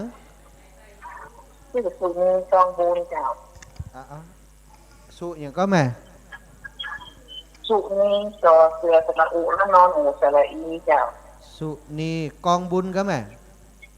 เจ้าก องบุญบ้านหยัง เจ้า ตำบลอำเภอ บ้าน ฮะ บ้านรักฟันตำบลสันน้ำเมงอำเภอสันทราย สันเมงสันซ้ายเนาะสันซ้ายเชียงใหม่เนาะ บ้านรักฟันตำบลสันน้ำเมง สันนาเมง เจ้า แม่บ้านนางปานตำบลสันนาเมง สันซ้ายเชียงใหม่ บ้านรักฟัน ฮะบ้านอย่างก็ บ้านรักฟัน รักปันรักปัน เจ้ารักฟัน โอ้ก็จางหางชาแล้วโอ้ก็จางชาแล้วว่าจางชาคุณฮู้เบอร์ ส องเมืองนะเนาะ จ้าแม่จ้า เป็นอย่าง ได้ เราเดียว นี่เนี่ย เด้อยอมแม่เดี๋ยวเขาจะบอกเบอร์ภาษี2เมืองขึ้นเด้อไอแม่โอนเข้าที่กองทุนภาษี2เมืองเลยนะกองบุญภาษี2เมืองเลยเด้อเดี๋ยวฟังเด้ออันนี้สายที่เขาอู้ข้างกันนี่ก็ล้อกันเด้อก็เดี๋ยวแป๊บหนึ่ง020นี่แม่อันนี้นะเขาบอกกำ4ตัวก็แล้วกันไม่จะง่ายดิ0200 5719 5524เจ้าเอาโอเคเอาแหมกำเนาะ0200 5719 5524เนอะเจ้าเอาตามนี้เลยสาธุแม่ทกสสาขาเวียงปะเป้าอีแม่เจ้าเจริญพรอีแม่ติข้างสายอยู่ประเดี๋ยวนี้เลย เจ้าบ้านรักฟั สาน ธุอีแม่เจอกันเนอะเจ้าเจริญพรอีแม่อีแม่ เจ้าบ้านรักฟันตำบลสันน้ำเมง โอเคอีแม่จะหอมบันได200เนาะ เจ้า 200บัดเดี๋ยวนี้จะโอนเข้าบัญชีเฮาแล้วคือเฮานี่จ่ายเงินสดเท่านี้เอาเนาะ เจ้า มดได้ยังบ่ฮู้นี่ในกระเป๋านี่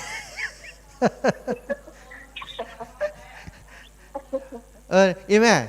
เอาบัญชีนี่บ่อีแม่ฟังก่อนเอาบัญชีนี่ดีกว่าป่ะเอาบัญชีกองทุนภาษี2เมืองนี่มันใจยุ่งดีนี่นะอีแม่จดได้ก่อนจดง่ายก่อนเจ้าได้เนาะใจเย็นใจเย็นๆห้องฟังจดเนอะ เจ้า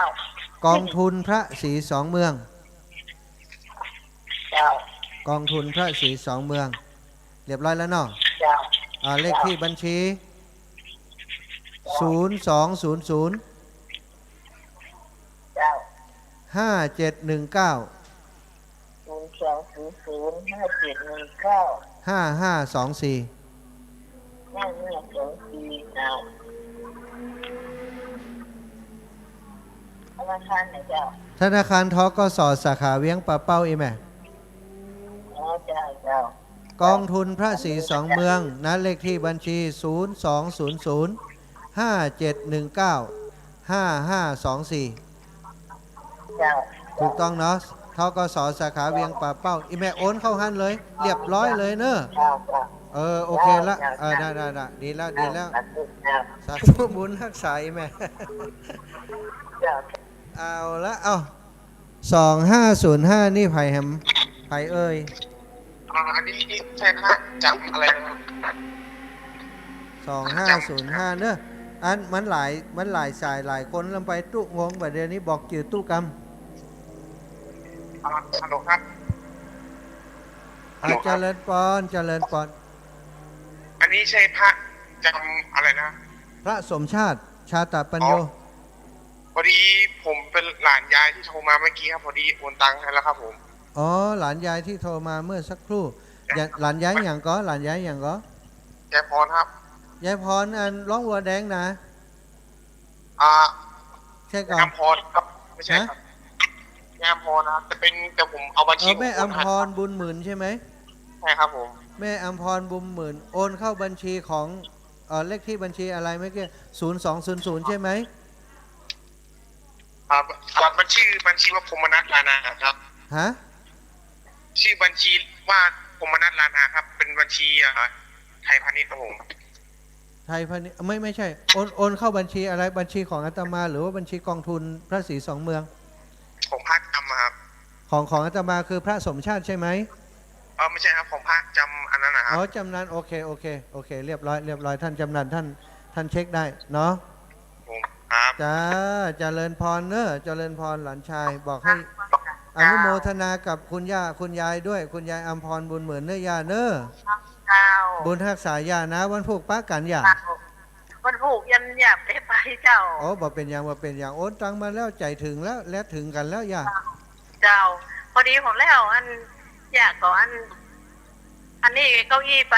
5 ตัวเจ้าแล้วก็พร้อมพระธาตุเจ้าแล้ววันนี้ก็ไม่ได้ไปเจ้าสาธุย่าเจ้าใช่พงมานัทสาธุอาจารย์เช็คเรียบร้อยแล้วแม่ได้แล้วเนอะเจ้าบนทักษะเองแม่จ้าสาธุศรัทธาญาติโยมเอาละเนาะบริการกันก็เป็นสะพานบุญศรัทธาเอาอีปอขึ้นไปครูบาอาจารย์อยู่บนหันเนอะเอาละครูบาอาจารย์อยู่บนหันเนอะโอ้ดีอีปออีแม่มาวันนี้โชคดีแล้วได้มาปะครูบาอาจารย์เปิ้ลนายกมลสิทธิ์ภูมิธนสิทธิ์บ้านแม่ใจใต้หมู่7ตำบลเวียงร่วมบุญสร้างบันไดมาจากอำเภอฝางเชียงใหม่ร่วมบุญสร้างบันไดมา2,000 บาทเนอะโอ้อนุโมทนาเนอะนายกมลสิทธิ์ภูมิธนสิทธิ์บ้านแม่ใจใต้หมู่7ตำบลเวียงเอาละมาแหมแล้วคุณหมอมีคุณหมอจะหอมอย่างแหมหม้อเจ้าคุณหมอคนน้าหอมนี่ผมใจที่3 หงบ้านลันตองสักกะแปงเชียงใหม่ครับครับผม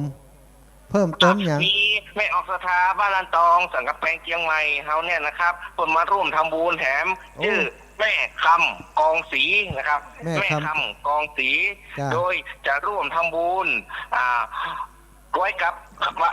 วัดหนองบันได100 บาทครับทำบุญบันได100 บาทและจององค์พระศรีสองเมืองจำลองอีก2 องค์เป็นจำนวนเงิน200 บาทอันในการนี้ฝากตู้เจ้าแดงไว้ว่าเป็น300 บาทครับผมฝากตู้เจ้าแดงไว้ตีวัดแม่ห้องคายนะครับผมพ่อผมขออยู่ไว้ตัวเอากับแม่แสงอินครับผมครับถ้าฝากตู้ลุงก็เรียบร้อยแล้วตู้ลุงก็เขียนจองให้เรียบร้อยแล้วเนอะครับโอนเข้าบัญชีท่านไปเดี๋ยวเนี่ยครับผมจำนวน3 บาทเดี๋ยวผมโอนสลิปไปให้ตังลายท่านพอครับอันนี้เพิ่มมาแหมกะอันนี้เพิ่มมาแหมชุดหนึ่งครับบ้านละตองเหมือนกันคนได้ยินข่าวคนได้ยินไทยห้องโซดมีศรัทธาฝากอีนุดมาหาหอมที่บ้านผมเอาเงินโซดให้ผมแล้วผมโอนคืนท่านเรียบร้อยเดี๋ยวจะโอนเข้าตังลายให้ท่านครับส่งมาตังลายให้ท่านส่งสลิปครับผมคุณหมอคนหน่อยครับผมคุณหมอบัดเดี๋ยวนี้อาจารย์จะขอให้คุณหมอจดอันบัญชีกองทุนพระศรีสองเมืองไว้แห่งกำนึง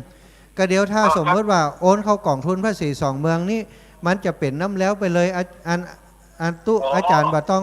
ต้องเป็นหน้าที่ในการไปถอนมาให้เปิ้นนี่นะเนาะคุณหมอจดไว้กำเนิดคุณหมอจึงได้เป็นสะพานบุญแห่งหลายร้ายอยู่แล้วกองทุนพระศรีสองเมืองเขียนไว้เลยครับกองทุนพระศรีสองเมืองครับผม0200จ้า5719จ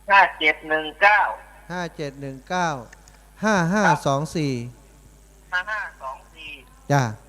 020057195524เนาะสร้างครับพกสสาขาเวียงป่าเป้าเนาะนั่นแหละคุณหมอจดไว้เลยถ้าโอนเข้าบัญชีนั่นแจ้งให้อาจารย์จะประกาศให้ทั้งนี้ก็ถือว่าจบเลยเรียบร้อยไปเลยเนาะโอ้ดีกะโยมแม่พันกล่องบุญรอตุกำเนอะเจริญปอนโยมแม่เจ้านมัสการเจ้าโยมแม่พันเจ้าก็ฟังถ้าเจ้าก็ฟังแล้วมันมีโอกาสได้กดโทรศัพท์มันทันสมัยบอกเป็นอย่างอีแม่ เอ แม่ อ ก็ใครไปที่มันไปบ่ได้ เจ้า อายุได้80แล้วมันมีลูกหลานเอาไปแม่ได้ยินในเสียงยินเพิ่นโอนแล้วก็แล้วเพิ่นจองค่ะแล้วแม่ก็เลยมาหาเพิ่นนี่เจ้า โอ้ดีละโอ้บุญไปถึงกันอย่างอีกก็ดีแล้วกับคุณหมอเพิ่นเป็นสะพานบุญฮือดีใจตัวอีแม่ใครจะให้จะหอมพระตังปุ่นนี่บอกคุณหมอเลยเนอะคุณหมอเพิ่นจะจัดการฮือดีละสาธุอีแม่เดี๋ยวเขาจะฮับแหมสายก่อนเนอะขอบคุณอีแม่นะเจ้าขอบคุณอีแม่ขอบคุณคุณหมอเนอะสาธุสาธุเจ้าพอดีมีสายข้างอยู่นิ่มได้เนอะคุณหมอเจริญปอนโยมแม่พันกองบุญเจ้าอันที่แม่ใส่กระมวลซีดนั่นก็รวมใจกันถึงแม่นั่นนะเจ้าอ๋อเจ้าแม่นั่นลูกคือแม่อำพันธ์แล้วก็นายกมลซีดเจ้าอ๋อ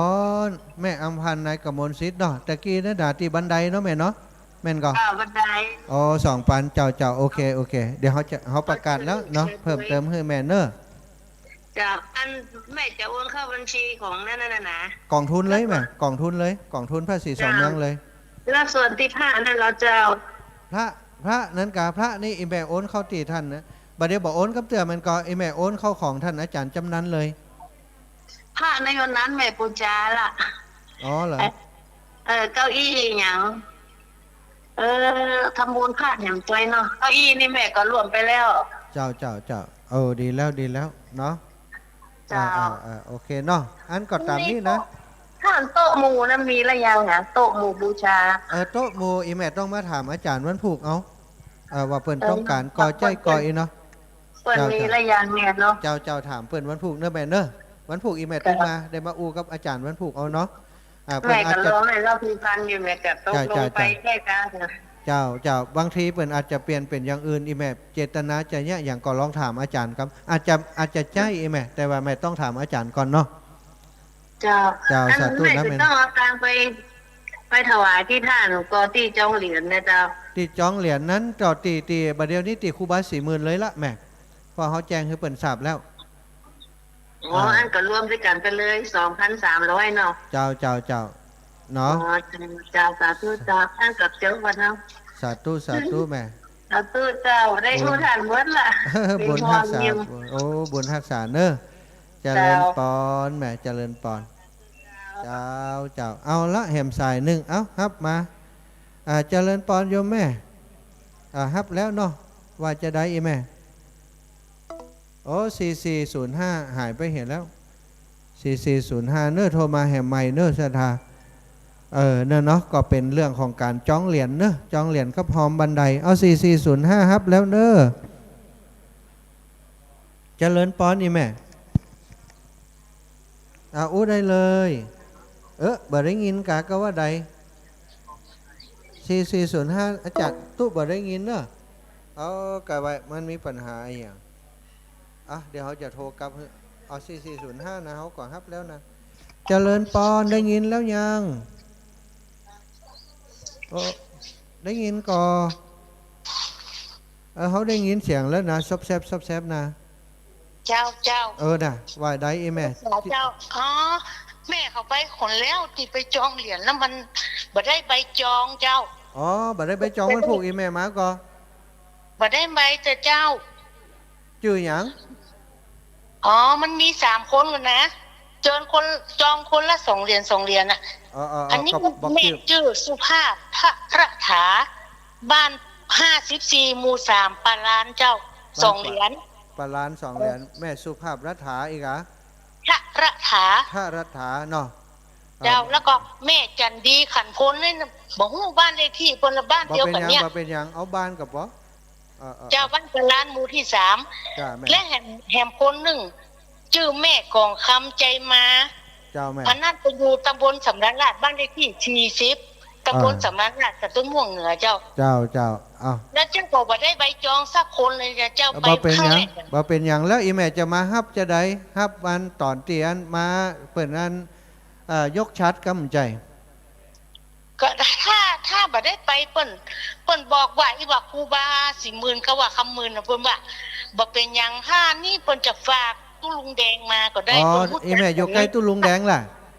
บ่ใช่เจ้าเขาอยู่วัดเป็นสถาวัดสันต้นม่วงเหนือ ไก่ก็ตุ้ลุงแดงก่อน ไก่กับเจ้าแล้วตุ้ลุงแดงนะผมรู้จักนั่นพระครูอัมพวานุรักษ์อ่ะไปใจชนนี่ชนประธานชนประธานพิทักษ์นะเจ้าปัจจัยแล้วเปิ้นหู้จักท่านพระครูวัดข้าเจ้าเจ้าได้ถ้าอย่างอันเดี๋ยวจะเอาใบจองให้ตุลุงไว้เลยเนาะเจ้าตอนนั้นคนมันนักเจ้าแล้วมันไม่ได้ใบจองเจ้าว่าเป็นอย่างบ่ต้องห่วงไอ้แม่จองแล้วก็มันมีหลักฐานอยู่นี่หมดละเจ้าอันขอบพระคุณนั่งๆนะเจ้าไอ้แม่ว่าแห่งกำจืดตะกี้น่ะจื่อแม่จื่อสุภาพทระถาและแหมคนหนึ่งจื่อแม่จันดีขันพ้นแหมคนหนึ่งจื่อแม่กองคำใจมาเจ้าจันดีกองคำเจ้าแม่จันดีขันพ้นแล้วก็แม่กองคำใจมาแล้วก็แม่สุภาพทระถาเจ้าโอ้กำลังสอนไอ้แม่ละเจ้ามันจึงอยู่เนี่ยไอ้แม่บอกหายไปไหนครูบาอาจารย์เป็นดูแลให้ละแม่จันดีบ่อยู่ล่ะแม่จันดีบ่อยู่แม่จันดีขันพ้นประกอบฝากแม่เนี่ยไปแล้วไปได้ใบจองสักคนนะเจ้าฝากแม่ไปสุภาพกี่เหรียญอาจารย์เหรียญเดียวครับเหรียญเดียวกัน2 เหรียญเจ้าแล้วก็แม่จันดีก็2 เหรียญแล้วก็แม่ของคำก็2 เหรียญเจ้ายังเจ้าไอ้แม่มีกระจืออีแม่วะบ่เดี๋ยวนี้นะคนอื่นบ่มีจือวะแล้วอย่างใดน่ะนั่นน่ะขนาดเราปัจจัยอันแต่เปิ้นฝากแม่ไปหมดเลยนะฝากไปตัวฉันเนี่ยถ้าแต่แม่จันดีเปิ้นฝากไปแล้วก็เอาสตางค์ทุกคนแล้วบ่ได้ใบจองเพราะว่าคนมันนักเจ้า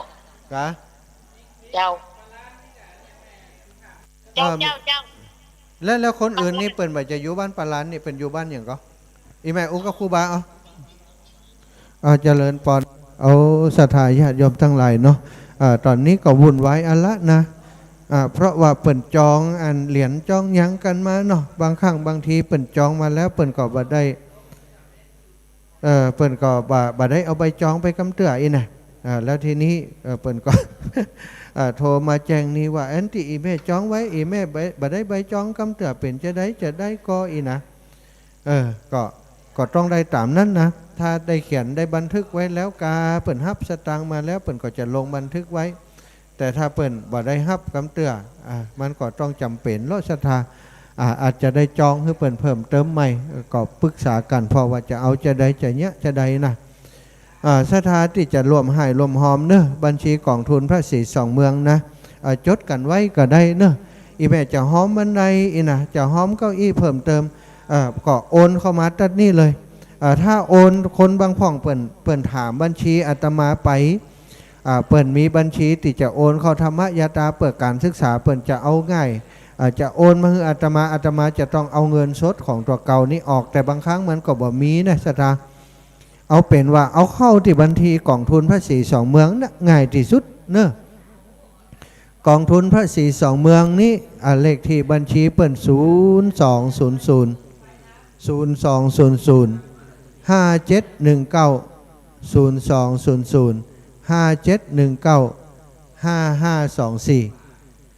อันนี้ง่ายที่สุดศรัทธาจะห้อมบันไดจะห้อมเก้าอี้จะห้อมอย่างโอนเข้านี้จบเนอะ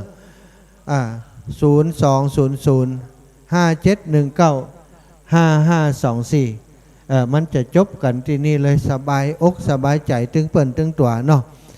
อาตมาเองก็ขออนุญาตเนอะศรัทธาถ้ามา